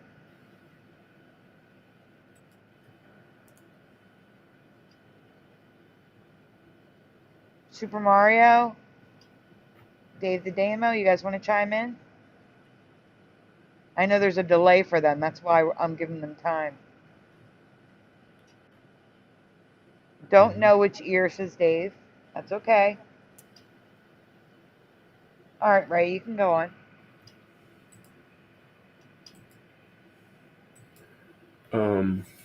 But our reality shifted and it changed to him just biting his top. You missed the top. Oh, the old Emmy. Many of us remember. Many of us remember Tyson biting a chunk of Holyfield's ear off and spitting on the floor of the ring. But our reality shifted and it changed to him just biting his ear, which led to the fight ending with Tyson being disqualified. Is this still your memory? So is this still your memory? Yes or... All right, here's what you're going to say. Yes or no. Did he bite a piece of the ear off and spit it on the ground? Yes or no? Ray, what do you remember? Do you remember him biting a chunk off and spitting it on the ground? Or do you just remember him biting his ear and that's it? Like, did he bite a chunk off or just bite him? I don't know. Oh, yeah, he took a chunk off. He took a chunk off. So that is still your memory. He took a chunk off. Yeah. Pushing Button says yes. Splatter says yes. Kenraz says only once for me. Splatter says he may have been warned once, but he only bit him once. He spat a piece, says Dave the Damo. The fight continued in this time. We're going to get to that too. All right, go on. You can go on now. Okay.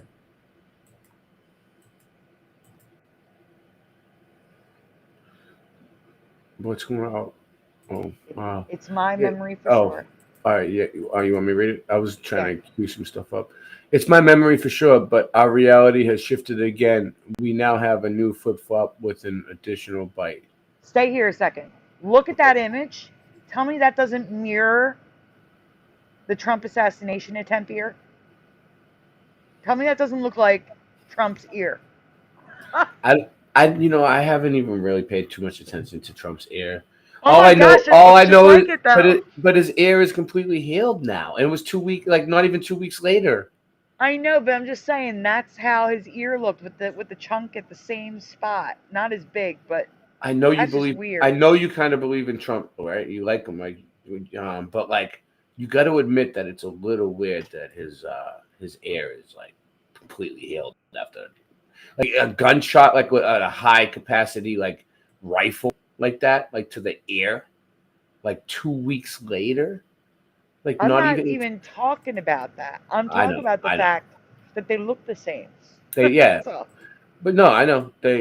It doesn't surprise me. They always do this type of stuff. And I thought it was the bottom of the ear, not the top that he bit. Same thing over and over again. I thought it was like the ear lobe. I didn't think it was the top of the ear. And you know what else it kind of proves? It kind of proves that like this reality is like a simulation because it runs out of things to do, and it's like same air. It's like a computer that runs out of friggin'. No, but seriously, do you guys remember it being the ear lobe? I thought it was the ear lobe, not the top of the ear.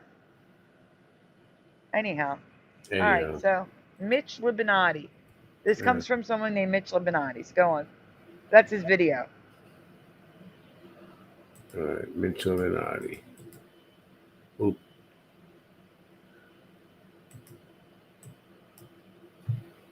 On the 25th anniversary of the fight, June 28, 2022, Libinati gave a first-hand account of the fight from his ringside seat that night. Who is Mitch Libinati, you ask? Next slide. Okay. You got to move the words. The chat. I can't see. Okay. Let me see. You got to read everything. He's the man that watched Tyson spit a chunk of his air onto the canvas, who used his glove to pick it up and brought it back to the Holyfield so it could be reattached. And while I can't see him spit it out video clip, the first-hand account sounds like we have a bona fide flip-flop.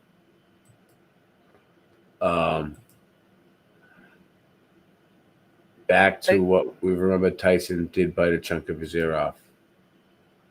Right. So originally the Mandela effect was he never bit a chunk off and spit it out. It is back now. He does bite the chunk off and spit it out. Mm-hmm. So for those of you that did not hear about this, that was a Mandela that has now flip-flopped back. And of course, I can't find anybody talking about it anymore. Yeah.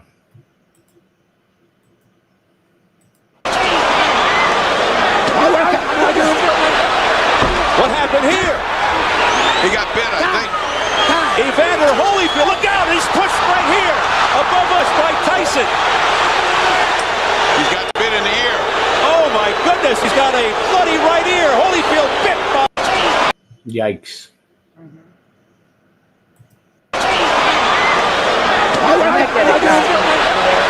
What happened here? He got bit, I think. Evander Holyfield, look out! He's pushed right here, above us by Tyson. He's got bit in the ear. Oh my goodness! He's got a bloody right ear. Holyfield bit by. What happened? I know. No, it was. I got. I'm trying to do a million things. I'm trying to get it ready so when we close on the show, I just have everything just right there. Yeah. But that's not all. I remember him biting his ear off and the fight ending immediately with Tyson disqualified. But as like it was put in the chat already, it continued. Do you remember the fight continuing? Or do you remember the fight ending with Tyson being disqualified? Because I remember him being disqualified. I'm not really sure. Oh yeah, he was disqualified. Yeah, he was disqualified. There was no need to continue the fight. He was disqualified. They wouldn't continue a fight after someone bit someone. There's no way. But they did now. No. Yes. If you bit somebody in a fight, you would be done. Yeah, I know, but not in this reality. They continued the fight. It's crazy. You can go on. Disqualified for pushing buttons. All right. Dave said paid to throw it. Mr. Obvious said he... A very angry Evander Holyfield now. A left hook. You know, it's funny. Mike was having his best He friend. bit him again. He did it again. Mike Tyson has bitten Evander Holyfield for the second time, and it is all second time. He was bit a second time. I saw that one. That was right clear. It's a miracle he didn't get bit back. I'll tell you what, this is unbelievable. Plenty of confusion at this hour. No, you're after gonna a play that. Play it first or read it first? You read it, then play the rest. Go ahead. It's the second bite that now ends the fight with Tyson being disqualified and having No, his the license. top right. You have to read the top first. Yeah, I am reading the top. It's the second bite Oh. that now ends the fight with Tyson being disqualified and having his license suspended for 1 year. And I have no memory of this. Do you? It sounds crazy to me hearing he was bit twice. This was a classic example of a shift in the timeline where the reference decides the fight would continue instead of ending it at bite. At the first bite. Like, the ref should have just, like, ended it right there, disqualified with the bite. But instead, he let the fight continue, and now he was bit a second time. Not in my past. This never happened. So we can continue with the news report. Yeah. You have to hit play. No, go back. We weren't done the video. Oh. Plenty of confusion at this hour after a bizarre finish to Tyson Holyfield 2. Good evening. Thanks for joining us. I'm Ray Cortopassi. I'm Robin Burke. The fight was stopped in the third round after Tyson bit Holyfield twice. We have team coverage for you. First, News 13 sports director Ron Futrell is standing by at the MGM with the latest very strange outcome, Ron. Robin and Ray, to call the situation here bizarre would be an understatement. The fight of the century became the bite of the century, quite literally, here tonight at the MGM Grand. Evander Holyfield wins the fight because Mike Tyson took the bite out of him a couple of times, at least twice, during this fight. Let's show you some video. We'll go to interviews here in a moment, but show you some video of what happened during this fight. Evander Holyfield appeared to have won the first round of this fight, as you see Tyson coming out there wearing white, which he hasn't done in a long time. Holyfield going into the ring. Holyfield, I felt, won the first round. It went 3 rounds. Tyson perhaps could have won the second round. It was a real close second round. Then in the third, Tyson came out storming and, in fact, forgot his mouthpiece, which may be a little bit of premeditation for the biting incident, possibly. Forgot his mouthpiece, put it back in there, and it didn't really matter much because Tyson was disqualified. The fight was over. Afterwards, Mario Diaz spoke with Holyfield trainer Tommy Brooks. Hey, the guy got desperate and he had no other recourse but to try to get disqualified, and that's what happened. He bit Holy on one ear, bit a chunk out of his ear, and we were complaining with the referee that the fight should be stopped right then, but the referee thought that he should continue with the fight, and then the next round he bit him in the other ear. What did Evander say? Evander was livid. You can see for yourself what happened in the fight. Plenty of confusion at this hour after a bizarre finish to Tyson Holyfield 2. That's where, pause it. So that's where you're hearing the shift that happened. So they were saying you need to end the fight, and in my reality, the ref said you're right. Let's end it here. Done. He's disqualified. But in this reality, the ref said no. We're going to continue, and they continued the fight, and he got bit twice. So this is totally a shift in my reality. This is not my past. It's Mandela. It's wrong. Go on. All right. All right, there you go. This one? Yep. Also, I have never heard it called 2. Am I the only one who doesn't remember them fighting in November 1996? I always believed this was their first fight, postponed from 91. I have no memory of any of this. Do you? Do you remember the ear not being bit, of being a Mandela effect? So the news report called it Evander Holyfield 2 fight. I don't remember it being called the the Tyson Holyfield 2 fight. It was just the fight of the century, the fight, not 2. I don't remember the 2 part. That's all. What's next? We got something next. What's next? Oh, man, excuse. Hold on. We gotta probably What is get this? down. Man, excuse for it. Man, excuse. Mandela excuse on the internet. There is now a reason to explain away the original Mandela effect. The chunk of air went missing right before surgery, so his ear was reconstructed without it, and later discovered that someone in Holyfield's entourage took it.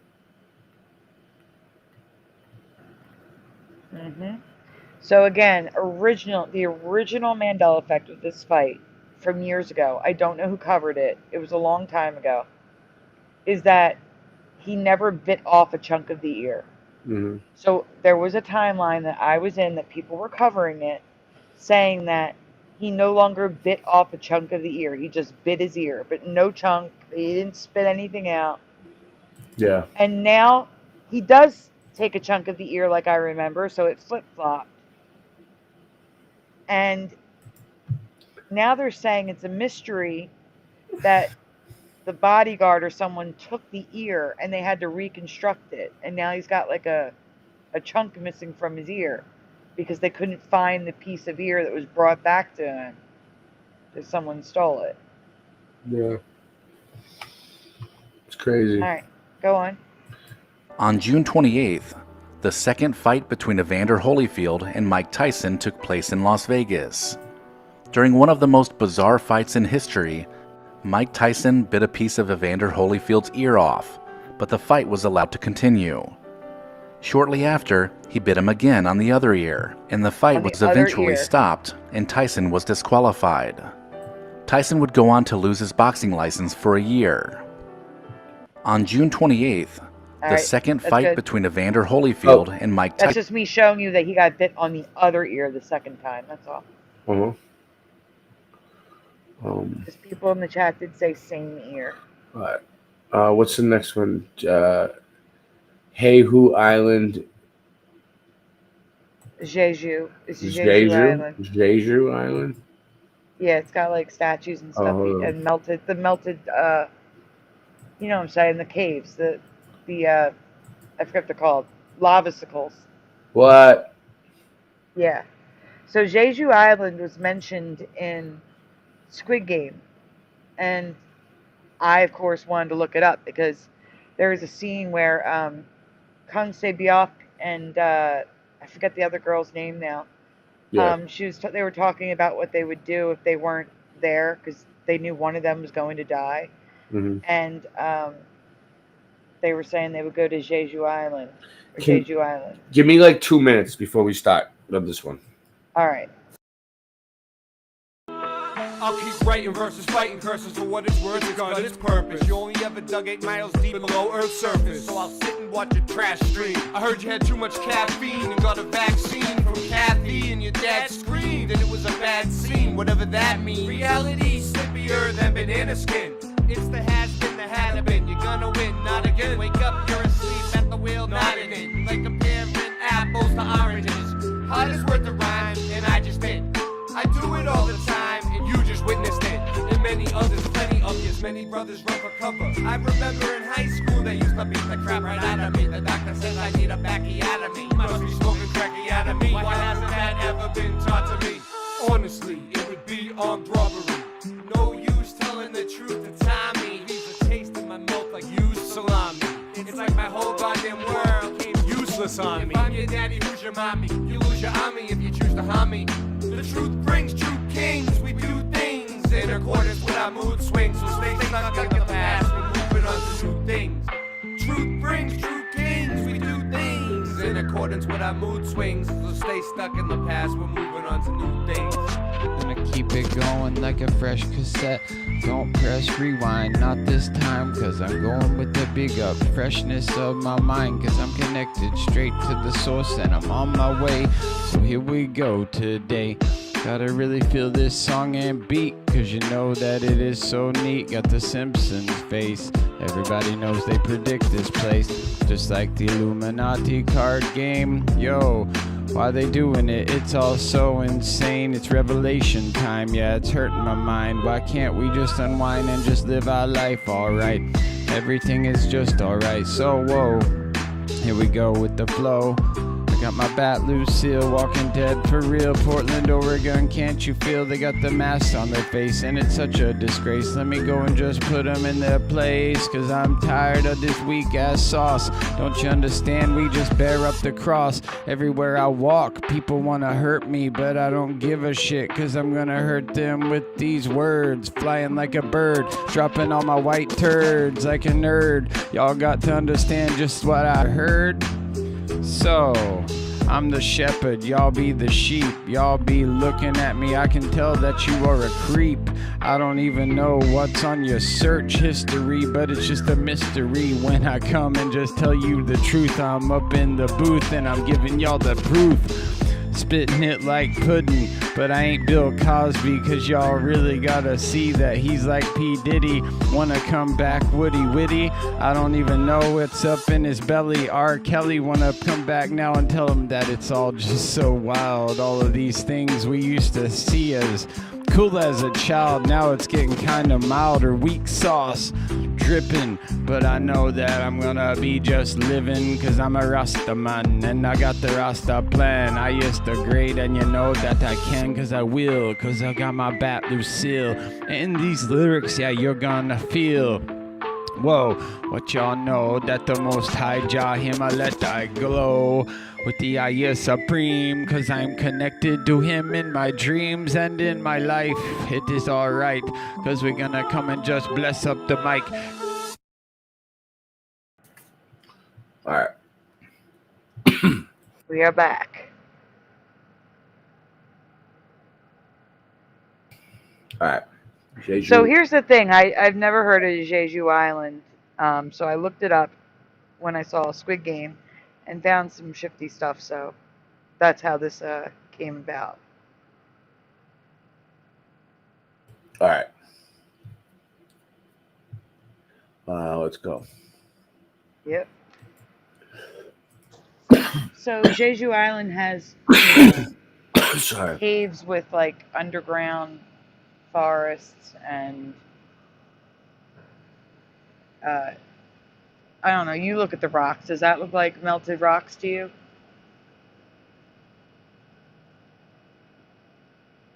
It's like a lot of lava rock there.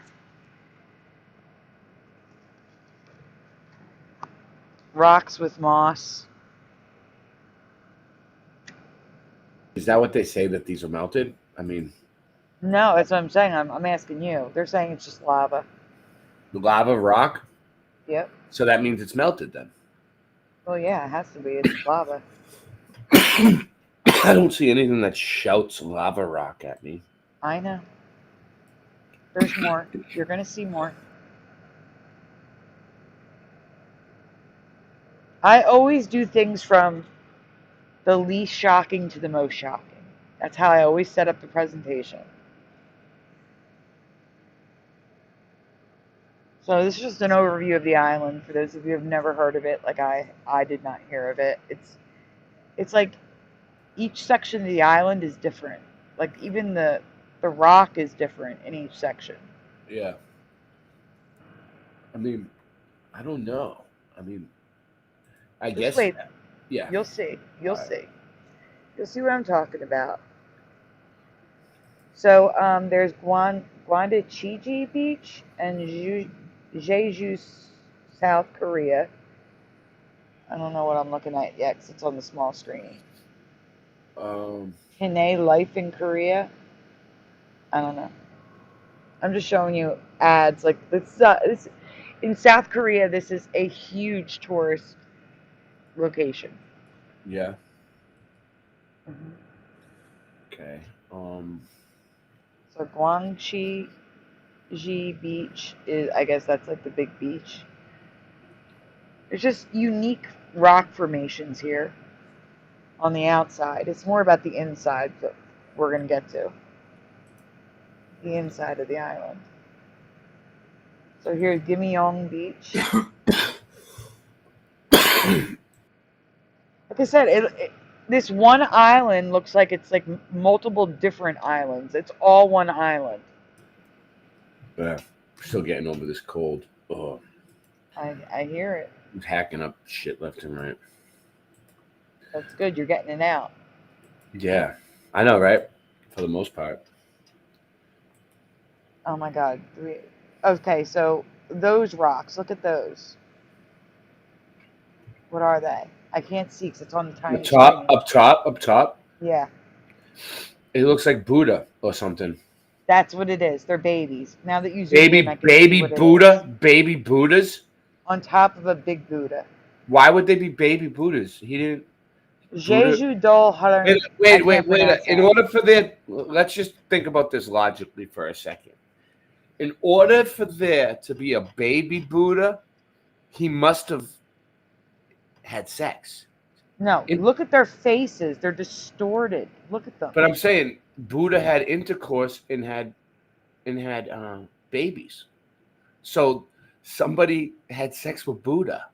Well, I don't know if it's Buddha. That's why we have to read the bottom. That's why I included it. So the Jeju Dol, I can't read it. It's I'm sorry. On a delay. It's all Where right. am I? It's just read the bottom. words. You want me to read all that? Yeah. So, all right. Jeju Dal Harubang. I don't know. Yeah, close enough. While let me pronounce it like this. While wooden carved statues all Jiang Shuang traditionally stood in their villages on the Korean mainland. Stone statue called Dal Harenberg, native to the volcanic island of Jeju of Korea's southern coast. Historically, Dal Harenberg were erected at the entrances of Jeju's three major countries, where they were meant to ward off danger and harm as a guardian deity, literally meaning stone grandfather. These iconic statues vary by size and style, but generally exhibit the humorous and smiling appearance of a friendly neighborhood elder. Don Harenberg are the most important symbol of the Jeju. Basically. So it's not Buddha. It's a grandfather figure, which explains the babies. Okay. So look at these statues. They're like Buddha ain't getting him. Buddha hasn't gotten any. Buddha ain't getting himself some. No, that's not Buddha. Oh yes, no. But look, check these out. They're like Easter Island statues, and I've never heard of these. Oh my God. They're all wearing hats too, just like They look like the Moais, the Moais on the Moai on the move. All right, and then we got this. Wow. They look angry. This one. Some are angry looking. What would you do if like you walked outside your backyard or something around your house and you seen like 20 of these things like in the lawn staring at you, like staring you down, and then you go in the house and the next thing you know there's like 20 of them in your house. And they just stop popping up everywhere you go. Like you turn around and they're just looking at you. Like, I'm out of there. Just appear. I'm out. I'm being followed by these statues. Look at them. Oh my God, they kind of creeping me out. They are creepy. Creepy as fuck. Okay, and they're everywhere. I want to grow an orange tree. I think I'm gonna. That's my next feat. Living in Florida. Orange and lemon. I can grow them. I can grow everything here. Yeah. Like watermelons, lemons. I got watermelons. They're gonna be big.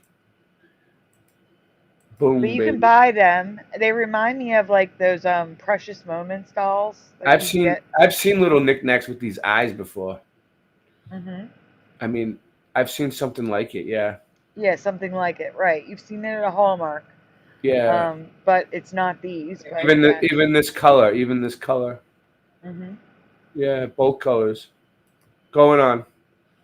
Climbing Sunrise Peak. So here's the dormant volcano. Now, some might argue that that's a giant tree stump. Excuse me, Ken. We are totally live right now, not replay. It's totally live, Ken.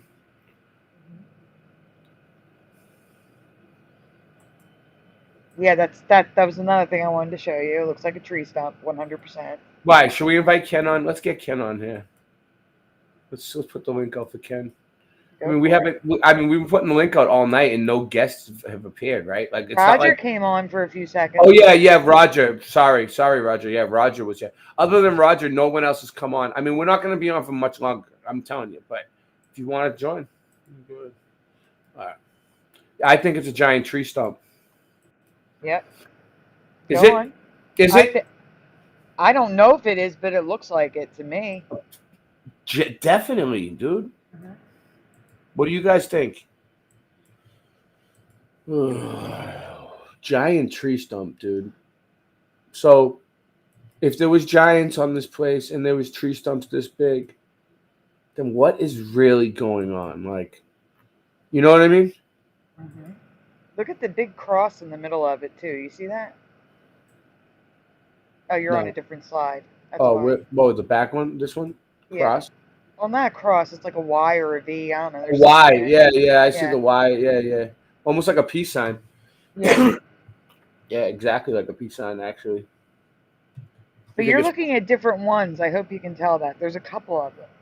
Oh, these are all different? They look like a different. Some of them look like a different shape to me. I'm What are not they? sure. Are they all in the same spot? I think there's two of them. One has a wall that comes up, and the other one's flat on top. You see the difference? Yes. Let me see. I'm gonna find something. This may just spark some interest on me. All right. All right. So now we're getting in the caves, though. They looks like bananas. Yeah, that's rock. That's lava rock in the caves.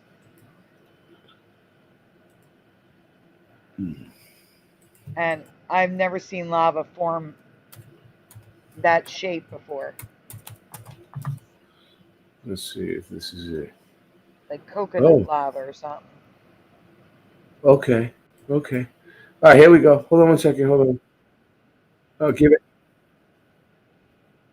Yeah. Hold on 1 second. Uh-oh. Really? Are you sure?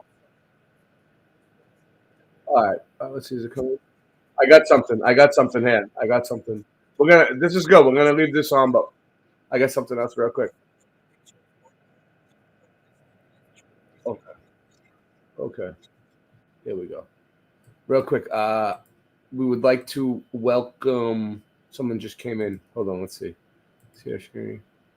Oh, all right. I'm gonna stop this one for a second. We'll come right back to it. Don't worry. We'll come right back to it. Hold that thought. Welcome Divergent to the stream. A photo and a picture is worth more than 1,000 words, they say. And it's true. You see, compare the left to the right and you say, wow, a tree stump. And then is this mountain, be it like a tabletop mountain or like a mountain that shows hexagons or a mountain that's broken because of a tornado or like a storm. But you see the photos and you say, the giant trees or the titan trees. This is a tree stump. Your typical tree stump. This photo is like very famous on the internet right now. This is your typical tree stump in our typical forest with the rings, as you can see on the top. Hey, it's a typical tree stump, and this is what a tree stump looks like. Okay, this is what a tree stump looks like. The rings in a concentric way. And then we go to places like what we call the frozen places in the world, and you ask the question: the ice wall. Are these? Now we're at the ice wall. That's the ice wall. Just icebergs, or there's something to do with trees or maybe even buildings, But let's move on. These are the sequoia. Whoa! Look at that picture, dude. And look, that's like a Freemasonic diamond. That looks like to me. I don't know above their heads, but like, look at these dudes. They're like laying in the cut. That is dangerous. What if that tree falls down on them and crushes them? I know, seriously. They're not even a little bit scared. I can't even see the people yet. There we go. Now I can see. Hold on. I'm gonna take it up the screen. No, it's on now. You gotta remember delay, right? It's I know. Delay. But I want you to see, like, wow. They're holding it up with what looks to be like a jack. Yeah, jack. Yeah, that's what that is, right? And then these guys like laying right underneath it, like they're not even scared. I can't zoom in on it because it's not me, but let's go. Yes. Now this has been a normal thing to do in the world in between 1870 and 1920. In those 50 to 60 years, at the end of the 19th century and beginning of the 20th century, this is what our humanity did to the sequoia trees. And I'm showing you this here. Whoa, look how big these trees are, dude. And this is the giant sequoia trees. We just chopped them, cut them open. This is what humanity did to them. So if these trees were here while we were here and they were that big, then there could have been bigger trees. It's important to make the difference between a normal tree we have today in our forests, the sequoia, which are still based on the same principle as the normal trees we have today, and then the giant petrified trees, which are a totally different species, which are just left now as mountains sometimes in a hex. I need you to go back Okay. Look at the inside of the sequoia. It doesn't have rings. I know. I was thinking that too. It looked kind of weird, but is that because they shaved downward?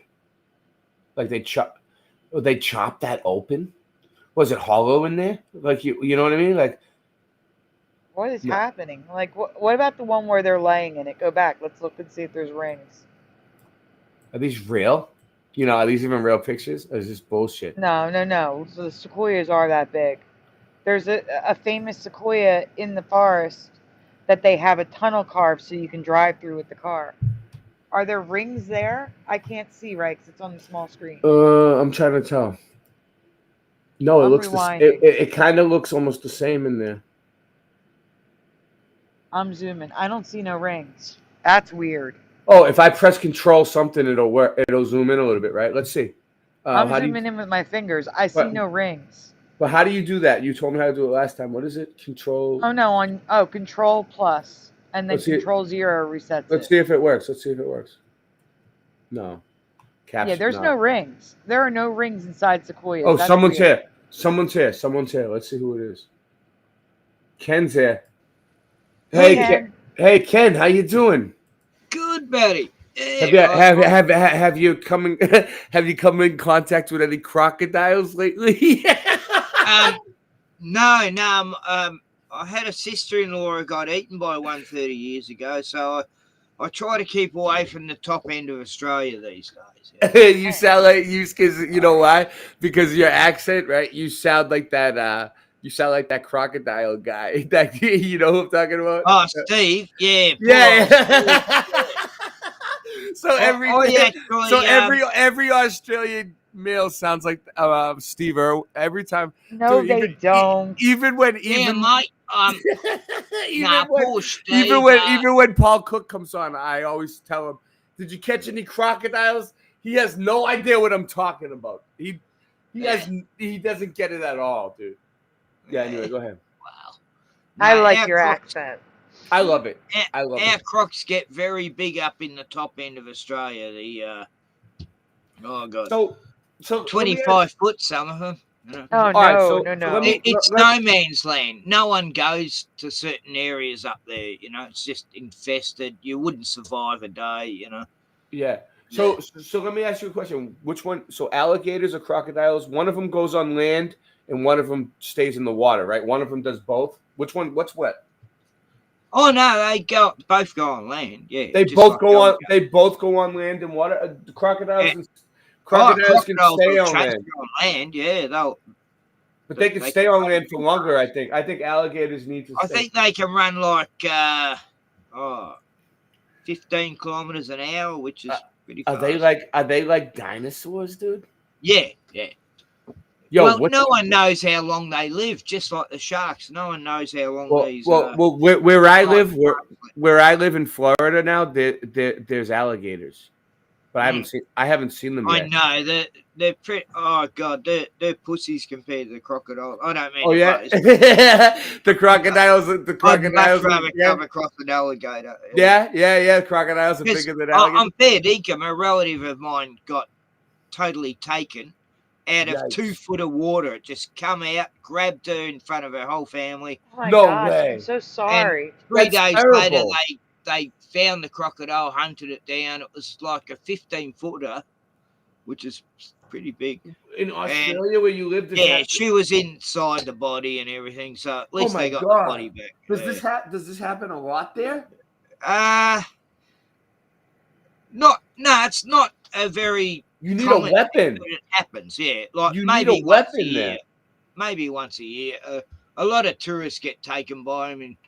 But in Florida, the gun laws, they don't give you guys guns. You don't have the gun rights like we have. No, guns bad, you know. Dude, our country was built with guns in the King James. I had my gun license. I had a beautiful gun, a Ruger 22, and you can get an animal in my life. I'm saying if you have crocodiles running around that eat people, you kind of need one. You need something like that. You need something. What are you gonna do if a crocodile? Yeah. That's scary. You're just walking along, and then a crocodile comes. Oh my god, I wouldn't want to. I nearly got my gun license back, and then that crazy COVID thing hit, and then they suspended anyone getting a gun license because of lockdowns. And well, hey, in the end, all these people who are like in Australia who are like trying to live off the grid, and people are getting shot. I know. Dead. I remember during that shit. They were like abusing. They were like abusing. There's this family in Queensland. The cops went there, shot them all dead because they had guns, and they had. Oh my God! But and it was like that's a whole. It was a psyop anyway. But I won't mention anything because it might. Well, listen. That was during the COVID, trying to demonize people who live off the grid. It was definitely doing that, just like the Waco thing was. And I don't know. This is I don't know how much longer I'm gonna have. Like any minute, I could get shut down. My family, as soon as they wake up, I'm done. But what do you think about these giant trees? I totally believe it, because ever since I was a kid, I totally 100% believed in giants, because I'm a little guy. I'm like a hobbit, and I've always been surrounded by giant gingers, and but I always believe why wouldn't there be? Like I had Essentially, a mate this is what our humanity did to the sequoia trees.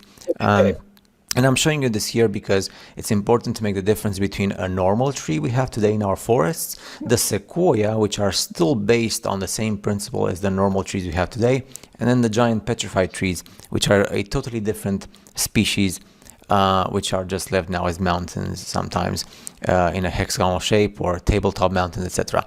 Now, you ask the question, why did our human species do this to the sequoias and to the trees? Lots of people lived from this. Is General Sherman. It's probably the most famous sequoia left in the world. Touristic place. They say, why did General Sherman, the most famous sequoia left in the world, and it has a name? That's cool. They do this. Look how. Hey Ray. What's up? On this subject, where I used to live in the Dandenong Mountains, it's sort of east of Melbourne. That like 100 years ago, they found the tallest tree ever recorded in history. It was 450 foot tall. Oh my! And you know what they did? They cut it down. It was like, what the? Why would they do that? Why would they do that? It just. Oh God, I hate. I've never cut a live tree down in my life, but I've chainsawed in my life. I don't. It's cutting trees is a dangerous job for those people that do it. Oh, it is. I've had mates who got ripped in half by tying themselves to trees and bread. Anyway, but no, it is. It's like no. I mean, when I say cut trees, I only cut trees that are dead on the ground, not hollow. But 450. Like why would they cut it? And when I was living there, they cut down this beautiful mountain ash. It was over 100 foot tall. And it'd been there forever, and it was like I actually cried when I saw it getting cut down into pieces, and people were just coming and grabbing it. So the U.S. is good about that. They do protect things like that. Like one of the oldest trees in the United States is in this random little patch of trees in suburbia in South Jersey, and that tree is protected. And then, like, the sequoias are now protected. They weren't. They're better like that now here too, which is good. But like what I mean about the giants and the giant trees, like when you think about it, the giants were called fellows in the ancient times because they felled trees, and who else could cut down the giant trees but giants, and so I believe these trees were, reached past the clouds and everything, Wow. But we should get back to the presentation because there's a lot to talk about. Sorry, I digress like Richie from Boston. No. She's talking about this. She's talking about this presentation. We're getting lavasicles. We're doing like 4 things at once. Lavasicles. No, it's late for you guys too. So let's get this. Yeah. It's 6 a.m. It's 6 a.m. here. It must be 7 a.m. where she is. It is. It is 7 a.m. So all right. How about let's do this last one and then get off. Okay. All right. Let's go. Wow. What do we got here? Lavasicles. So this is melted. What? Melted rock. It is, but it gets weirder. The lobstacles are like, Oh, they get wow. very thin. I've seen something like this in the train station. Is that what there's no way it's in the, you think this would be in a train station in the subway? No, this is under the volcano. Yeah, I don't know what that was in the train station. It looked like that though. It was fucking gross. Stelling knots. Thank God I got the fuck out of there. Shit. Yeah, Boston sounds. Boston was freaking. I mean, no, you know, I don't want to say it's pretty bad. It's just the leaders suck there too. Like over in Meltology. They all suck. Yeah. The leaders of Boston and the leaders of over there at Meltology. Oh, like the ones here, you know. Oh shit. Melted brains. Yeah. Well, you know, that's why, you know, not everybody can be a lot of people want to be a leader.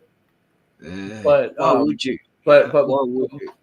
but a lot of them are just coulda, woulda, shoulda been. They want to bark with the big dogs, but they can't get off the leash. Those who should be empowered don't want to be, and those in power shouldn't be. You know, it's. Hey, Ray, you should take the comments down for the pictures so they could see them. Sorry, guys. Yeah. Okay. Because you can see it without, but we can't. No, I can't see it either. It's not giving it to me without the comments, unless I go over here. See it. Yeah. All right. So here's more lobstacles up close. Beautiful. In God's creation, amazing. It's so crazy. I think that's the last picture. Oh no, there's more. Oh, look at that. It's melted. Yeah, so the largest lava cave in Iceland. So now we're moving to Iceland off of Jeju Island. So rethink's a meltologist.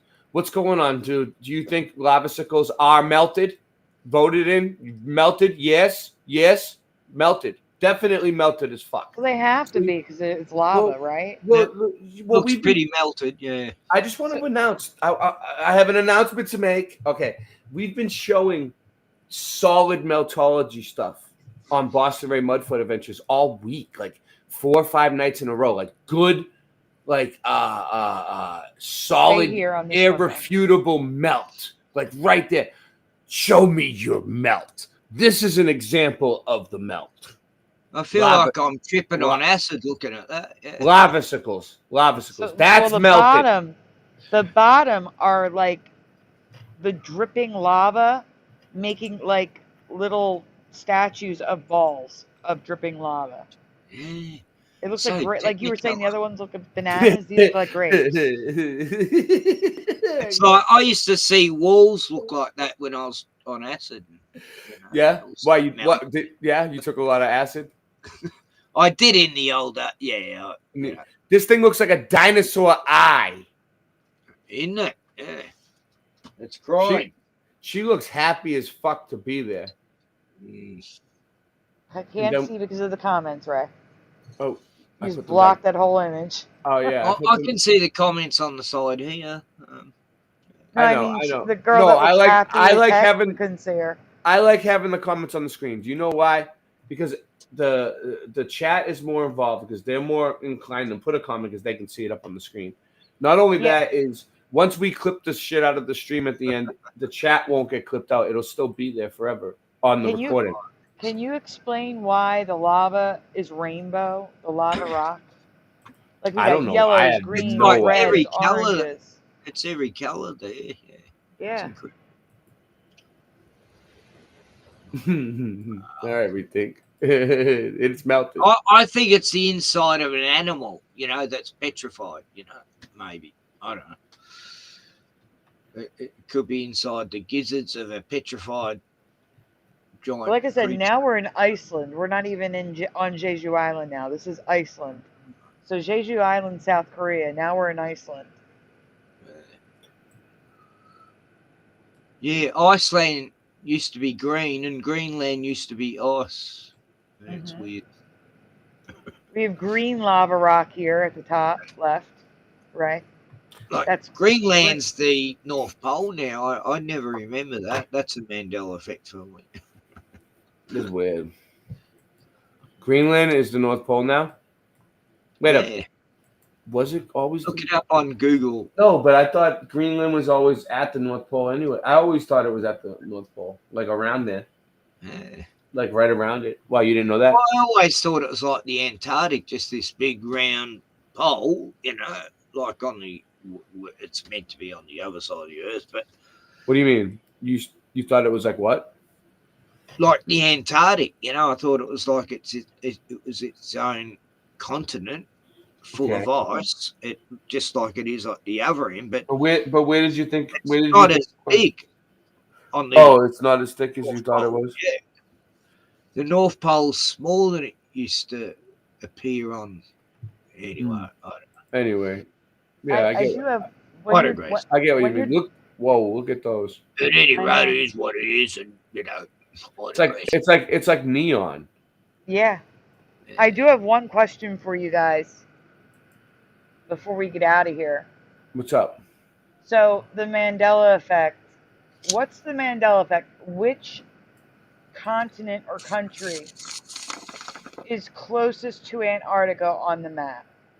You know, like we say Australia was the land down under because it was the most furthest south? It is Australia, yeah. So I thought South America was close to it, though, right? It's South America now. Close, but we're closer. Yeah. No, not anymore. No, South America is the closest. We have always been the closest in my. That was before the Mandela effect. Now it's South America. First, and it was New Zealand New used to be higher up, and now it's lower. The Mandela effect shifted the reality, Ken. Look it up on a map. That's what she's trying to say. Look it up on a map. Look, I did a video about C-3POs. Look at the crystals, guys. 2 gold legs, and I got now. like 20,000 views for that one. It was a big up job. C-3PO was a big one for you, Ken? Oh yeah, that was a convinced me, as well as the JFK 4 in the car, and then you remember it. You remember 4 in the car? Oh yeah, I studied that back in the early 90s. I was going through the JFK. I wasn't born. I wasn't born yet. So go ahead, explain it. Yeah. Ken, what color car do you remember? I think it was like black. Yeah. That's what I remember, but it's blue now. Yeah, right. Of course, yeah. Is it because the whole thing was fake anyway, and they just filmed different versions? Oh, I think they did kill him because he was probably going to say, "Look, we can't get to the moon after all because you can't actually land on the moon." It's Wait, hold on. We can't get to the moon? Really? Don't crush my dream. Because JFK was the one saying they were going to go there, and then I think he was going to neg on that. They didn't want that. I've been waiting for them to go to the moon since I was a baby, and I remember they keep just pushing it I back, watched moving the goalposts. Neil Armstrong take those blurry steps down those stairs once. No, it's like Mars 2022. Mars 2025. Then it's like Mars 2030. I remember Mars 2012. Mars 2000. It's like we never went. We're never going. We're never going. We're never, and then they show us fake stuff and pretend they went to the moon. Oh, oh my God. When that great movie Capricorn 1 came out, that was like, people were saying to me, "Hey, Ken, this is what you've been saying about the moon landings." And I'd been saying it for a couple of years before 1977. I was waking up because I adored the astronauts. I worshipped them, and then I was thinking, hang on, what's going on here? They're not going back all of a sudden. And that's weird. So wait, Ken, then let me ask you this. How many times do you remember them landing on the moon? 6 times. Yeah. See, that's crazy to me. For me, it in was 4 just once. years. Like, what? Yes, that is the times current 4 reality. years. And then, what? How many years now? They haven't been back. Oh, my God. And for me, it was only one time.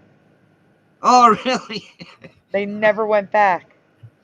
Oh, no, I remember the other Apollo missions. They were funny as. The second one, they brought the moon buggy, and then third one too, and the fourth one as well. And they were spinning around on the moon. And I've got a video where I speed up the footage to show, and it shows a real time lapse. And it's like they're just driving around the desert. The dust is spinning around just like it would in normal speed. Oh yeah, definitely. They just slowed the footage down. I mean, God. Yep, I agree. I did that research on my own. I was thinking, wow, this is, I've still got the video, but it's got a lot of, I put a lot of Thunderbirds clips in it, and mocked the hell out of it, the whole thing. But, yeah. But it is entertaining to me. I love watching those astronauts in the pretend ISS with the hairspray. Yeah. Around, dropping an inflated ball of the earth and it falls down, and Yeah, or when they take the screws out and they fall on the ground. And those silly moon, spacewalks, you only ever see them going in, and then it shows the camera on the other side. You never see the camera follow them into the airlock, ever. Nope. They will never follow them into the airlock and sit in the airlock with the camera on. You only see the airlock on the other side, and then it takes the other astronauts half an hour to get their spacesuits off, helping them get, like, what? Yeah. I mean, watching it one day going, this is insane. Half an hour and they still haven't got their bloody spacesuits off. Too bad if they were having a heart attack. This weekend, I showed a clip of a live feed of the ISS that completely jumped forward in time, glitching. That's funny that you bring up the ISS, because check this out. Do you believe in the International Space Station? Ready? Let's go. Whoa. That's Mach 8.6. Okay, hold on. Okay. Hey, hold on. Let's start it over. Let's go. I like this one. Here we go. Pay attention here. Mach 8.6. So, let me see what else we got going on here. Yeah, I like, I'll figure it out. Have you ever heard of Amber Plastic? She sings a couple of good Flat Earth songs. Yeah. She's cool. Yeah, I like it. Geocentric and the Earth is flat. They do the Disney clip to it. It's funny as. Yeah, I love those. That'll have to be muted if we play it. Yeah, I mean, if it's a parody, you could always fight it. She does parodies. Mm-hmm. But if it's Disney, I don't think you'll win. Oh, no, I get away with playing it because it's all dubbed over the actual clip. Yeah. There was somebody who did win a copyright against Disney. It was on the news. Did you hear about that? No. It was Steamboat Willie. Uh-huh. Or whatever, like an really old Mickey Mouse. Oh, yeah. Before he was Mickey Mouse. On copyright. And it was like public domain. Yeah, that's why they won, because it is public domain. Disney is like, trying to fight that, but they can't. No, they can't. No, they might, though. They might win. You never know. They might give it to them. I go to the public domain site and Steamboat Willie's there. Yeah. Yeah. It's public domain now. They can't do anything about it. That's why you see in a lot of movies, they'll be watching something on TV and it'll be Steamboat Willie, or it'll be Night of the Living Dead, Yeah. Because that's public domain too. George A. Romero's. Well, only that version. You can't use newer versions of Mickey or newer versions of Night of the Living Dead. It has to be the original. Yeah. The 1969 one and the yeah. No, I had to work it out because I kept getting copyright. Yeah.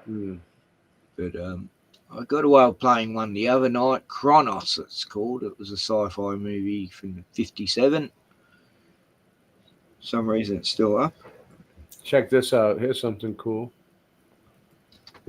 So this is so I always tell you how the bells were tech. The bells were technology and for healing. That's why people used to go to the cathedrals to heal. Churches. This is bells. Because of the resonance, right? Yeah. Yeah.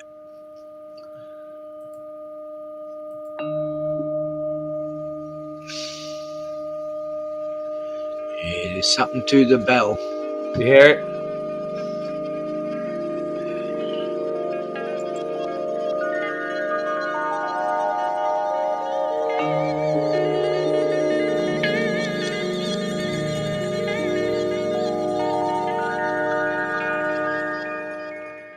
Research flat Earth.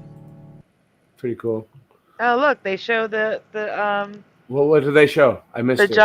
the giant Liberty Bell that was built in Philadelphia for the centennial Yeah, celebration. they were all tech. There was so many bells. That wasn't the only one. The Liberty Bell. There was so many of them. They're everywhere. No. But that one, no one remembers that I've talked to in Philly. That one was huge. You could drive under it. It lit up at night. That one was that's a Mandela on every level. What do you guys think about this? The world is a stage. How many Joe Bidens are there? There's so many young women, including the young woman who just was murdered, and he went to the funeral. The idea that she was murdered by a new. Research flat. I mean, it kind of looked like a different person. I don't know. What do you guys think? Oh, his younger version looks totally different than his newer version. So, what? That's not the same guy. Come on. No. It's like so many celebrities too. They come out all different all of a sudden, you know. What happened to them? See, I'm watching everything on delay. I just got to the research flat Earth part. Your laptop called, Sandy. Yeah. Your laptop called. It needs you to get it going. I've never used a laptop. I don't know. I navigate it, but.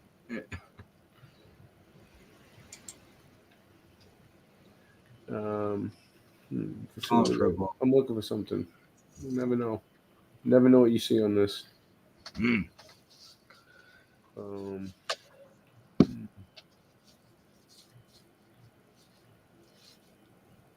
this is a fun spare of the moment Go Gadget live stream. Like, it really, I know it looks like me and Sandy took like all week to put this together. Like most people take a whole week to put one show together. We pull it together night after night, week after week. Even when we can't even move and wake up, we get it done. So let's give ourselves a pat on the back. Let's toot our own horns a little bit. You know what I mean? That's what we do. That's what we do here. That's what we do here. Hard work. Let's arbiter those wrenches out there and really lay down the law. Really lay down the law in the chat. Singe does a lot too, doesn't he? Oh yes, Singe Man is excellent. We can't do it without Singe Man. Yeah. We won't be able to run this show without Singe Man. We did it tonight, but we know Singe Man is really here in spirit. Yeah. Flat. There we go. Here we go. Flat like water. Oh, nice channel. New channel. Check it out. It's flat like water. Amazing water gets its own flat. Oh, it's just. Is anything good on this? Well, I bet you it will get good. Yeah, I will get good. All right, let's see. Anything in here?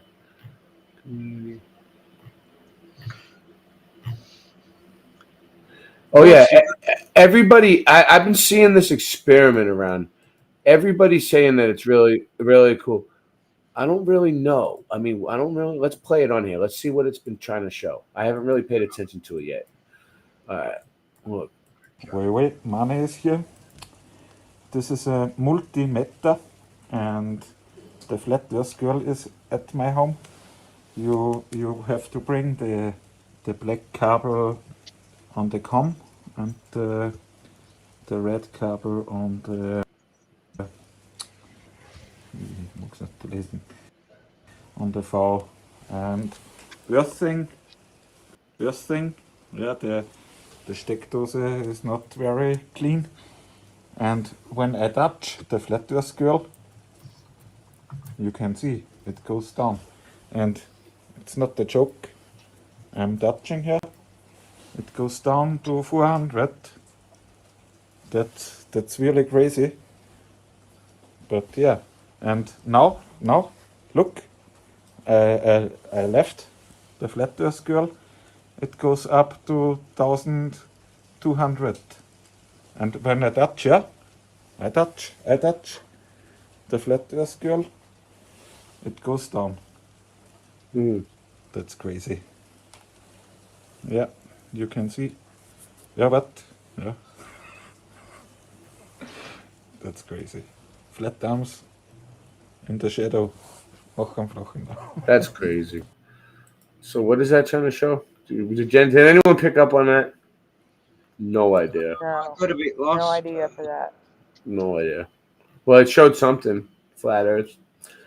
I wasn't really paying attention. I got a lot of see those double numbers. I got something coming. Don't worry. I'm digging. I'm on the prowl.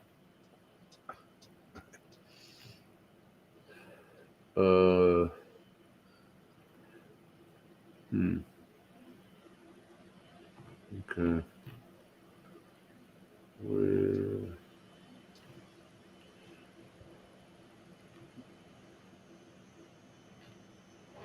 Yeah, we got a bit of a windstorm here. The caravan's rocking around.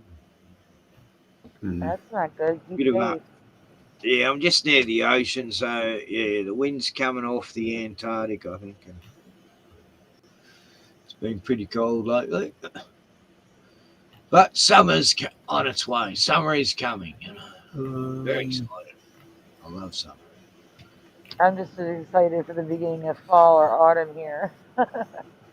I can't wait. I know, years are going into the opposite, yeah, weather.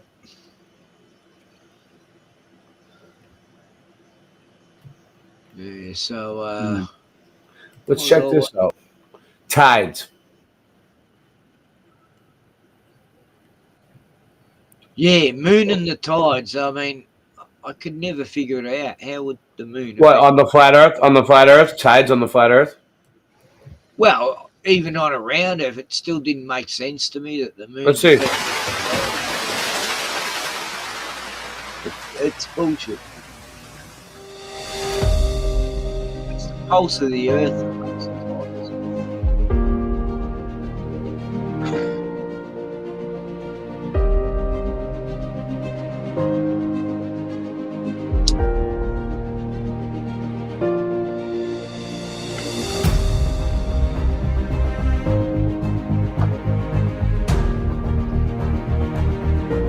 I learned all about tides last week when I was living on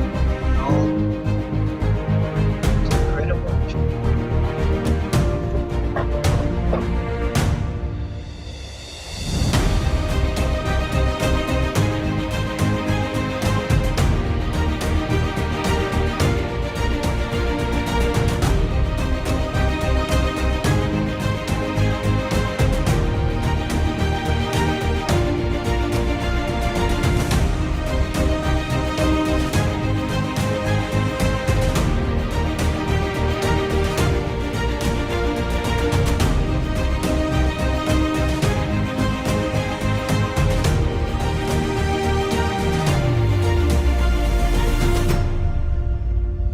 I've actually got video to prove that, yeah.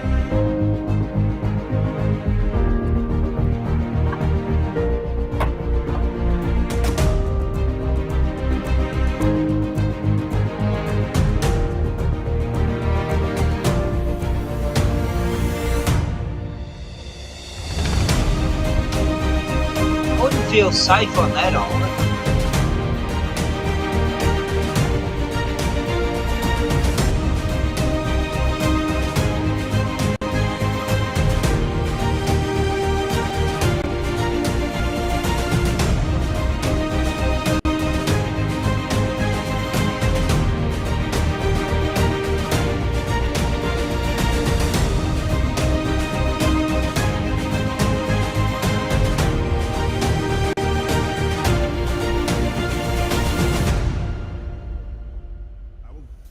I will say, the next thing I say may be mind-blowing to you. Okay. Okay? The tide doesn't actually come in and out. What? Neil's a joker. Yeah, he's ridiculous. What happens is there is a bulge of water, two of them, on opposite sides of the Earth, caused by the sun and the moon, and Earth turns inside that bulge. So when we say the water rises and falls tidally, what's happening is we are rotating into the bulge and then out of the bulge. So the bulge is already there. It's already there. And all we kind of do is pass through the Pass through, and the water gets high and it gets low. So we're stuck with language from our own perspective rather than language of what's actually happening. MacLeod didn't send me violent.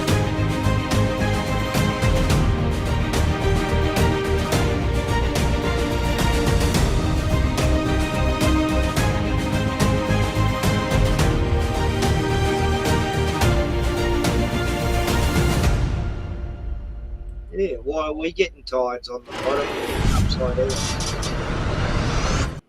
So then we got. Why are we getting tides upside down? You know, like, yeah.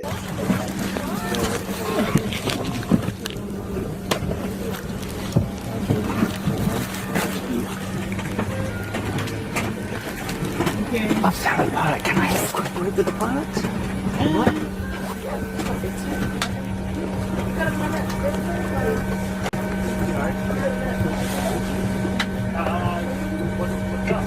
I just want pilot talk. Just want to ask him about something about the plane. Pardon? Something about the plane. Just pilot talk.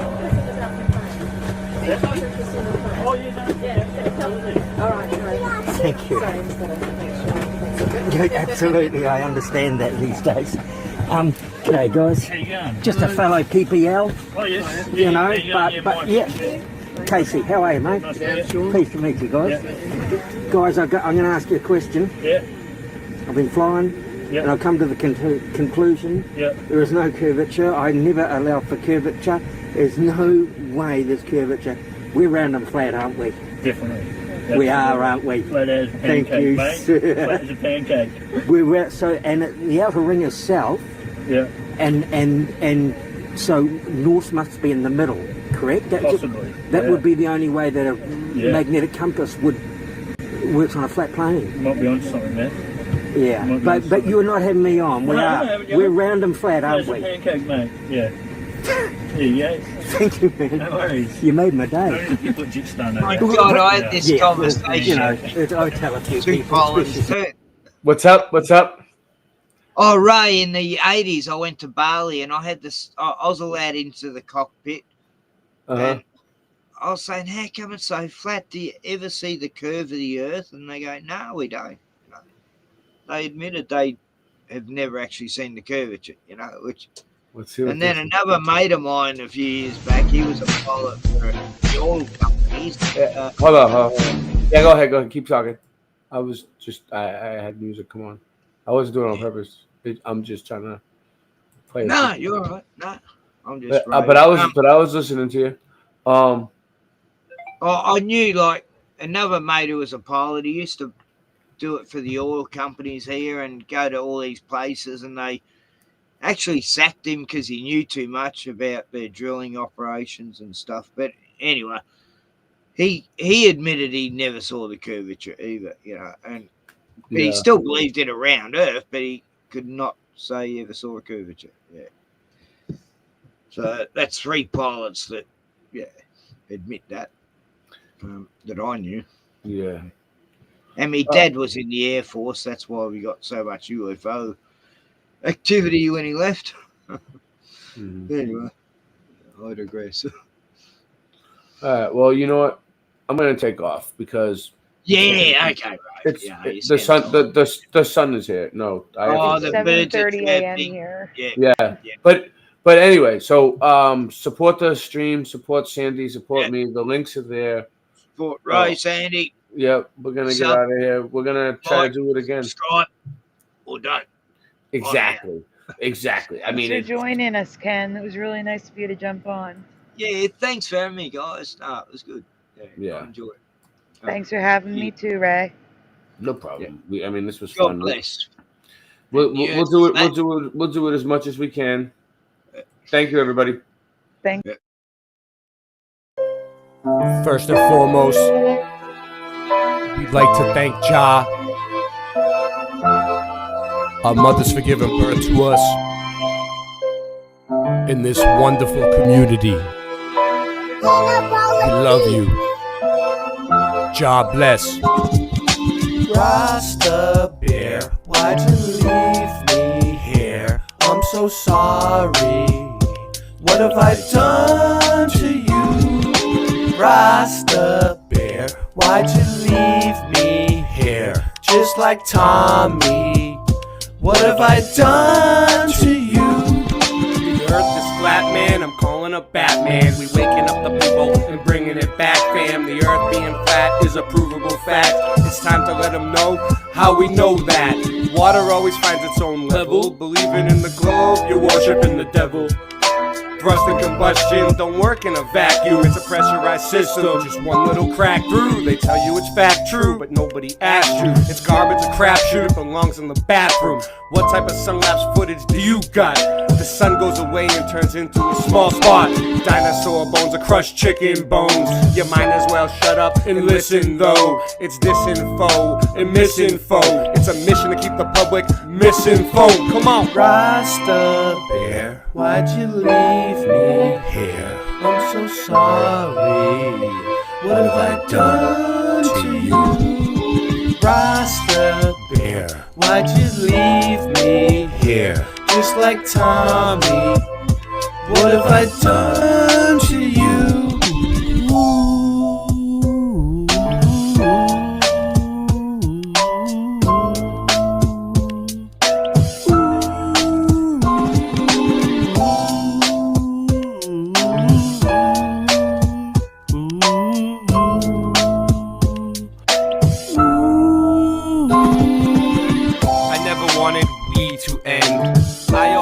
Still will be your friend. Even when you're weak and your knees will bend. You got me wheezy and sneezy and easy then. I'll try to get some sleep again. We pretend we didn't know where we would end when we began. Even more when your days are too long and your life is boring. Looking in the mirror telling yourself it'll be better in the morning. It was like wholesale and a half sale and half sale and a wholesale. Until you got so confused you wound up saying no deal. Hey, nice merch. You got a promo code? He just put the chat on slow-mo mode. And man, I just don't know no more.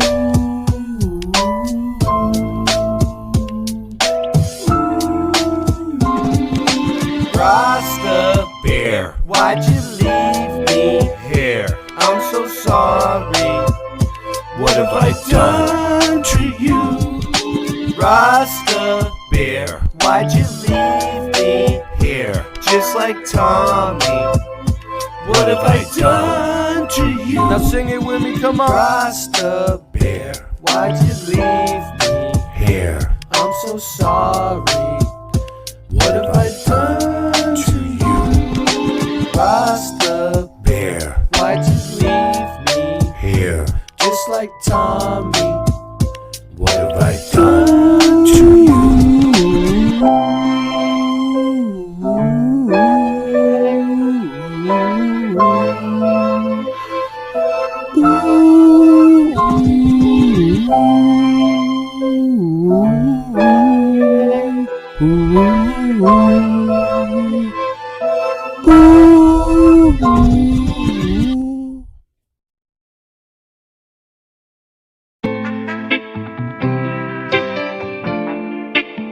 Sing it, bitch.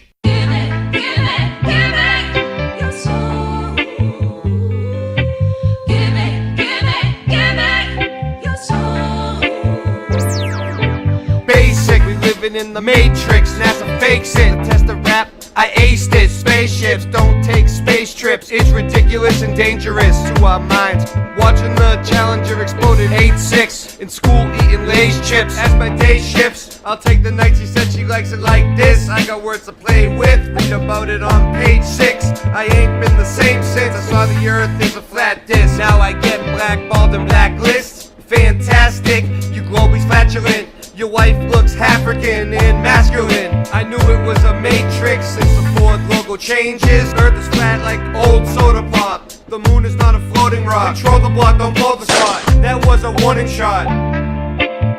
Sing it, bitch. Give it, give it, give it your soul. Give it, give it, give it your soul. Give it, give it.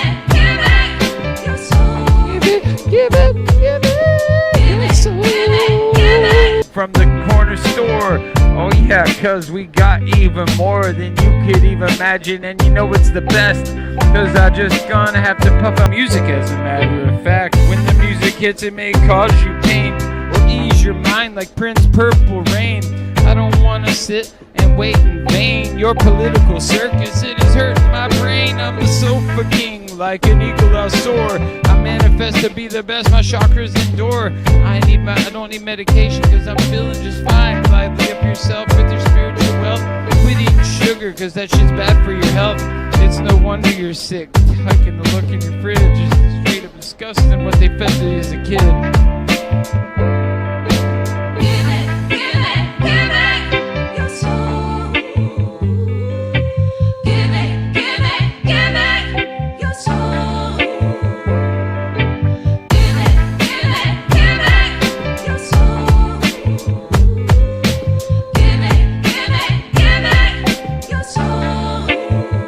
Cause you can't stop me no matter how hard you try. Go ahead and call the cops, they probably smoke it too. I will give it to them, take a big puff, blow it in the sky. Yeah, you know it's enough, we're gonna do it, pursue it every day and night.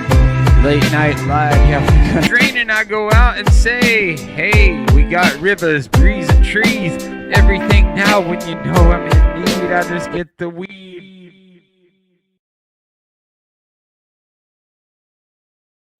Do you ever have one of those days, you know, one of those days when you just don't even want to get out of bed that day, so you just lay in bed? One of those days where you just don't even want to wake up, you don't want to get up, you don't want to do a damn thing. Sometimes I just want to close my eyes and fade away. I wish I was a kid again. Sometimes I talk with the old Ray that died away. I just wanna live again. Sometimes I just lay in bed all day and sleep my life away. I hope God is listening. Sometimes I just turn everything off and isolate. I just ain't fitting in. I wish there was a way to test if the sun were 93 million miles away. Just ain't believing it. Oh, I wanna go back to sleep again and close my eyes, and close my eyes. I'll give a damn about your programming, man. You don't know me from a ham sandwich. 9/11, yeah, we know the man planned it. I studied Earth, and the Earth ain't a damn planet. Austin, tough to do a dab with no dab stick. But yabba dabba do, Ray, your rhymes are mad sick. My lighter ran out, hand me the matchstick. And you'll never ever see a rock float like mad rhymes of venom. Attack them with the pen and end. There's no pretending. You my friend till the end. Truth kings, truth is, you wanna know what the truth brings? Me, these raps in accordance with my mood swings. So stay stuck in the past, cause I'm moving on to new things. Sometimes I just wanna close my eyes and fade away. I wish I was a kid again. Sometimes I talk with the old Ray that died away. I just wanna live again. Sometimes I lay in bed all day and sleep my life away. I hope God is listening. Sometimes I just turn everything off and isolate. I just ain't fitting in. I wish there were a way to test if the sun were 93 million miles away. Just ain't believing it. Oh, I wanna go back to sleep again and close my